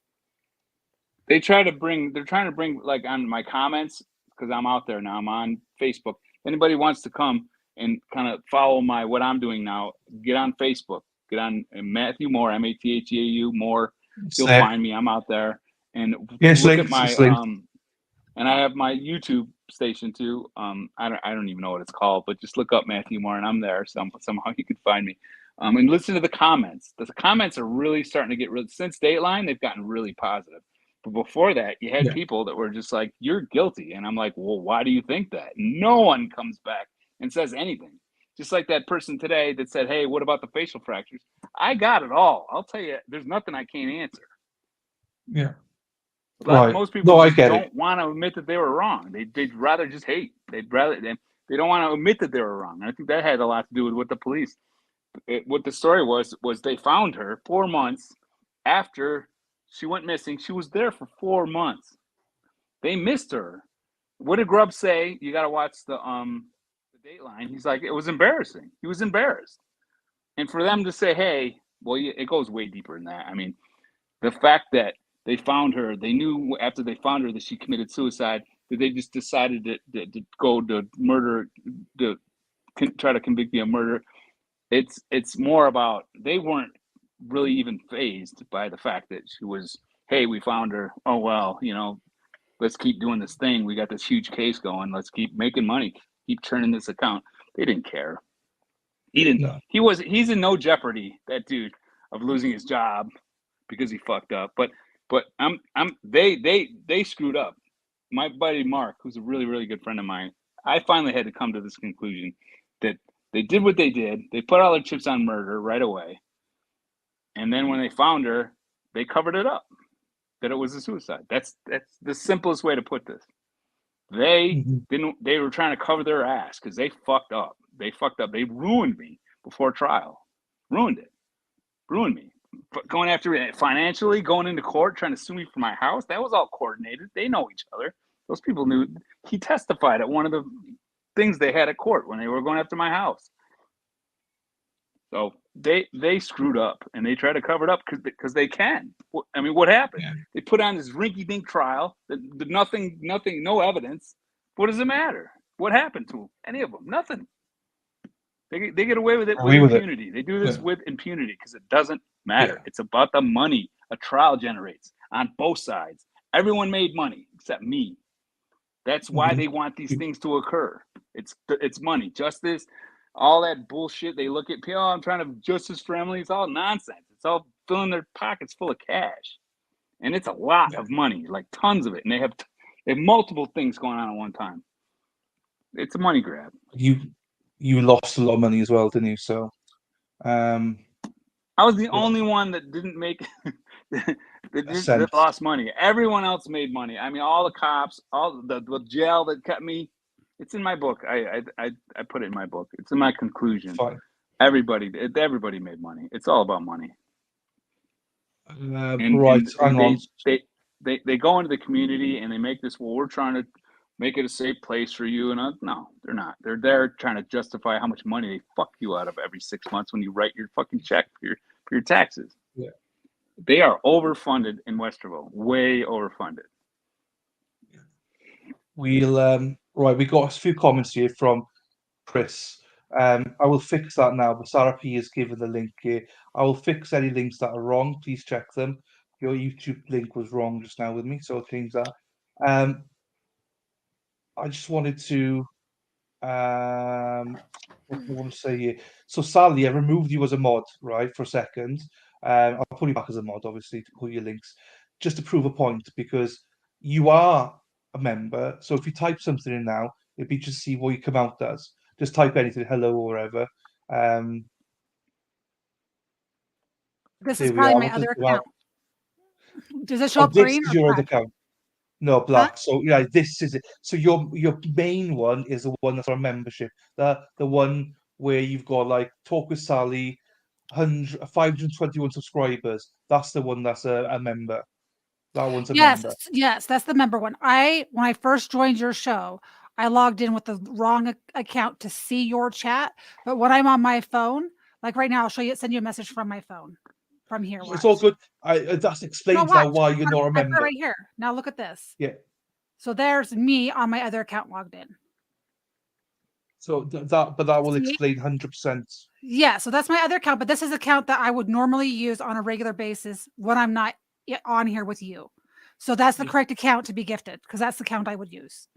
Yeah. So you are gifted on that one. So anytime you're in chat, you're gifted. I'll put you back as a bod now in a second. Just want to test that one out. Right. Also, yes, please, Matt. This is healthy for you to just. Whoever gifted, thank you. By the way, I maybe me. I'm not sure. But it was, I'm not sure. It might have been me. I'm not sure. If not, it was probably Erin, Wendy, myself, Unicorn, or Josie, probably. So thank you for venting. Mods are the worst. Mods are gay. It's an inside joke. It's an inside joke. I can imagine it is with Julian. Right. So vent away as much as you want, Matt. We'll go back into this again. But yeah, vent away. Thanks. Refreshing. Appreciate it. Thank you. Helps. Right. Let's get into this now. I do. Turtle Girl. Can you state your name and spell your last name for the record, please? My name is Brandy Zink, Z-I-N-K. And are you currently employed? No, Were you previously employed? yes. What did you do when you were previously employed? I was a paralegal secretary at a law firm in Detroit, Michigan. And how long were you a paralegal? From 2009 till 2014. And did you go to school to become a paralegal, or what education did you have to do that? I worked as a volunteer and an intern at a firm in Columbus, and so I learned on the job. Where did you grow up? I grew up partially in New Jersey, and then my family moved to Florida. Hey, New Jersey. How did you end up in Detroit, Michigan? I had a job opportunity, and I moved from Columbus. Okay. So talk to me about the time period that you lived in the Columbus area. I lived in Columbus from 2000 till 2009. Okay. And then from 2009 until present, you've lived where? In Detroit, Michigan. At some point, did you meet a person by the name of Emily Noble? Yes. And how did you first meet Emily? I met Emily in the summer of 2001. We were both volunteers at the community festival where we worked together at the Volunteer Central. Is the community festival, does it go by something else? It's called ComFest. Okay. And where does that take place? At the Goodale Park in Columbus. And how often does that take place? It's every year, the last full weekend of June. So tell me about meeting Emily back in 2001. When I met Emily, we were assigned to work together at the Volunteer Central, and we hit it off. She's very warm and friendly. She's very funny personality. And so we worked together every year at the Volunteer Central. We just clicked and became fast friends. Other than working at the community festival every year, did you have interactions with each other between those time periods? Yes, we would get together. Sometimes I would go swimming and staying with her at her apartment. I believe it's called the Tivoli Apartments in Columbus. And we get together for dinner sometimes, and we would go to see music together. Okay.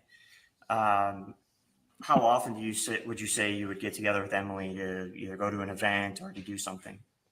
Nearly weekly for a while. Okay. And did that continue until you left the area, or did it end previously to that?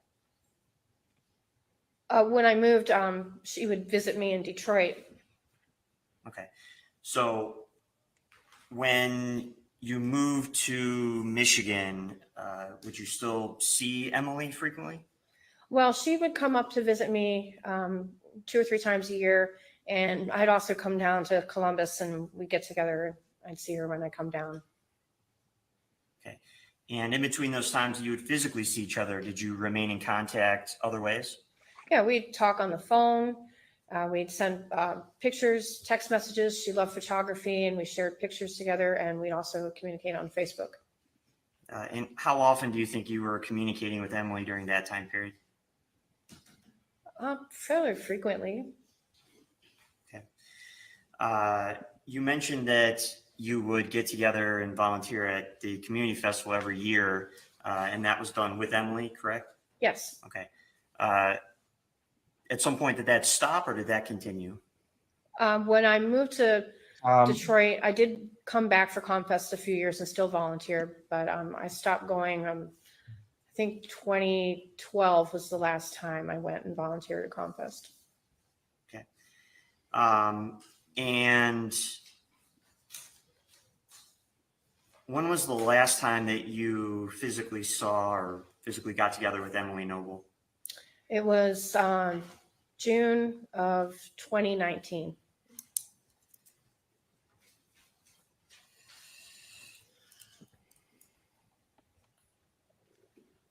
During your knowing Emily Noble dating back in 2001, did you ever meet her first husband? Yes, I went to their wedding. Do you remember what his name was? It was Mark. Okay. And were you around the two of them together during that time period? Yes. Okay. How would you describe their relationship if you can? Objection, Your Honor, is relevance.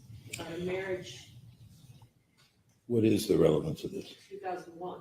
This has been a question that's come up with other witnesses that even defense has asked questions about. So I think this witness certainly can give an opinion based on that circumstance as well. What was that? Still not That was a bunch of following nothing. That's fine. That's a bunch of fucking nothing. He's the worst. He's the worst. Out At of some the three, point, this did guy. you learn that I don't say absolutely Emily's nothing. first husband? 10 words. He looks quite young as well. Yeah, it's literally, it was like, why would they give this guy the opening statement and the closing statement? And it was, why would they put him in here? You tell me, why would they put him in the middle of this trial all of a sudden? And he's just, what is the sense in having this? I think, because it didn't matter. They were like, hey, let's go, get in there, Corey, practice. This was like, one guy said, this lawyer guy said, this trial was like a mock trial that they have at law school.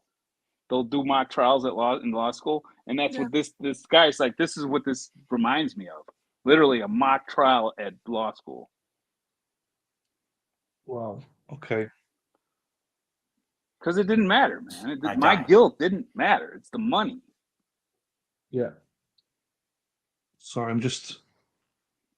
Oh, I know what I'm doing. Sorry, I'm just trying to do something here for Sally, and sorry. Right, I'll do it. I'll go make you a mod, Sally. Sorry. You're fine. I only needed it that first day because I was trying to post my links for people. So it's not a big deal.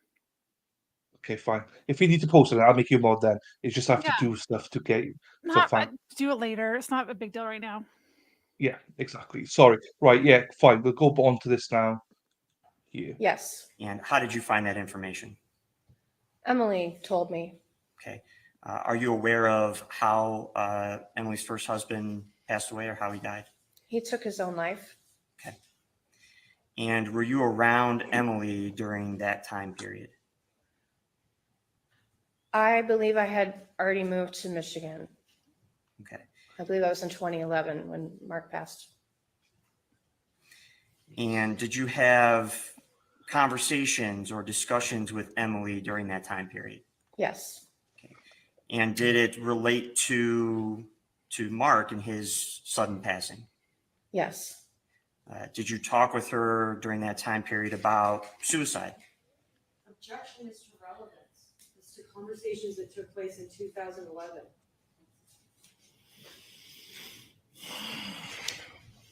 Well, suicide is obviously an issue in this case, so I'll permit it. And I'm just setting some foundation, Your Honor. Thank you. Ma'am, did you have conversations with Emily during that time period about suicide? Yes. And during that time period after her husband committed suicide, did she give to you any of her then existing state of mind or beliefs about that? She was. Yes or no? Oh, yes. Okay. And what were her then existing state of mind? What did she tell you about that? Objection, Your Honor, is to relevance and also hearsay. Doesn't need the exception. That's Lawyer shit. 11 is remote, so I'm going to sustain that. Nash, straight in there. Nasty. Good one, girl. But you did have those conversations with Emily? Indeed. Yes. Okay.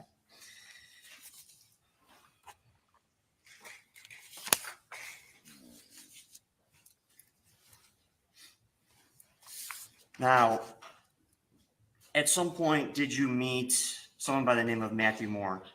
Yes. And how did you first meet Matheau Moore? Met him with Emily at Comfest in June of 2019. When she walked in the courtroom, I had no idea who she was. If you know, what was the... Did you know?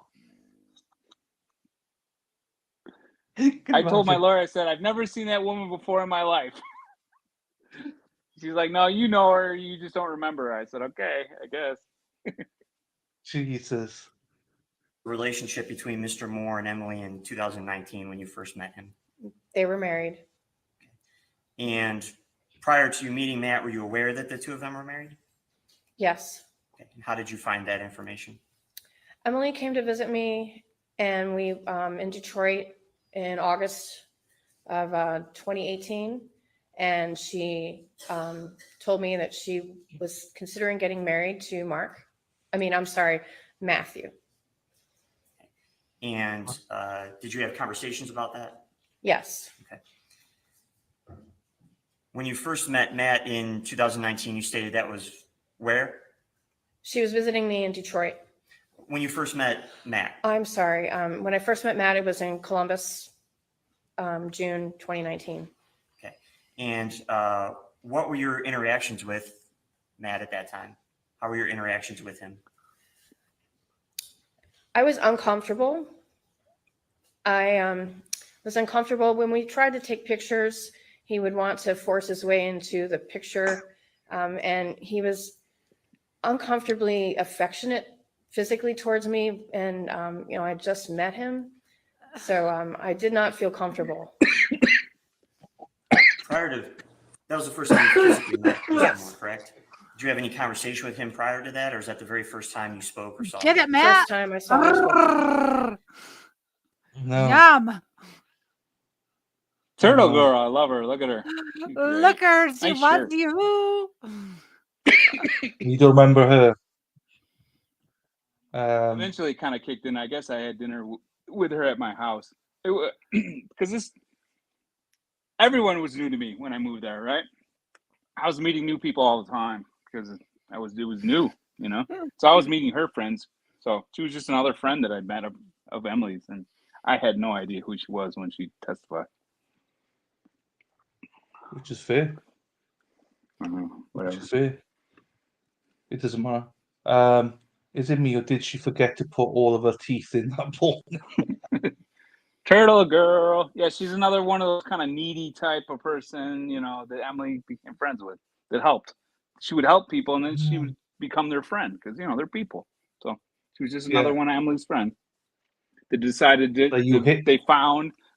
decided to say negative things about me, that I hit on her when I first saw her, and, you know, wait till you see what she says about me coming up. I don't see the relevance, but she just, it's, I don't know why they have this Corey guy. You tell me, why are they even having this Corey guy on there? I bet she has The more than lawyer, the lawyer. Yeah, she's got a house full of cats here, I think. Right. Oh, you need to stop hitting on that. Jesus. Right, here we go. What were did you witness any interactions between the defendant, Mr. Moore, and Emily during that event? Yes. And what do you recall about witnessing those interactions? He would interrupt her when she'd be speaking. No way. Guilty. He seemed to just want Never to happened. put himself in the middle of us, so that if I wanted to sit next to her, be with her, he would want to sit or stand in between us. Were either Emily or Matt drinking during Confest? Yes. What do you call about that? Matt was drinking a lot of beer, and Confest, they have giant 20-ounce beers. What about Emily? She was not. She took the day off. Good for her. Was that the only time you had met Mr. Moore? I met him. Well, that was the only time I did go to their condo after Confest and spent time with him there. During that same time period in 2019? Yes. Okay. And what do you recall about those interactions back at the condo? He was drinking, and I brought some food. Emily and I had planned on going on a trip together. So we had some food, and, I cut a big melon, and we were sharing the fruits and snacks that I brought. I did spend some time with him in the morning, and Emily had gone to work very early in the morning so that she could get some hours in at the office. Ooh, there's my before we were chance. gonna leave on our We were trip. alone at the condo. So I spent a few hours. Well, hey. You know what I'm saying? Emily's at work, friends, friends at the house. Yeah. Look at Emily versus her. Come on. No, Like, I I don't know. want to say that, but I mean, just I no, mean, I'm saying it. I'm saying okay. this You right can. I don't now. want. I'm saying it. Emily versus her. I'm sorry. If I were Mel, I'd pick Emily. I would say I have a type, and she's not it. I mean, this woman's not it. no, nope, nope. I love it. Yeah. I'm glad Sally's here. Wait, She could just say it. wait. I'm sorry to interrupt you. You can say that. I don't want to go there, but I mean, You don't have to go there. I'm just saying, like some people, and it goes for guys and girls. Let's be clear. Some guys who feel that they are less attractive, and a girl they perceive as more attractive hits on you. You're like, she wants the D. She's into me, right? Girls are the same way. When they feel less attractive than other people, and you're around a male that is more attractive, and they're nice to you. You're like, oh, he's into me. It's like a lust and a desire, and I don't mean that in a rude way. I mean that in a reality way. It's just a reality. And reality. I am telling you, I am not in any way a rude drunk. When I would drink back then, it wasn't you. I listen to Fish. You know what I mean? I'm ahead. We're not rude. We don't. That's not our game. We don't lie. We're real people. You know. I mean, that's what life's all about. Is being real, being who you are. And we weren't. Emily would never have allowed any jerk like that in her life. Just come in my home with your child and live with me, and if she got a whiff of anything where I was a weird kind of, she was in any kind of harm, or I was going to steal or lie, I never went out. I was a homebody. I stayed home all the time because it was great at home, I thought. But for them to paint this picture that I was this womanizer, it's okay. You got one girl saying I hit on her. Now I got her home alone. How much of a womanizer I am now that I have her, this woman that I'm supposed to attract at the condo by myself. You're into the snaggletooth type. I got it. That was the attraction. Got it. Is that why her jaw's like that? She didn't put in her teeth. Seen her teeth? No, I didn't. I just know she's got a weird jaw. It's like it's turtle. We call her Turtle Girl. I don't know why. Look at her teeth for a minute when she talks. Because I was going to ask you if that was your attraction to her. I like that look. Yeah. I love Erin's comment here. Erin Hart says, we all start out nice, every witness. Then it turns to this, a savage chat. We're not savage. We are just honest truthful in our perceptions. But if people disagree, we can disagree. But I think we'd all agree with the sentiments that Sally made. Yeah, right. Julian says, I drove Trey from Fish to Myers when the band was in Detroit and walked around the store for about an hour. He was a cool ass dude and tipped me $100. Don't tell the doctor. Oh, okay. I won't tell the doctor. Cool experience. I'm a huge Trey fan. I'm jealous of that story. Julian. Good. A private joke amongst us fish heads. Yeah, I was going to say I don't get it. But as long as you get it, that's the main thing. I'm Julian. Right, let's see what she's got to say now then. With Matt alone, and I wasn't entirely comfortable with him. Look at her mouth. Was anyone else living in the condo at that time? Yes. Watch it. And who was that? What? Watch her Matthew's son, mouth. Joey. Watch her teeth. I'm trying. Okay, keep playing, Matt. Keep playing, Matt. Or Dylan. Did you have the chance to speak with Joey? Yes. Okay. And did you see any interactions between Joey and Emily and Matt? Yes. What were the interactions like at that time between Joey and Emily? We were just standing around their kitchen island, eating snacks and, getting to know each other. He was very pleasant. He was kind of sweet. And it was a pleasant time. And was that the first time you'd met Joey? Yes. Okay. First time you'd met Joey? Yes. I tried to catch it, couldn't catch it. Did you ever see Joey again after that? No. Now, you mentioned earlier in your testimony about planning to take a trip. Do you recall that? Yes. Okay. Tell me a little bit about the trip you had planned and when that was occurring. We had decided, well, I wanted to come to Columbus to visit Emily and other friends, and we decided that we would get a cabin in Hocking Hills. So we had several phone calls and emails and text messages trying to determine where we would like to go. So Emily had booked a 5-day stay at the chalets in the Hocking Hills. And when you say we, who is going on this trip? Emily and I. Okay, so just the two of you? Yes. What was the purpose of the trip, if there was one? I believe Emily had a difficult time. As to the purpose of the trip? Well, as to what Emily said, I'll sustain that. Did you and Emily have a conversation about planning this trip? Yes.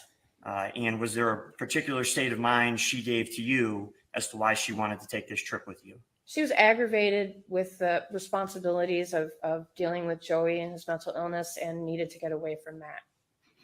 Okay. And so then this trip was planned to go to Hocking Hills? Yes. As a girl's getaway.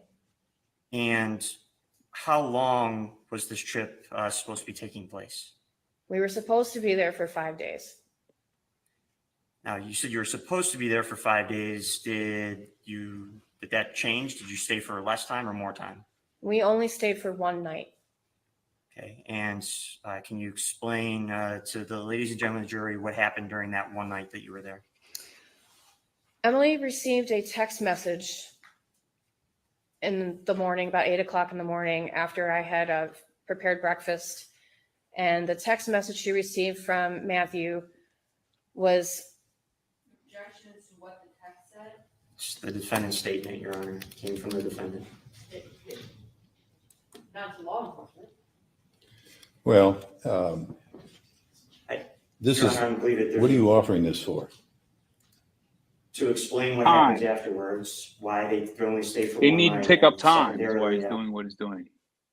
They're just filling it in with bullshit. I don't think it needs to come from law enforcement if it's the defendant's own statement. Ladies and gentlemen, the answer to the question is to provide context as to what she did next. It is not being offered for evidence of the truth of what the text was about. So I want you to understand that. You can answer the question. What did the text state, ma'am? Joey is gone. He is dead. He hung himself. And were you with Emily when she received that message? Yes. And can you describe what her demeanor was like in that moment? She was in shock, wondering if this was a sick joke or if it was the truth. She was pacing and panicking and wondering what to do. She tried to call Matt, and Matt, multiple dozens and dozens of times, and I tried to call him as well, and he would not answer the phone. Okay. Based on that information, what did the two of you do next? I thought that we should probably take it seriously because no one would make that kind of a horrible joke. So we packed up, and I'm unable to drive, or else I would have driven. I have epilepsy and I have poor vision, so Emily was stuck with having to drive us home all the way from the very bottom of the Hocking Hills, and it took us several hours to arrive home. And she had to take a lot of breaks to stop and pull off the side of the road so that she could compose herself to be able to drive home safe. And eventually, did you get back to the condo? No, I was dropped off at a friend's house in Bexley. And was that the last time you saw Emily Noble alive? Yes. After that time period, did you remain in contact with Emily? Yes. And how would you remain in contact with her? Through texts and phone calls and Facebook. Up to that point, you had still been getting together with Emily at least yearly, if not more than that. Is that fair? Yes. Okay. Did that stop? Yes. Okay. And do you know why that stopped? Objection is to speculation. Well, she can answer yes or no. Do you know why that stopped? Yes or no? No, Did you attempt to schedule meetings or events, things to do with Emily? no. And how often would you speak after that last time you saw her in person? It was much less frequent than before.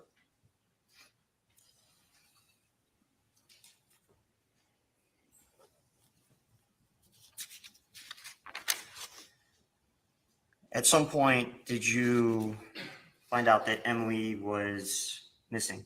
Yes, And without getting into what you heard or saw, where did you find that information? on her Facebook page. When you say on her Facebook page, what do you mean by that?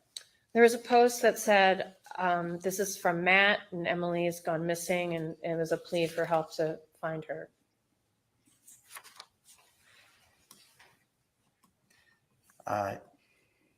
Did you, based on that information, reach out to people, talk to anybody, or what did you do?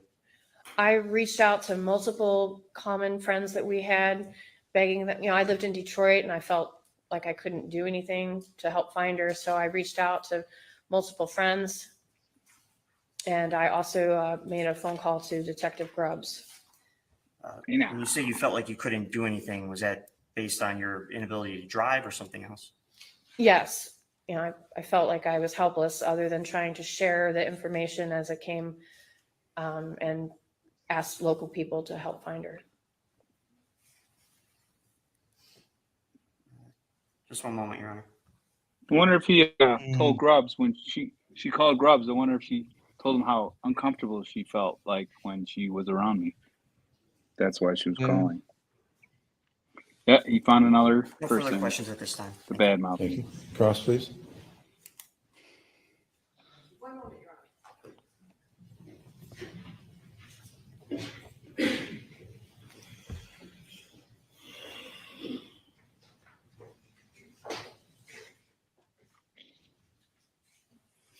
Well, everyone can have a different view in chat, guys. It's fine. I know. It's all good. Good morning, Brandy. Diane Menashe. Just be respectful. It's all good. How are you? I'm well. How are you? I'm fine, thank you. Got some follow-up questions. I just want to be sure about the timeline.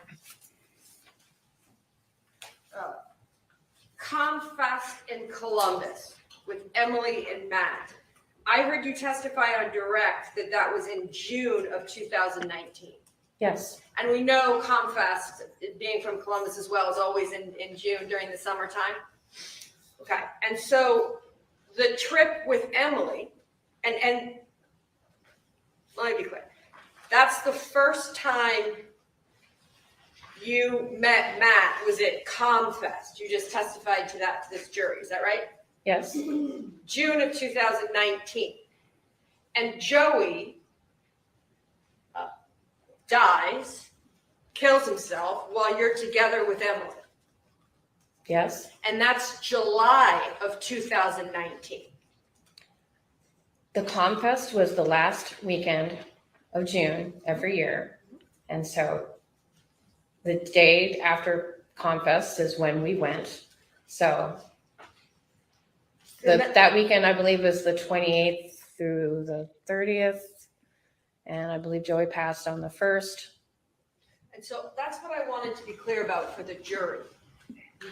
Your period of time from meeting Matt for the first time to going to the condo to being with Emily when she hears Joey killed himself is literally a few days. Yes. Okay. So you're at ComFest the last weekend in June, 28th, 29th, and then you're in Hocking Hills with Emily on July 1st when she gets the text from Matt, right? I believe we were there the 30th and the 1st. Okay. And then you're there with her when she gets this text message, and she drives you home, and then she drops you off at or someone's place in Bexley, and then that's the last time you saw her. Yes. Nothing further. As those areas, and you agreed, right? No additional questions, Your Honor. Thank you. What's you guys tell me? What's the relevance of her testimony?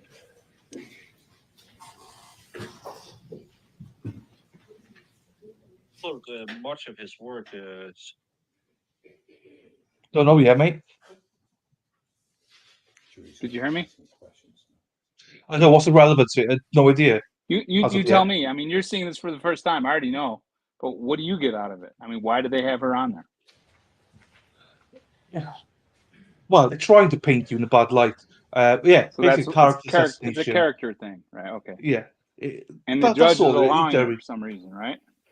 Maybe the judge shouldn't allow it. I don't know. He shouldn't really, no. But he shouldn't really. But the thing is, if he doesn't allow it, what else are they going to put in? They're trying to pound. They're just trying to. There you go. They're just trying to paint you as an abusive person who has the wherewithal to cause harm. That's all they're trying to do. But so somehow me telling Emily how Joey died with a text message and then not allowing her to not answering my phone afterwards paints me in some sort of light. No, it shouldn't. It shouldn't. They think it will. In my opinion, if you've had someone die or lost or had something bad happen, you can understand that when the trauma of losing someone, you don't want to talk on the phone. You're dealing with calling the cops, calling the coroner. Right. There's a lot of things that you have to take care of. So for me, who's had parents die and people close to me, there's a lot to deal with. And you don't sit and talk to people. And even though she's your wife, you're letting her know the situation, get home, right? Know that I never received a phone call from her after on my phone. Not one phone call that I get So she from my lied wife. about it. Okay, so she lied about it. I don't know if she's lying or not. I don't know if because Hocking Hills is a weird place and they don't get cell phone reception up there. I don't know, but I never would have not answered the phone after telling me that. And then that would be super rude, right? What would be the sense in it? Yeah. It's just to make you look out to be a monster, right? Because only a monster would kill their wife. It's that's certainly all not they're trying to do. direct evidence, right? It's not forensic evidence. It's not direct evidence. It's Circumstantial. It's not even circumstantial from what I've been told by attorneys. They're like, that's not even circumstantial evidence. That's just nonsense. It's literal nonsense. Why are they doing it? It's character. Like Dylan said, they're just filling up time. It's fodder because they don't have anything. They literally just need. You can't let this just be a one-day trial. We need to do this thing. So. Okay, we'll just go to jury questions now. We'll play this up to lunchtime, and then we'll cut it off there. There's about an hour left of play, but that doesn't mean there's an hour left to stream, if you know what I mean. So, just to give, there's an hour worth of testimony left. Sorry for spelling if your name I'm sure it's wrong. Where's that? Yeah, it's Matheu. EAU. I was just seeing if you were tested for this. It's at the top of this trials guide. Matheu Moore. It's there. Ma'am, a couple of questions for you. Do you know how old Joey was when you met him? I believe he's 19. Okay, thank you. Joey was 17. He's just about to turn 18. You last saw Emily in June and July of 19. Did you see any bruises on her arms, hands, or elsewhere? No. And did Emily attempt to schedule any get-togethers with you after July 1, after the notification of his death? No. All right, thank you. What was the nature of your call to Detective Grubbs? I called him to give him details of when we received the text message that Joey had been missing because Objection as to why she called? Different question. You know why she called. Everybody knows why she called. What did you say to the detective? I told the detective the details of how Joey was found dead because I was worried that Emily may have been found the same way. What does that even fucking mean? Final question for you that's is, can you explain do with it. what made you physically uncomfortable with Matt being affectionate towards you? Barely knew him, and I felt it was inappropriate. All right. Thank you. Any questions from the state? Trust me. So she called the cops to tell them that she was worried that Emily would be found the same way Joey was found. Is that what she just testified to? Yeah. And then to turn around and find her that way, maybe they should look into her? I don't know. Whatever. Where were you when Emily went missing? Apparently she had a crystal ball or something. I don't know. None of it makes you that, Matt did lose his father as well. So it's not just a grieving process of, Joey, Emily. He also lost his father when he was in jail waiting for the trial as well. So, fucking hell. And There's his a lot mother, here. and his mother right before then, not too long before then. Or his mother before then. Correct? I lost my mom in 18, Joey in 19, Emily in 20. I got arrested in 21. My dad dies while I'm in jail. And then, am I missing anything? I don't know. It was a rough couple of years, man. I'll tell you that. And then I got acquitted. They let me out. Here I am, trying to figure out what's going on, really. Yeah, so it's tough. So the grieving process, when people talk about grieving, it wasn't just Emily who was grieving. Do you know what I mean? There's a lot that you had to grieve during that period. Right. Yeah. Right.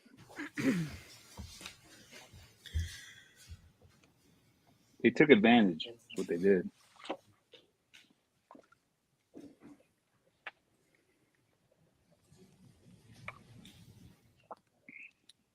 You were asked about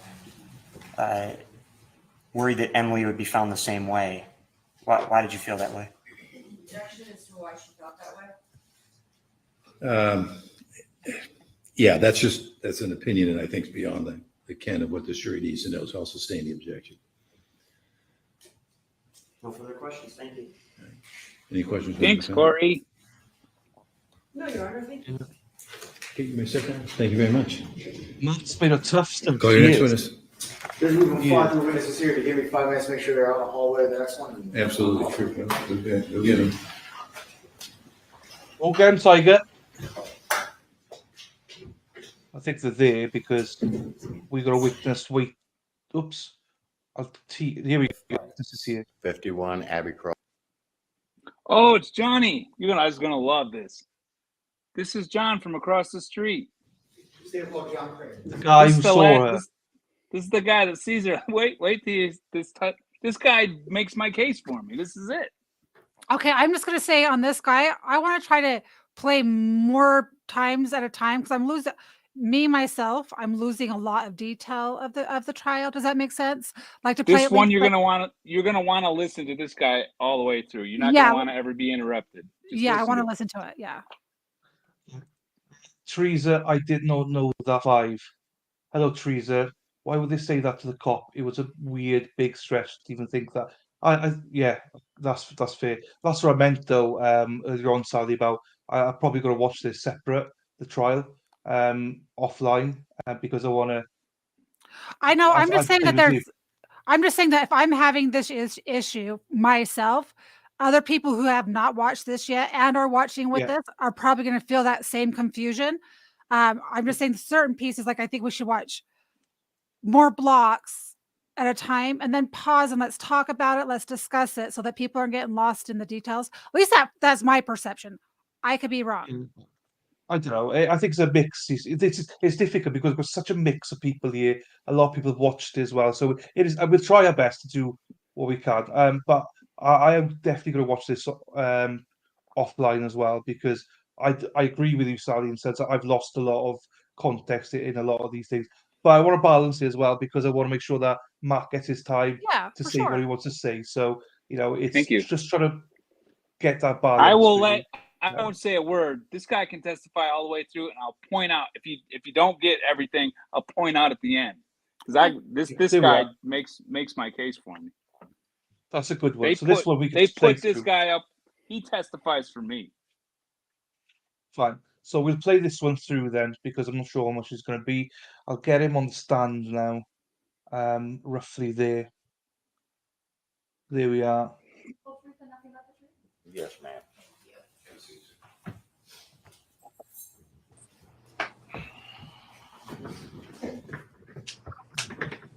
Yeah.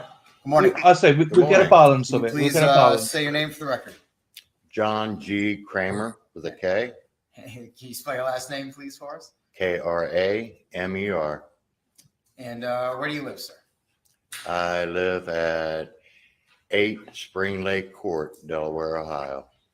And how long have you lived in Delaware? Been here since December. Moved from Westerville. And whereabouts in Westerville did you live prior to this? 51 Abbey Cross Lane. And who'd you live there with? My father. I was a caretaker for him. He recently passed away at 94, and he had some problems, hips and stuff of that nature. He needed help and assistance. Okay. And so, how long did you live at that Abbey Cross address? Approximately 8 years. And so, do you remember around about when it was that you moved in there? No, I don't recall, sir. Okay. And you said, when did your father pass away? December of last year. Last year? Yes. And he was 94 years old at the time? 2 days before his 95th birthday. I'm sorry to hear that, sir. I'm getting back feed. Is that on? I don't think it's on me. Is anyone else getting any echo? Anybody? No? No? Just me. Okay. I hear like a small buzzing thing. Yeah. No one else hears it. Just me. Okay. Well, I hear like a little sound, but I Oh, thought it was Matthew's pencil. No, I don't think it's his pencil. It doesn't. It's not an echo. It's a Yeah, I buzzing. think someone's got. It's like a mic cutout. Yeah, buzzing. Yeah. I'll mute my mic Well, and see if it goes away. I'll mute my mic and see if it goes away. I don't think it's me. Just keep No. playing. Let's see if it goes away. Hold on. I took It's my just buds because out, so I don't even have earbuds anymore. Yeah, there's a voice record. Let's hang on. Let's play it now. See with Sally. So how old was your dad when you moved in with him at Abbey Cross? No, it's not you. I'll try it now. I'll put mine on.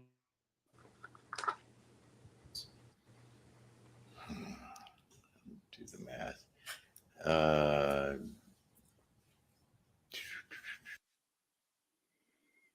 Well, Matt and me It's put it on you. at the same time. It's you. No, but Matt and me put it on at the exact same time. So let me look at my things here just in case. My tabs. We both close at the exact same time. Right, Matt's muted. Let's just check now. He was about 87, 88. That's fine. That'll do. It's fine. Did your dad live at 51 Abbey Cross prior to you moving in there? Yes. And how long prior to that did your dad move to that address? Approximately 15, 20 years prior. So all told, high 20s, how long your dad lived there, both alone and then the times when you lived there with him? Right. Pretty much when my mother passed away, I moved in. Okay. And when did your mom pass away? In 88.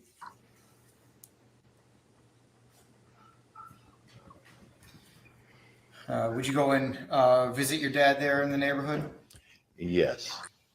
And then did you talk to a lot of the neighbors and the people who lived around? Yes, I was very familiar with the neighbors. During the summertime, my father would go down to the clubhouse and once a week would supply tomatoes he grew. Fuck yeah, he did. Do you remember meeting a family with a last name Noble? Yes. And when did you first meet them? Well, the mother, about 3 or 4 years ago, she moved in. I talked to Amy and her mother. They coming through looking at condos. She purchased a condo, and then was not present a whole lot. She had the whole house refurbished. So I knew Emily's mother, and obviously Emily also. Okay. Do you know what happened to Emily's mother? Yes, I'm to the understanding she passed away hitting the backside of a semi. And after Emily's mom died, did somebody else live across the street? Yes, Emily moved in pretty quick. Just so we're clear, where was 51 Abbey Cross in relation to the address where Emily was living? I do believe that was 46. Yes, it was directly across from our condo. After Emily moved in, how often would you see her? I would see Emily probably, it depends on the week, but at least 5 or 6 times a week, at least. Quite often I would see her out there working in the yard, and we would talk. And whenever there was a storm or clouds moving in, Emily, you'd see her out in the middle of the street taking pictures. She never went anywhere without her phone. She was quite adamant taking pictures of everything. When was there something that brought you outside of your residence a lot? Yes, I am presently a smoker, and I smoked out in the garage. Is that where you smoked all your cigarettes? You didn't smoke inside the house? I did every once in a while. I did have a hip replacement and a knee replacement, and yes, I did smoke in the house. Would you say you smoke more often in the garage or inside the house? In the garage. And would you see Emily and other people when you were outside smoking in the garage? Oh, yes. Neighbors walk around there quite often, walk their dogs or just take walks. It's an elderly community, retirement community. And yeah, a lot of people would take walks. Do you know if Emily smoked? I seen her with a vape. Okay. And you describe what a vape is? It's an e-cigarette. I don't know much about them. All I see is people taking in the smoke, and either they give a whole bunch of smoke out or just a little bit. Fair to say not the same kind of thing you smoke? No. All right. You smoke traditional cigarettes? Yes, Okay. I'm old school. All right. Did anyone move into the condo with Emily? I do believe Joey moved in with them, and Matt Moore moved in with them. And who was Matt Moore? The gentleman placed over here. Let the record reflect the witness identify the defendant. You want some more details on? Okay, so noted. Okay.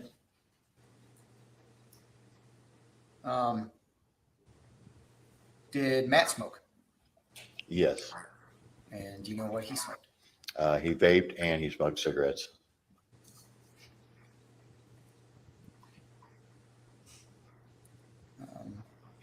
Go Street. So this time frame after Matt's moved in with Emily across the street from you, can you describe Emily for the jury? Emily was outgoing. Actually, she introduced herself to me, and we became friends then. And we quite readily would talk. Her taking pictures. Every once in a while, we'd sit out there and shoot the breeze and have a beer. But yeah, very, very nice, outgoing lady. I was supposed to leave to go to Lake Erie shortly before Emily went missing. And my father would go with my sister. And she told me, John. All right. I know it's difficult, but you can't talk about something that she said to you. Okay. But can you just generally tell me what She would look after my flowers. Okay. She would take care of the place when you were gone. Right. Again, talking about this time frame after the defendant moves in with Emily, before Emily disappears. Can you describe Matt? Matt didn't come out very often at all. It was normally Emily out working in the yard. Matt really wasn't present for that. I really didn't talk to Matt a whole lot until Emily went missing. So I want to talk to you a little bit about that time frame. Do you remember when that was that Emily went missing? The time frame she left? Do you remember when that was? Do you remember what date it was that you became aware she was missing? It was the 24th of May, day after Labor Day. Remember what year? It was 2 years ago. Okay.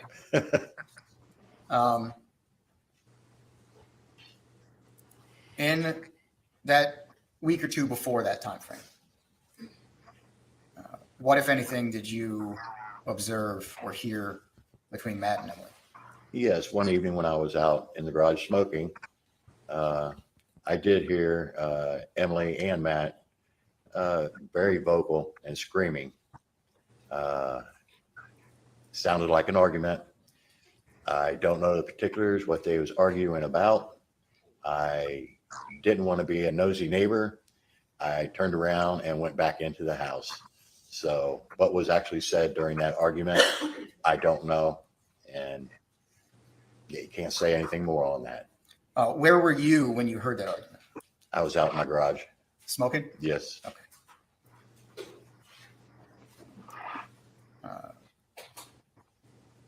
I want to talk to you then about, I think you said Labor Day. You mean Labor Day or Memorial Day? Memorial Day. I flip them back and forth. No problem. So I want to talk about Memorial Day of 2020. Do you remember what you did on Memorial Day? Yes, I got up and I went to Wendy's, went down to Hoover Dam Park, ate breakfast. I came back home and got ready for a party at my sister's house. Excuse me. And did you go to your sister's house that day? Yes, sir. And you mentioned taking your breakfast to Hoover Dam Park. Yes. Can you tell us about that? I enjoy fishing. I go up to Lake Erie quite often and fish. And I enjoy watching people actually catch fish. So I sit at the picnic table and watch people around me in the park fishing. I would go to the end of basically Polaris, and they have a park there. So I would drive down there and have my breakfast and then return home. How many days a week would you say you were taking your breakfast and going out over there? Yeah, at least 4. Do you have a time normally when you'd be doing that? No. Just whenever you decide to go get breakfast? Wake up and I'm ready for breakfast, have my father all situated, and yeah, I take off and get some me time. When you were getting up in the mornings and going to breakfast, would you see Emily? Sometimes, rarely. Normally when I was coming back, I might see her out in the yard doing different things. She was an early bird.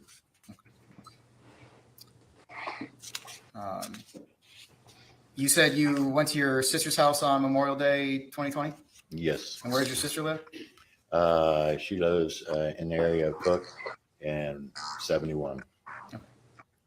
And do you remember what time you came back from your sister's house?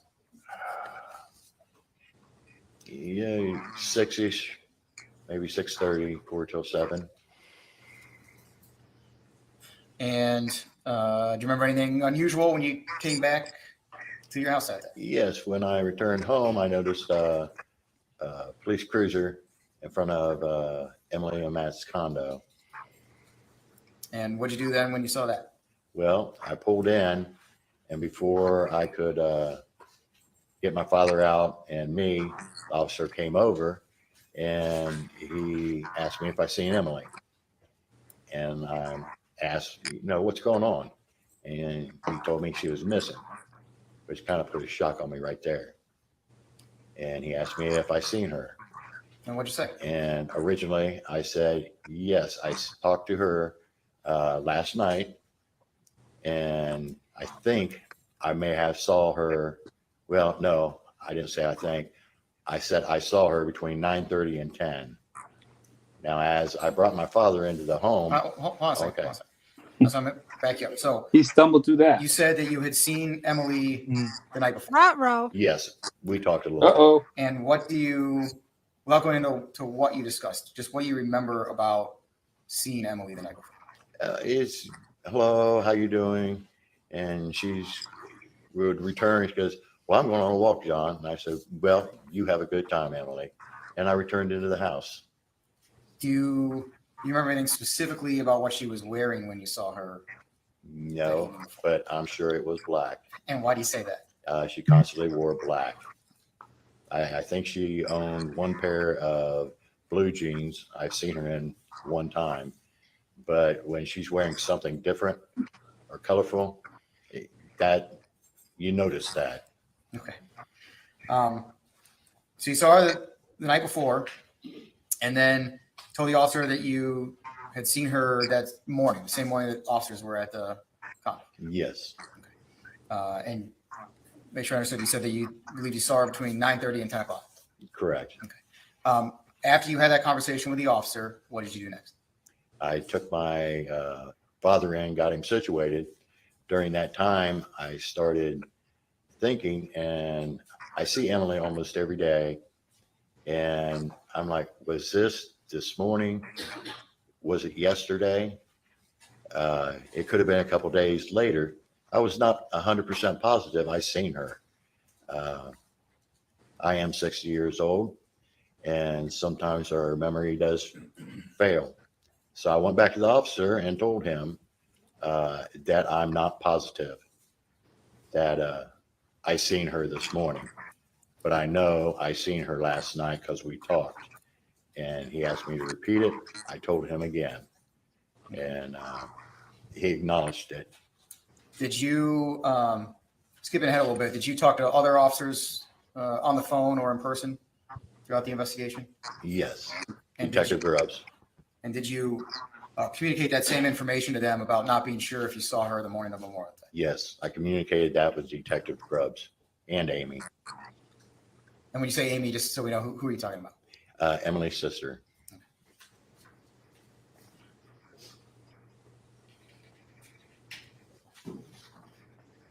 After Memorial Day, when you came home and the officers were there,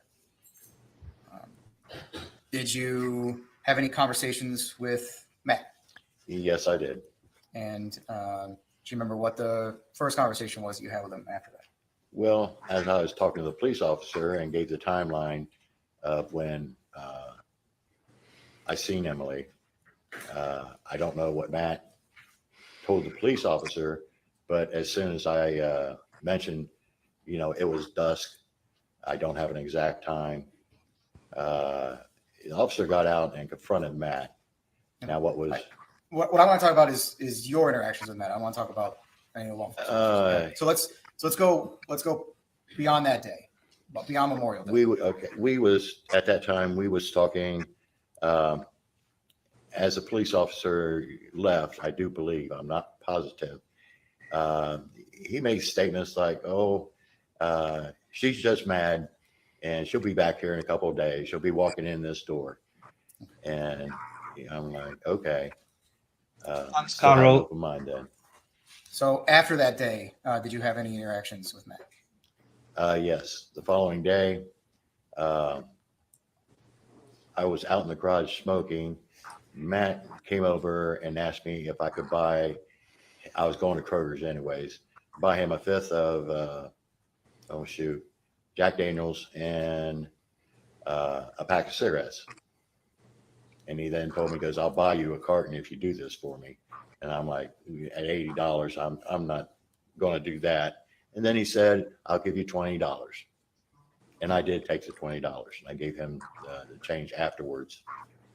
Did you go and buy the booze and cigarettes? Yes, with his money. And what'd you do after you purchased them? I returned home and gave it to him. He thanked me. Where did you give it to him? At his door front. I knocked on his door and he opened his door for me. Did you make any observations at that time? Yes. I noticed cigarette smoke in the house, which really depressed me.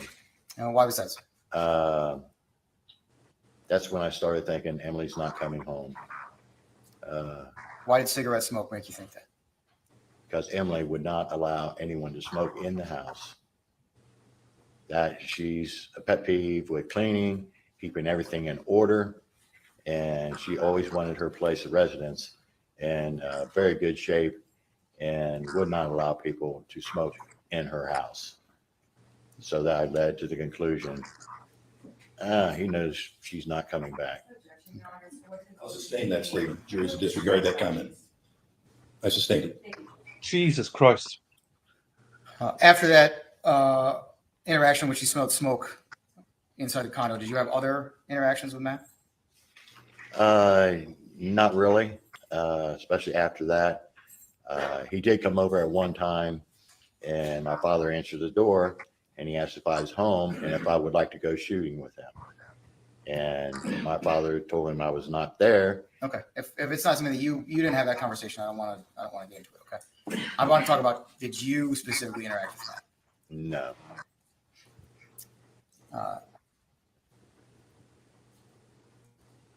Did you see anyone else come to visit the condo after Emily was missing?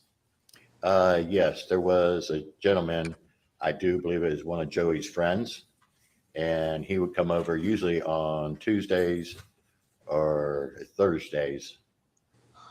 And what they was doing, I don't know.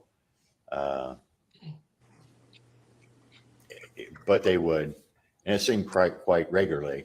But then all of a sudden, about 2 months into it, he quit showing up. Were you aware if there were any efforts to try to locate Emily going on? Any search parties that you were aware of? Oh, yes. And can you tell us, did you have any interaction with those search parties? Yes, I did. And what did you do? I went to the sign maker and had some enlarged signs. I do believe they was 2 foot by 3 foot, and put it on County Line and Westville Road. And these signs were large enough so people could read them and see Emily's picture. I did purchased 3 of those. I placed one there, and I placed one in front of the condo, which only lasted a day or two. Okay. You put one out in Westerville, one in front of your condo, and anywhere else you put a sign? The third one I gave away to one of Emily's friends, and where she placed it, I have no idea.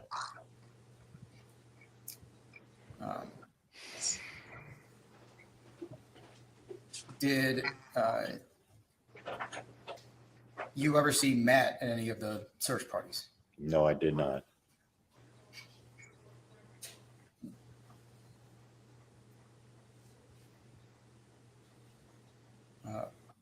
Other than talking about somebody who you thought might have been Joey's friend, do you remember any other visitors that stood out to you in the condo across the street? I would see at one time there was a couple of vans out there, which was out of the ordinary, and his father would come over. Other than that, no. At one time, there was a party out in the driveway with some boy playing a guitar, and it was a little party. And to my understanding, it was celebrating Joey's birthday.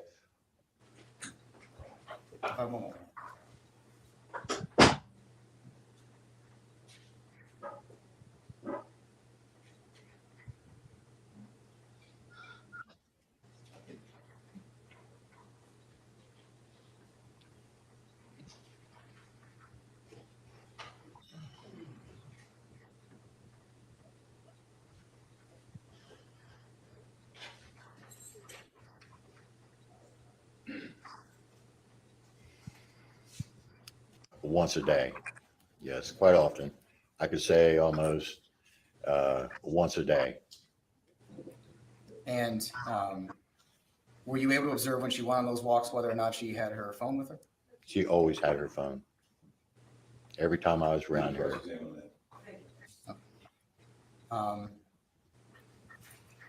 And the other question I have, I want to make sure I understand the time frame. When was it that you smelled smoke inside the condo? When did I? Yeah, when? Yes, during the time of my knee and hip replacement. No, I'm sorry. I'm Oh. not talking about you smoking inside your condo. I'm talking Okay. about when you smelled smoke in 46 Abbey Cross in that condo. Okay, I have never smoked in the condo. I knew Emily would not allow that. So when was it that you smelled smoke in there? The day after Emily went missing, when he told me, asked me to get him a bottle of Jack Daniels, a fifth to be exact, and a pack of Marlboro, I call them Reds. So they'd be regulars. And so that was the day after law enforcement had been there? Yes. I have no further questions. Yes, thank you. Okay. John, how are you this morning? I'm just fine, ma'am. How are you? I'm good, thank you. Diane Menashe on behalf of Matt Moore. We've never met before, No, we haven't. but you have met with my investigator before. Have you not? Came to your house on December 19th of 2020, when you still lived at 51 Abbey Cross. Do you remember that? I remember a gentleman coming in. I'll call him a child, but Well, a I'm young not telling adult. you said that. Yeah, a young adult. Yeah, a young adult came in, and I think you let him in, and he asked you some questions about, very similar to what the prosecutors asked you about. Correct. About the day that Emily went missing. Correct. And you were kind enough to let him in and answer the questions. I'm going to ask you about that, but I just wanted to jog your memory there if we can. Let's go back to the night before Emily went missing. You remember speaking with her at 8 p.m., do you not? You know, I cannot give an exact time. It was dusk. And dusk, we're talking Memorial Day weekend, right? So sort of, well, obviously. It would be in the 8 o'clock range, give or take 15 minutes. And it wouldn't surprise you to know then that you had told officers it was 8 p.m. I do believe I used the word dusk. And so dusk it is. Okay. And so you saw Emily on the night before, and you spoke to Emily that night at dusk. Yeah. You had a Yes, I conversation. did. And she said that she was just going to go out and go for a walk, as Yeah. you recall. Yes. And that wasn't unusual for Emily. I think you just told us your Emily went No. for a walk every day. No. And so I want to talk then about, so we know that you had the conversation with the walk, and then the prosecutor asked you about Memorial Day itself and how you began that. And I think was it McDonald's or Wendy's? My fault. Yeah, I go to Wendy's and then I sometimes McDonald's. Okay. I change it up a little bit. So you go to one of those, and you get breakfast, and then you go to Hoover. Correct. I go to the park. And sort of that's something that you do. I heard you say maybe 4 or so times a week. Oh, yes. And as you remember, I'm sure the weather was good that weekend. Yes, It was warm and clear. It wasn't rain. It was one of those Memorial Day weekends where we actually didn't have rain. you're right. And so you go to Hoover Dam, and as you told the jurors, you're kind of people watching or watching people fish. Yeah, watching them fish. Hey, families enjoying themselves. Sure, because it was a holiday, and so people were out enjoying themselves. Correct. And then you go to your sister's for a bit on Memorial Day. Oh, yeah. It was there. We had dinner and sat around for a little bit afterwards. My sister, brother-in-law, my dad, and me. And you remember that time and event and who was there. Yes. And then as you come home, you pull into Abbey Cross and you see that cruiser sitting in front of 46 Abbey Cross. Correct. And that wasn't hard to miss because of that the houses are so close. Right. And that street's not particularly wide, is it? No, it's not.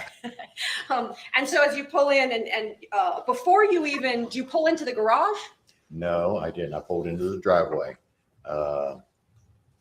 It's kind of difficult to get my father out of the car sometimes. So I pulled in later. Okay, so you just pulled up onto the cement there that's in front of Right, your the driveway? approach way. And before you could let your dad out, the police officer approaches you. Correct. And heavy set, black male, that was the officer that approached you. Is that correct, John? Correct.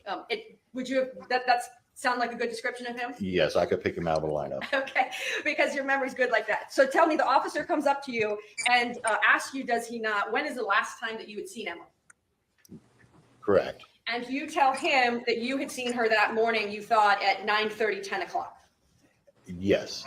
And at that time, John, that's the very first time in your driveway when that heavyset black officer asks you, when is the last time that you've seen Emily? You said 9:30 to 10 a.m. today. Yes, 9:30 to 10. Right. Correct. And then you testified as to later, you went back to the other officers and you said now that you had taken your dad inside and Yes, had some getting time to think. situated. So some time passed and you went back out and you told the officer that you weren't 100% sure. Is that right? I said I wasn't. Yeah, I don't say 100%. I said I am not sure because I see Emily almost every day, and almost every day she's wearing black, and I'm not positive it wasn't the day before. Okay. And when she's always wearing black, she was always wearing tennis shoes, wasn't she, John? I really didn't notice that part. Oh, you didn't notice her shoes. Did she, like when she was going for walks in May, she would kind of wear that tank top, wouldn't she, with like the straps on it? You remember that? I remember Black. the outfit. Okay, Yeah. right? Yeah, an outfit. I remember her wearing that at one time or another. Okay. To say she was wearing that at that time, no. Okay, and she would always just wear something that was black. Yeah.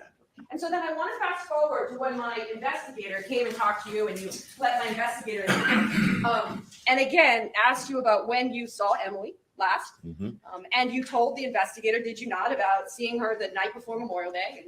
And you remembered that because you talked to her, and it was around dusk or 8 p.m., right? Right.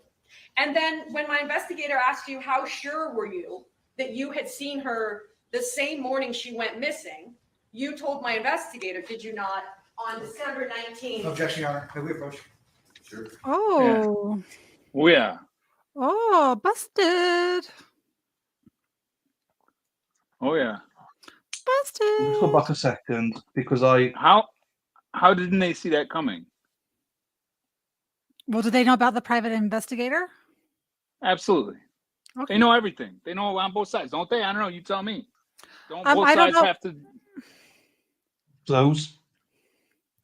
They're supposed to disclose their witnesses, but they don't have to disclose what the witnesses. They can kind of give them a broad thing of what they're going to testify to, but Right. not necessarily. Okay, well that makes sense then. Like They kind of like a didn't see broad that thing. coming. Use like the broad. They know like they're going to testify to this, right? But not what they're They going knew that we had an investigator go and interview him in December, I think she said, which would have been, 6 months after the fact. 6 months, some months after Yeah. he originally said he saw her, and he's telling them that he's 90% sure that he saw her on Monday. This is months afterwards. How Correct, could but they not see that coming if they knew that that's what he was going to say? But What else is there?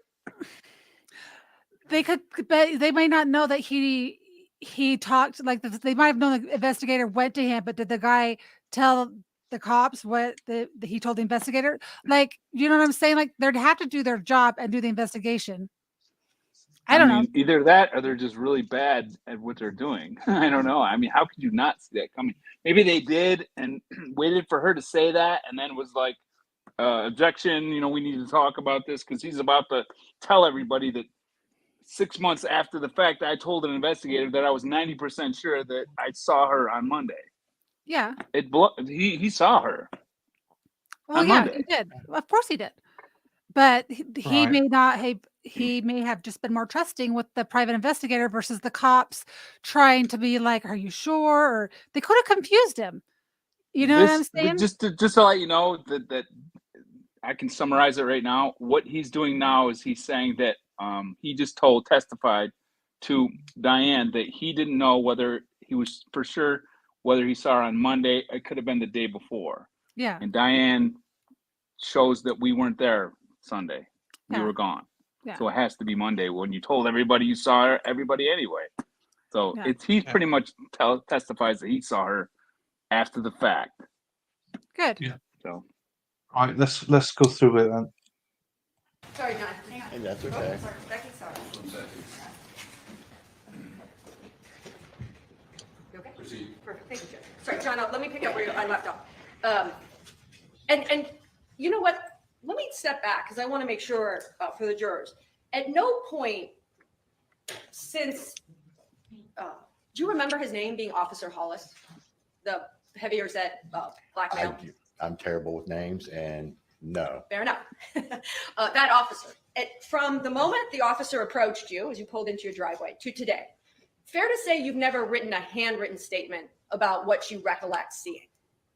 No, I have not. Okay. So you were interviewed or asked some questions by the black male officer. Correct. Right when you pulled in. And then you subsequently have talked to Detective Grubbs. Is that fair? Yes, I have talked to Detective Grubbs Sure. on numerous occasions. And then, and taking us forward, and then there's this conversation with my investigator and I being nicely let my investigator in and talk to them about what you remember as well, right? I do believe the guy said he's representing a company. Ready Investigations. Do you remember that, sir? I had the card at home. Perfect. He left you his card. So I just want to make sure that there's not a written statement of yours anywhere. No. Okay. So, and then let me go back to where I was, John. When you asked, my investigator was asking you about the conversation with Emily the night before, and then on Memorial Day, seeing her at 9:30, 10 a.m., and he asked you, did he not, how sure you were? And do you remember telling my investigator that you were 90% sure? No, I don't recall. Okay, fair enough. One moment, Your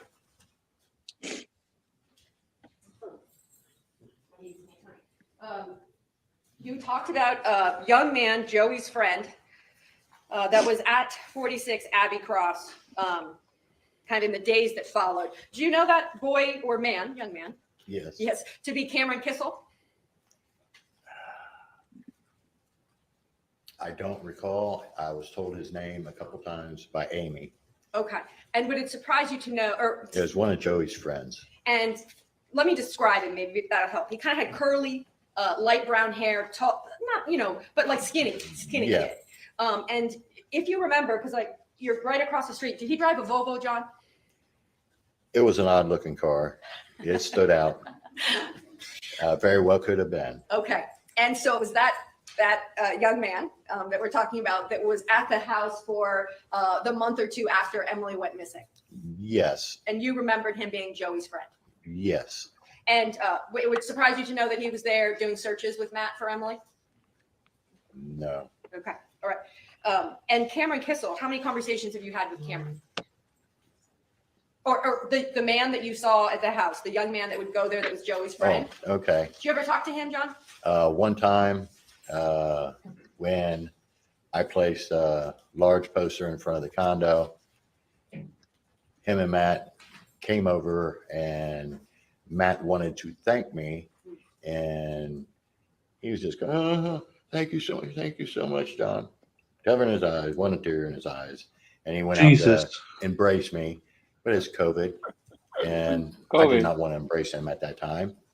Not just because of COVID, is because I was upset. I understand. And there's not a question as to why you didn't want to embrace Matt. I just wanted to know that if you had a conversation with the man that you say was Joey's friend, that you would see at the house with Matt. Yes, I do believe Matt introduced him. Okay.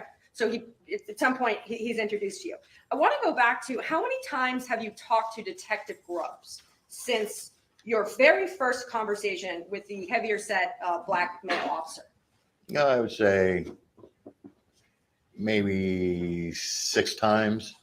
I would let him know when something suspicious, something out of the abnorm would show up across the street. Like I said, I smoke in the garage, and when I see something out of place, I would call him. Yeah, and you have his cell phone number, do you not? So you can just call the detective directly? It rings into the office. Okay. And then was there times when he would call you back and you would tell him things that you would see, would you not? Yes. Yeah. Like the one time you called him and you said you thought there was this black suspicious car there, and you even gave Detective Grubbs the license plate. Do you remember that? Yeah, I was giving him a few license plate numbers. And so you look out there and then you see the license plate, and then you provide those to Detective Grubbs. Yes, that turned out to be his father's car. So one of the cars that you thought was suspicious was actually his own father. Yes. Just want to make sure this testimony that you gave the jurors about the 5th that Mr. Moore had you buy. And I know you've never written a handwritten statement, right? No, I haven't. Okay. And you've never, no recorded statement? No. I presume that's something that you would have told to Detective Grubbs in all those at least 6 times, would you not have? I did talk to Officer Detective Grubbs. Yes, I did. You did. I did. And I told Amy also. So you would have told Detective Grubbs that information? Yes, I would have. And what date did you tell Detective Grubbs that information? I do not recall. John, I asked this just kind of as a person, and I think you said you were 60, but I don't say it to No, that's fine. I'm about to turn 49, so I'm not far behind you, John. Would you agree with me, though, just based on your experience, that memory doesn't get better with time? No, it does not. Nothing. Are you ready? Boom.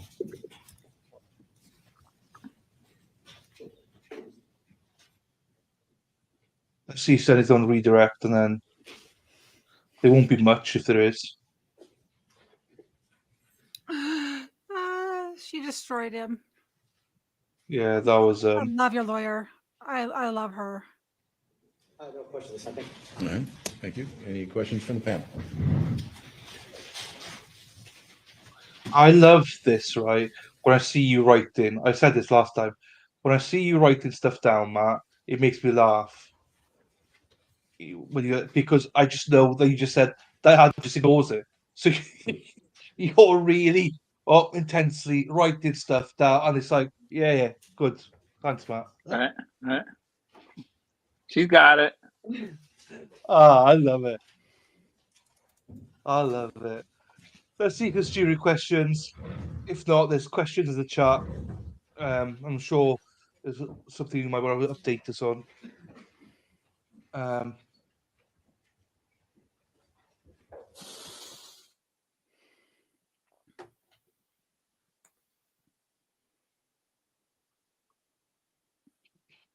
Just jurors, if we don't have a Connie next week, we'll definitely be having her on.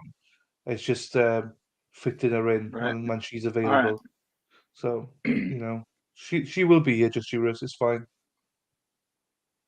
I'll let her know, and if she wants to, I'll give her your link. Yeah. Anytime she wants to, even if it's just 5-10 minutes, it's all good. How are we gonna have like people on like live that might want to talk? Would that be something you'd be into? Well, you can do it in here. You can do that. But what do you mean? No, well, hang on. It's what we spoke about earlier is fine. Yeah. We could do that. Like, I don't know how for those people to get a hold of us though while we're doing this to do that. Yeah, but if it's people that you know, yeah, say like Grubbs that's calls fine. and wants to come on. I mean, shouldn't we have him You on? send him that link. Yeah, you send him that link. He could just you just send him the StreamYard link, and then he just goes on the screen, right? He just has to have headphones and a mic. Well, people that are out there that want to get a hold of me while we're doing this, get on Facebook or get on my YouTube or send me an email. And all that information is out there, I believe. Yeah, it is. And then people that you know then, like Connie, your brother, Grubbs, anything like that, if they want to come on, then you got the link. So that's what I said to you this morning to do. So I'll do that every week then.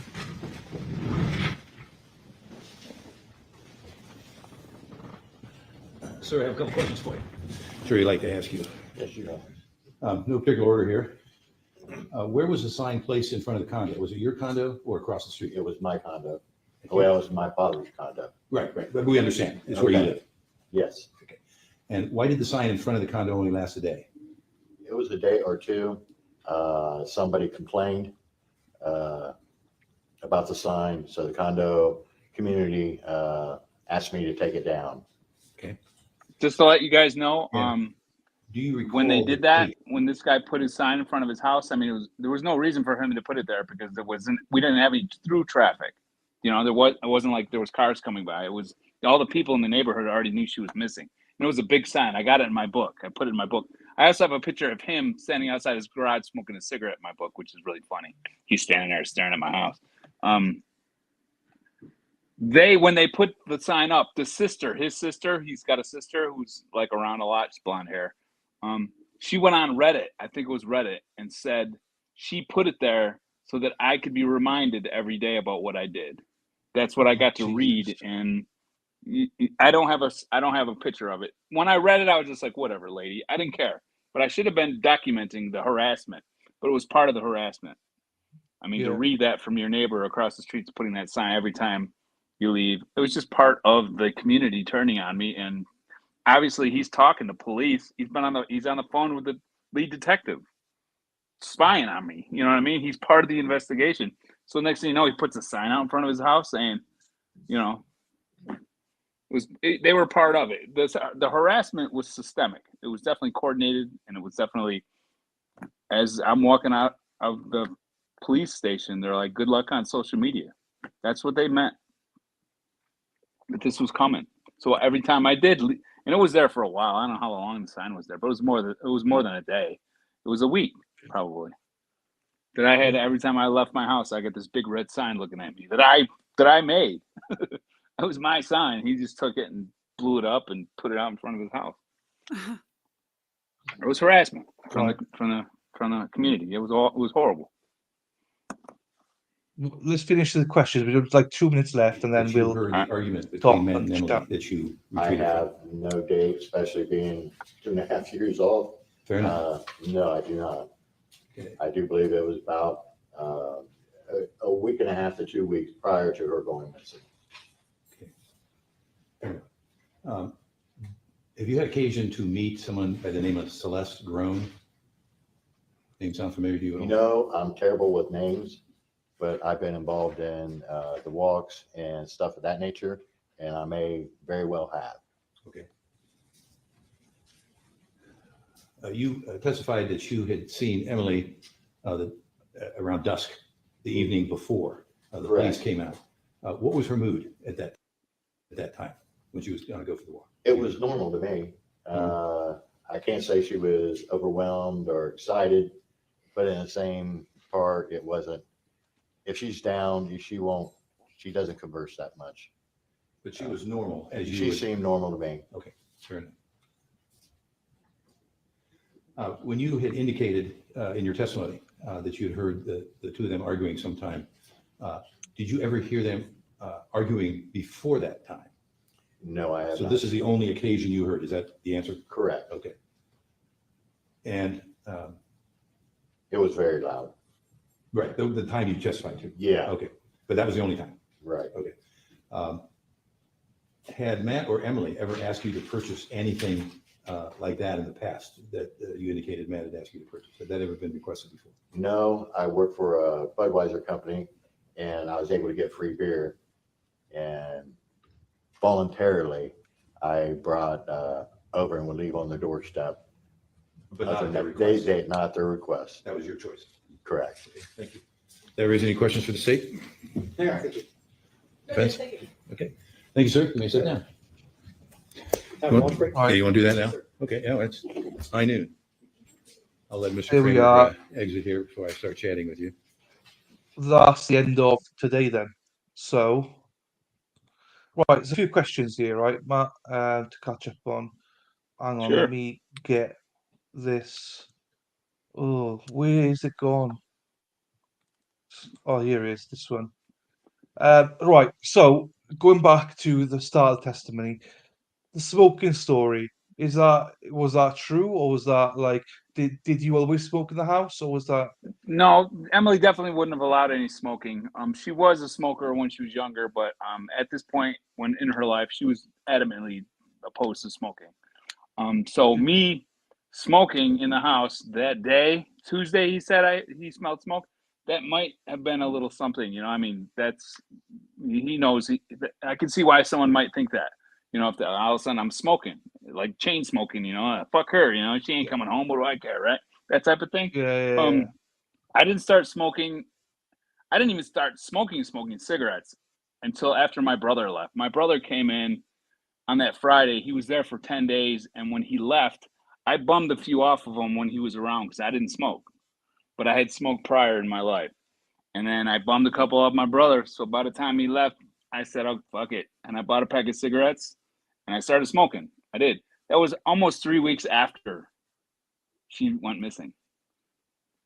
Oh, right. Okay. So he's lying. He's lying. And if because that might have been a decent piece of circumstantial evidence. If I was smoking in the condo immediately after I call her in, right? Well, there was cops everywhere. There was people all over the place. Why didn't they testify and said I was smoking? Because I wasn't. They just had this old man from across the street that was willing to say that.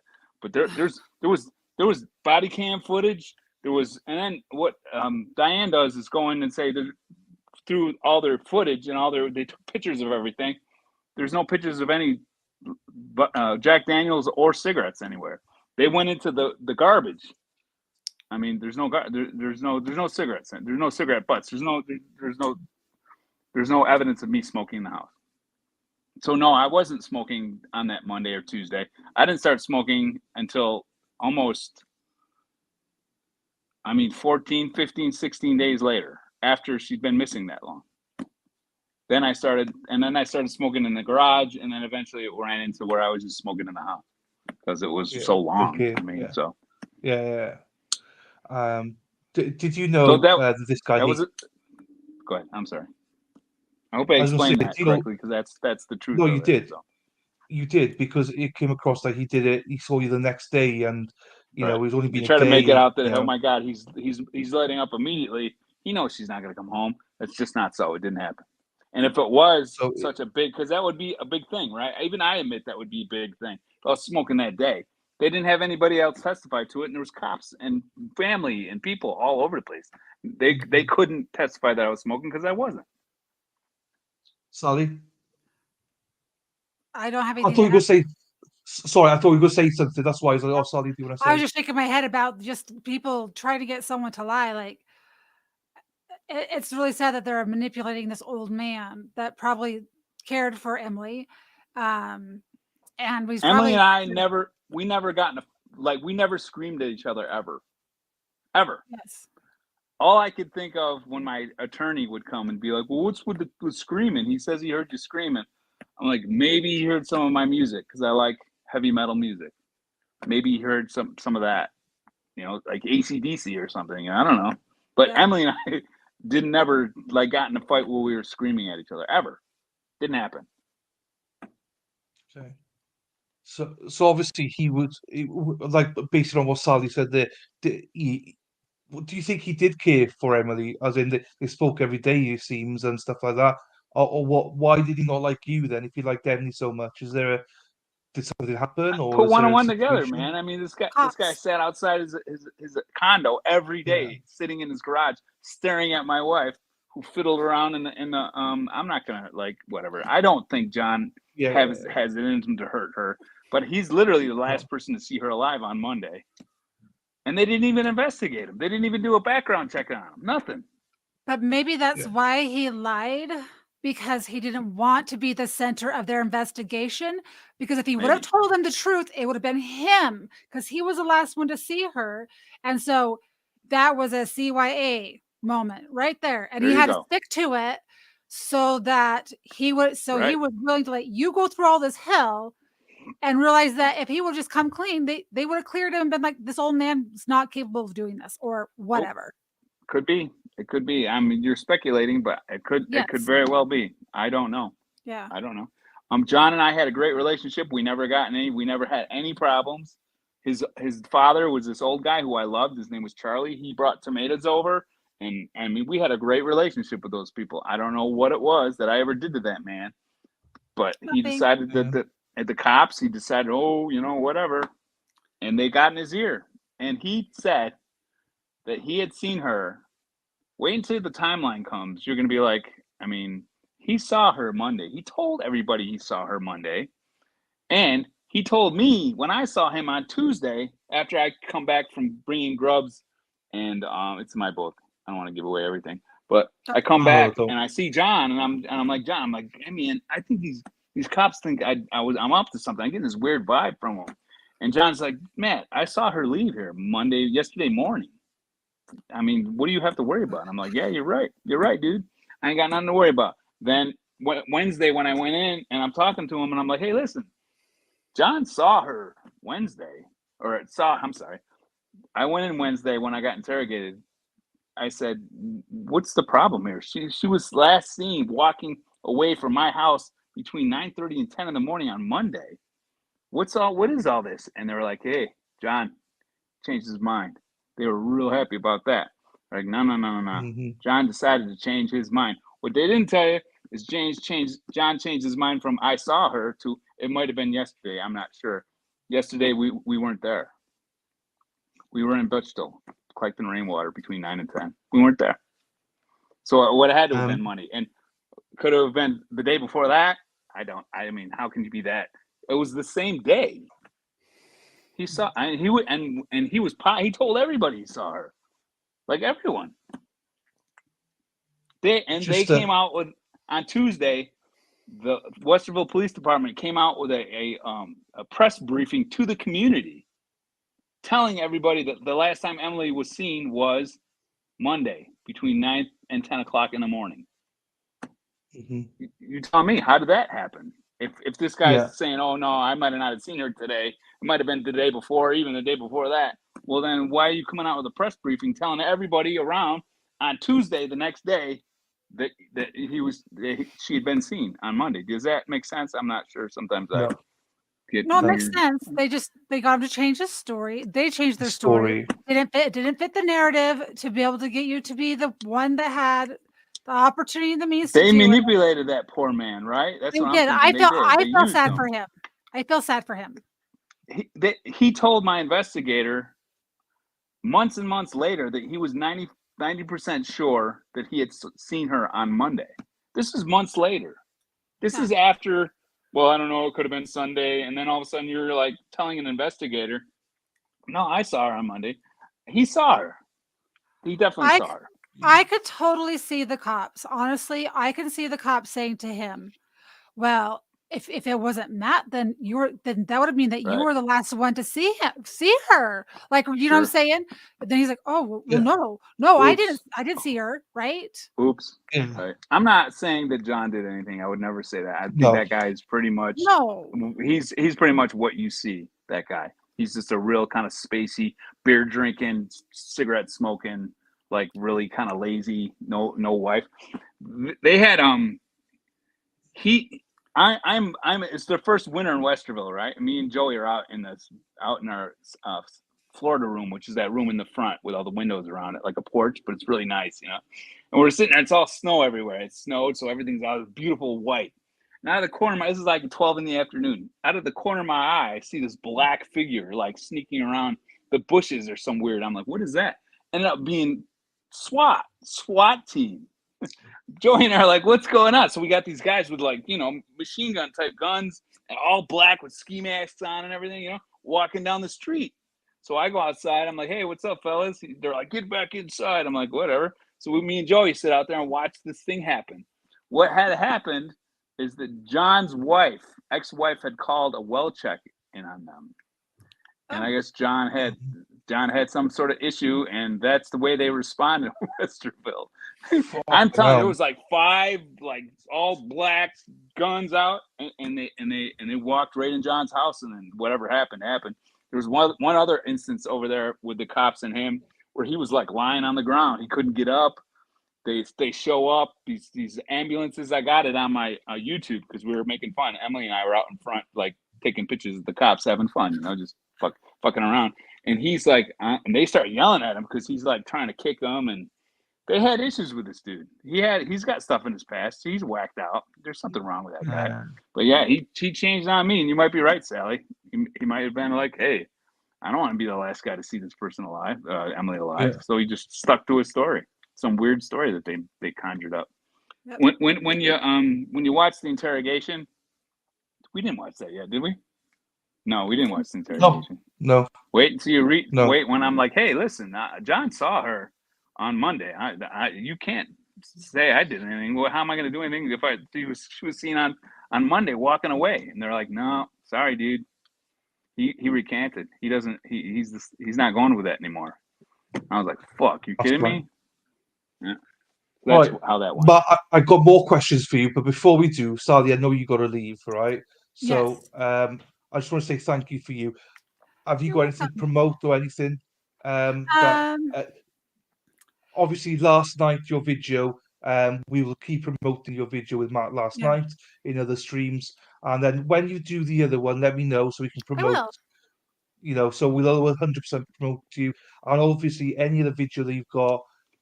Go and see her on Rumble. We'll put the links on again for you. She's, got a lot of stuff going on.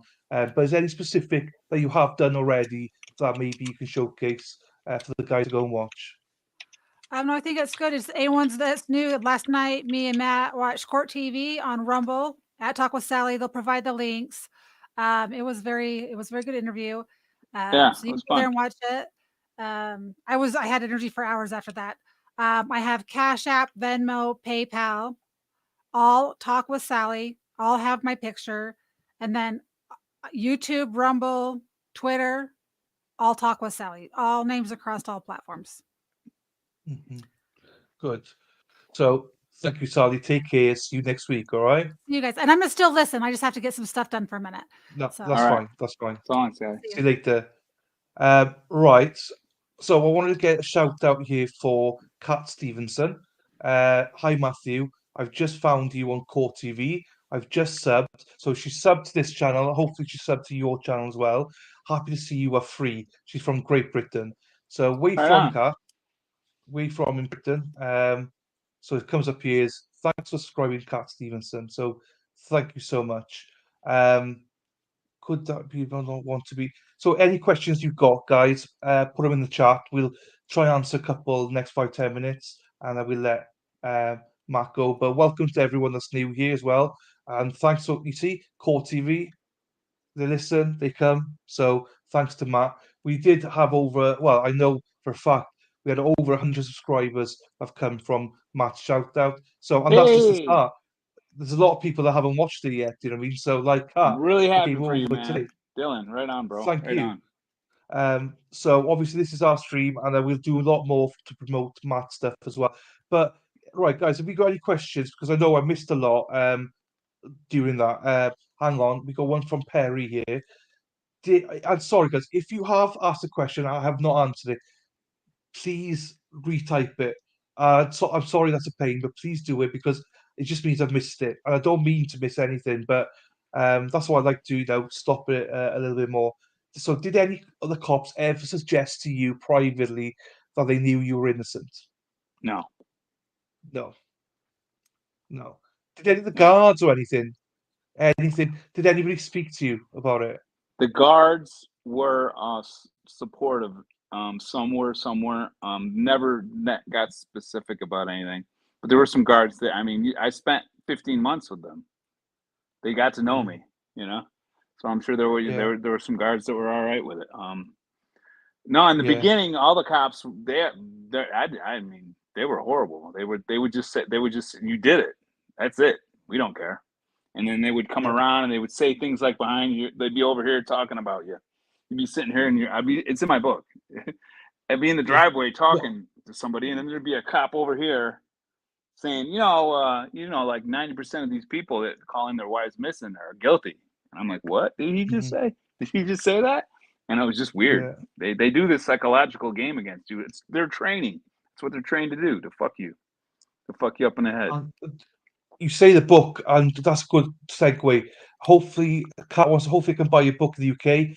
So, Kat, you can go into my description box, and I've got the UK link. It's Amazon. Yeah, so it's all in there, Kat. His Cash App. Is my Facebook on there too? Is my Facebook? Yeah, go to Facebook. I got all that stuff there listed on my Facebook. I figured out how to do it. So all the GoFundMe and the other apps, and then there's my YouTube station. I'm starting to put things that I have that you might be interested in. Emily's photography, our personal videos. I'm putting them on there, and I'm trying to put some of the stuff we do here on there, like segment little pieces and things about the civil part of this, and so my Yeah. YouTube's on there too. Good. And just so you know, there's 2 links for the books. So the one Sarah's put there is the US version, right, guys? There's an UK link as well, which I've got in my video description. So go to that one, Kat, for you for the UK version. Don't use the one that Sarah's just done. Use the one in my. If I can get it, I'll post it for you now. So yeah, so by that. A lot of people say don't know how you coped. Right, so right, so I had a question for you. So how did when so your last day, yeah? How so they talk about the treatment. How did they treat you on the last day, as in when you coming in for the verdict? What were the guards like with you? Were they like, oh, were they quite They were positive? they were all right, man. They were cool. The guys, they were okay. I think a lot of them realized what was going on. They're like, "Geez, this guy's he's innocent as it can be." So yeah, they weren't mean at all. There were some guys at the jail that were a little off, but even the guys at the jail, they're professionals, for the most part. They just don't want you to fuck around in jail. We just don't. It's not prison; it's jail. You're just waiting to go to trial, and that's all that is. So they just don't want you to fuck around, and I didn't cause any trouble in jail at all. Yeah, no, It wasn't a problem. So never a problem. So I'll just put this up for you now. The links are here for this, guys. I got copy pasted a few. The UK site is Thank in you. there. The only thing is, I'll post it again because I'll tell you why it cut off right at the end there. So I'll post that again. You got a commercial going right now. There you I'm go. like, oh, happy days. Don't skip it. Fucking hell. Stop skipping it, Yeah. man. You got Please consider commercials, donating man. to Dylan. I know, that's what I like. Mate, I get like Yeah. $0.25. Do you know what I mean? Like they literally, you don't get anything, but it is what it is. It all helps. I'm gonna Please become consider a donation. member today. I can become a member. You can become a member. It's like $5 All or right. something, but Cool. you I'll don't have join to, up, man. man. Yeah, you That's don't have cool. to at all. It's But $5. What do I care? yeah, Cool. I know. But Hey. Josie's saying, please consider donation to Dylan. They are never required, but always appreciated. And that's the link to the PayPal. Thank you, guys. Or if you want to become a Blue Wench, like Matt is saying, then please do that. Join and become a member. Yes. So Emma used to be a prison officer. So she says prison officers recognize you are a human, not a statistic. A decent prison officer recognizes you, which is good. So that's good insight from a member as well. Your GoFundMe is there as well. So thank you, mods, for doing all this as well. I'm trying to think, guys. What other questions? I don't want to miss anything that you had. And if you have any questions for me, find me on Facebook and just private message me, and I'll answer them. And your emails or there, go your to everything's X, there. right? I'm also on X. Matheau Moore. Yeah, you're on X, Matheau. Twitter. I'm on X, and just find me. Yeah. It's not gonna be hard to find me, and then ask me a question, and I'll answer it for you. Yeah. Also, every Wednesday he's here answering every question as well. So don't worry if you forget. He's here for another like 12 weeks, guys. So Yeah. do you know what I mean? So I think Perry asked, what did Emily think of your neighbor, whatever his name is, Kramer? What did she think of him? Did she ever say She thought anything? she was. Yeah, they were friends. They're not friends, but they were really nice neighbors. They got along. We had them over once. They do this thing in Ohio where they horseradish is a root that you pick, and then what you do is you take it and grind it up and make horseradish out of it. It's like a thing, and it's really super. It's like someone lit off a tear bomb in your house. It's like a fun thing to do. We had them over for that. I mean, yeah, we were just friendly neighbors. Emily liked all her neighbors. Got along with all her neighbors. Couldn't see your art on Facebook, Matt. It's on Instagram. It is, Emma. His art's on Instagram, not on. My art is mostly on Instagram, and that's something you'll have to find too through. I'll connect. That's like the last thing. I haven't connected my Instagram to here if you want to see what I did today. See if you can. Wait, let's have a look at your drawing today. The inspo. What I did. Inspiration. Everybody can have that one for. Can you see it? There we are. That's nice. Yeah, that's really nice, actually. It's weird, but I mean, that's in a good way. Yeah, do you yeah. know what I mean? Well, It's, you it's know, class. it's a weird thing. It's just doodles. Yeah. You know, whatever. Harry's asking, do you think wrongful convictions are more common than people think, or pretty Way rare? more. Way more. Way more. I'm in jail, and there's every once in a while you run into like a normal guy who just happens to be a criminal, but they're normal. You know, and he's saying 20%. He believes 20% of people that are in prison are innocent. You're looking at how many how many million people are in prison in my country? 1.5, 2.5, whatever it is. And I don't know how many are there for murder.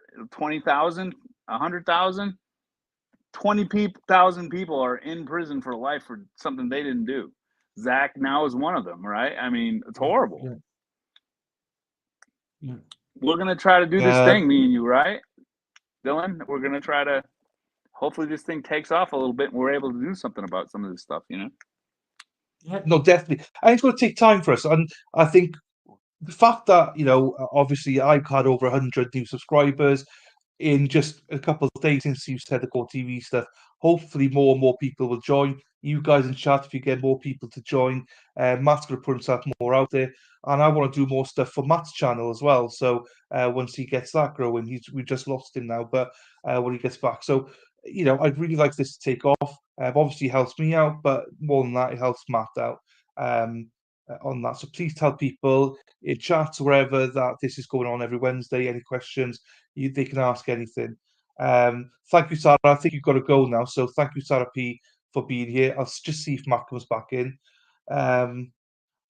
It's in my description video, Kat. Just go in there, it's there. And if it's not, then just put in Matheau Moore and his Facebook will come up. I promise you. All the links are fine in there. So, no, that's great. I'll just exit back, say, don't worry about coming back in. That's great. Great. Finishing now anyway. Dude. Okay, so he's not coming back. So point in coming back on and stuff like that. So everything is in the description. All the Zachariah Anderson links are in the description box. All Matt's links are in the description box. Yeah, I promise you, Sarah, it's Kat, it's all in there. It's all in my description box. Just open it and it's all in there. His Facebook is at the bottom and everything. Thank you, Sarah, for coming along. Thank you, Carol. Guys, we stream every day some trials, so pop in whenever you want. Not just for Wednesdays, we stream Monday to Fridays streams. So here's his Facebook. I'm just putting Matheau Moore. That's all there is. So yeah, please come along. Don't think that you can't come along. Just pop in for 5 minutes anytime you want. Most probably want a plea deal. Yes. Hi, Unicorn. Unicorn comes in as we finish. And I've done it, Chris. I've done it, Chris. I've fixed it already. I fixed it earlier on. But thanks for telling me. So hello, Unicorn. Best channel ever. Oh, I'm not sure about that ever, but we're growing. We're growing. Unicorn. Thanks, Delan. Are you back with a B? Yeah, Boy in the Box tomorrow. I'm back with Boy in the Box tomorrow, 9 o'clock Eastern, 2 o'clock UK time, playing today's trial and tomorrow's if it goes on to tomorrow. Unicorn, where have you been? She's been busy today, I think. Thank you, Delan. I made a video clips from one of your shows. Happy days. If anyone ever wants to clip stuff, clip it, guys. Clip it. It's more than free to clip anything you want. Thanks for the sub. Oh, Julian, yeah, Julian. Unicorn. Julian said thank you earlier on to you as well for the gifted. So Julian got one of your gifted memberships. So thank you. Yes, Perry. Yes, Perry. We'll cover today and tomorrow and get quarter. Hey, Unicorn. Top one, I mean. Oh, the top one? Oh, right. I'll have to have a look at that, Chris. I'll have a look at the links. Don't worry. I'll have a look at the links again. Thanks, links work. Just follow. Thank you. See you, Josie. Bye. I mean, no worries. Thank you, Kat. Thanks, guys, for tuning in. Thanks, Perry. Bye, Josie. Sorry, all. No worries. Don't apologize. Back. Yes. Yes. Very welcome, Julian. Yes, I'm sticking for a couple more minutes, so don't worry. But those that need to go, go, go, go. It's all good. Oh, I can take these off now. I need to decompress anyway. My years are going, so I'm gonna stay on for like 5 more minutes.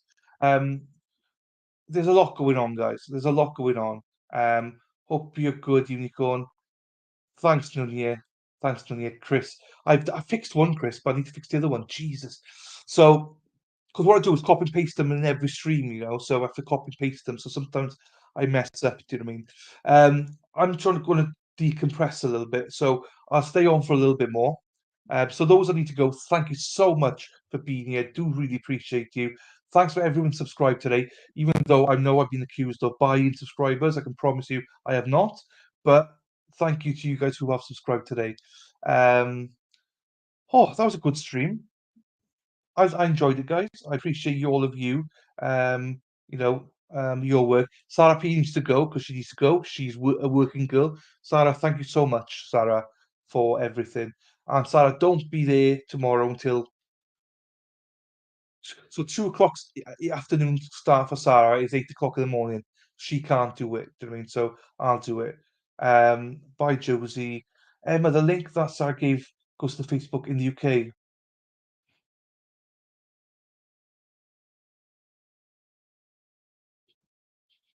Is it? Are you from the UK though, Kat? See you tomorrow, none yet. See you tomorrow. How are you? How's it going? Yeah, good, good. Interesting, I would say. Look, what's your feedback, guys? What's your feedback about all this?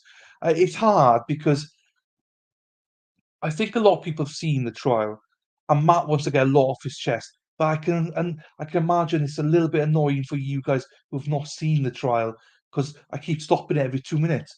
So it might be annoying, but um, it's a tough one. I like to hear everything he's got to say. Kat, don't worry. See you soon, all right, Kat? Take care of yourself. Digler. Fab, thank you, Kat. Bye, Sarah P. See you tomorrow, Unicorn. Thanks for having me. No worries at all. It was a good day. It was. Julian, you're one of those that haven't seen it. So it's really hard to get a balance because I want to make sure that Matt gets everything off his chest. Because I know this is his one chance. He wants to get everything off. So that's why that last witness, I was saying slightly, it's hard because we want to listen to it, but I just want to give him his platform. This is his baby. So yeah, I think we're just gonna have to do it as we were doing it. I think. Take care, Cat. Ditto. He's got a story to tell. Jump like yeah, and like last week he got really emotional, and I think I could see in the last week that he wanted to say some stuff, but he kept himself back. In the end, he walked off to get himself a sandwich. I see the signs now. So I think we, got to do it in the way we have been doing it, because of that. I haven't seen it all, but because I want Matt's words, all of them, I get what Sally's saying. I just told you. Yeah, no, I agree. I know. I 100% know what Sally's saying because you lose the consistency. But it's my fault and Sally's fault for not watching this beforehand. So I think we just have to go back to where we were and just let him speak his truth. This is brilliant. Just got hubby to watch some straight away. He was on the bullshitters. As I always say, it's invaluable. Yes. I've obviously not seen today, but I've loved that input improvement. Yes. And it was bottled up for so long. Yes. He's got so much bottled up, guys. You do not understand. I have a lot of conversation on the side with him. He's deep, he needs this. It's his therapy for him. I like Matt, and I like that he talks about it. I haven't seen the trial either, but wouldn't rather have him be able to tell a story. Yes. No, I agree with you, and I think we'll do that from now on. We will. Oops, just my 2 cents. No, it's an important 2 cents, and I think we will from now on. We will do it. I'll speak to Dr. Hines and Sally and just say, Sally might be listening now. I think we will revert back to the way we were. It does sometimes we lose consistency, but I think the majority of you what I see in chat is you're all going, he wanted it back to the way he was. So we'll just go back. I'd say it's hard for us sometimes to know what you guys want as well. So, yeah, follow Sally on everything. She's awesome, guys. So follow her. You can see yourself, guys. When Sally speaks, I try and shut up because she got so much. Um, uh, So yeah, and I like this point. Hang on, I won't lose all of you. Watch ahead, guys. Then you come with questions for yeah, absolutely. Well, that's why I said I'm going to do it in my own time. So I'm with you, just Juras, lol. Yeah, that's fine. There's no blame. No, there's no blame on anybody, guys. There's no blame on anybody. So much our background content from Matt. Yes, Jonathan, and don't forget how much you were helping him in the yeah, and he said that he's always grateful, but I'm the grateful one, So I appreciate that, Emma. Watch ahead, guys. Yeah, I do totally get what Sally's saying. This is more about commentary than try. Yeah, that's fine. That's fine. We will do that from now on. I get you, and I think it's important to me to hear what you guys got to say as well, and we'll do that. I'm here for you guys, and I'm here for Matt. Matt's also a bit worried that you guys might not like him speaking so much. But I'm always like, no, no, no. I get mesmerized. So, yeah, and anybody that's inclined or can afford it, please consider becoming a blue wench. You can press that join button or, um, press the link that Sarah P's got there. I think it's $5 or £5. You then get access to the Discord, and also you get access to our membership only videos as well, which I'm slacking, guys, but there's been so much input coming out of trials. That's hard. So yeah, if you're inclined to do so, please consider becoming a blue wench. It definitely helps me with this channel. So thank you very much. We can watch a follow trial on our own if we want. I did that with the interrogation because I wanted to take that in, but I love yes. Yes. I mean, to be fair, I think Matt gave all his comments all the way through until the last witness. It's only the last witness that he didn't have anything.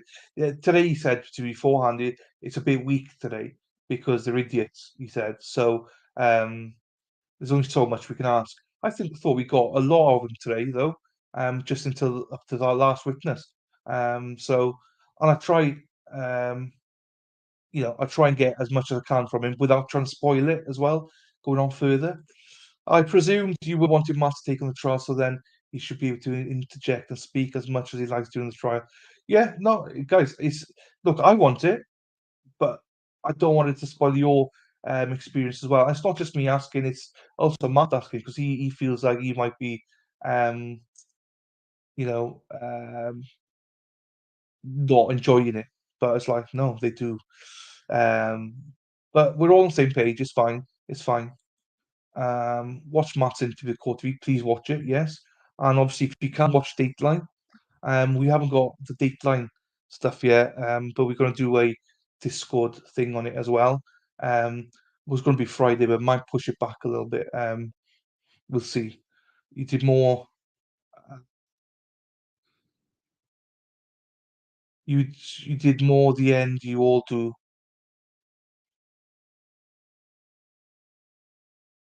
You did more. The end. You all do great. Appreciate. That's fine. I understand what you say, but great. Appreciate you all. That's fine. Hey, guys, we can't always get it right. I'm still learning this process as well. So, this is my first time doing something like this. So I appreciate all the input as well. So I get what Sally's saying. It's easy to get lost with what's happening, but I'd rather have Matt's input. Yep. I'm just thinking of watching what we're going to watch on the Wednesday in a few days. I'm just thinking of watching what we're going to watch. Oh, yeah. In a few days leading up to it, you mean? Before and then watch again with Matt. Yeah, that's a good thing. Yeah. Also, if people want to do that in Discord, guys, feel free. You can have watch parties in Discord if you want to. Do you know what I mean? I don't have to do all the watch parties, guys. Discord is all for the members. Just crack on. You all got access to it. You're all gobby, but most of you are gobby, so you can just arrange to get some people there on a weekend or whatever. I don't have to be there, guys. Please use Discord for your own pleasures. By all means. All those wenches love you. Thank you very much. Have a lovely evening. Thank you, Emma. Appreciate you. See you tomorrow, Emma. 2 o'clock for you. Thank you, Chris. Thank you, Chris. I love this because I'm shot like my mouth's getting dry. I'm like, yeah, that's fine. Take care, Emma. From Sarah P. Complete the unicorn. Yes, Emma. And you, Sarah P. Jeez, my mouth's gone. Yeah, so that was a good day today. I enjoyed it, except for the troll first thing this morning, but this afternoon, but whatever, we will get that sometimes. Fab 2 p.m. Can't wait. Thank you very much. But I thought it was a good stream. I take all your comments on board. As I say, I'll speak with Sally and Hinesley boy.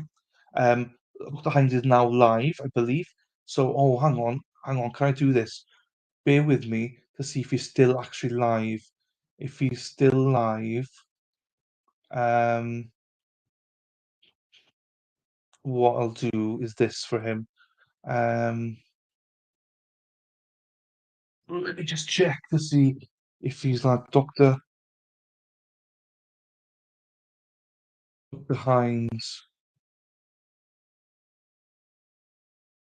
Ah, I was going to redirect us to the stream, but he's not giving me the privilege to redirect us. So sorry, Dr. Hines. I would have done it, but I can't do it, unfortunately for you. And there's another member as well, 2718. Thank you very much. Oh, even tonight we've gained a lot more members. Not members, sorry, subscribers. So Matt is eating dinner watching us, guys.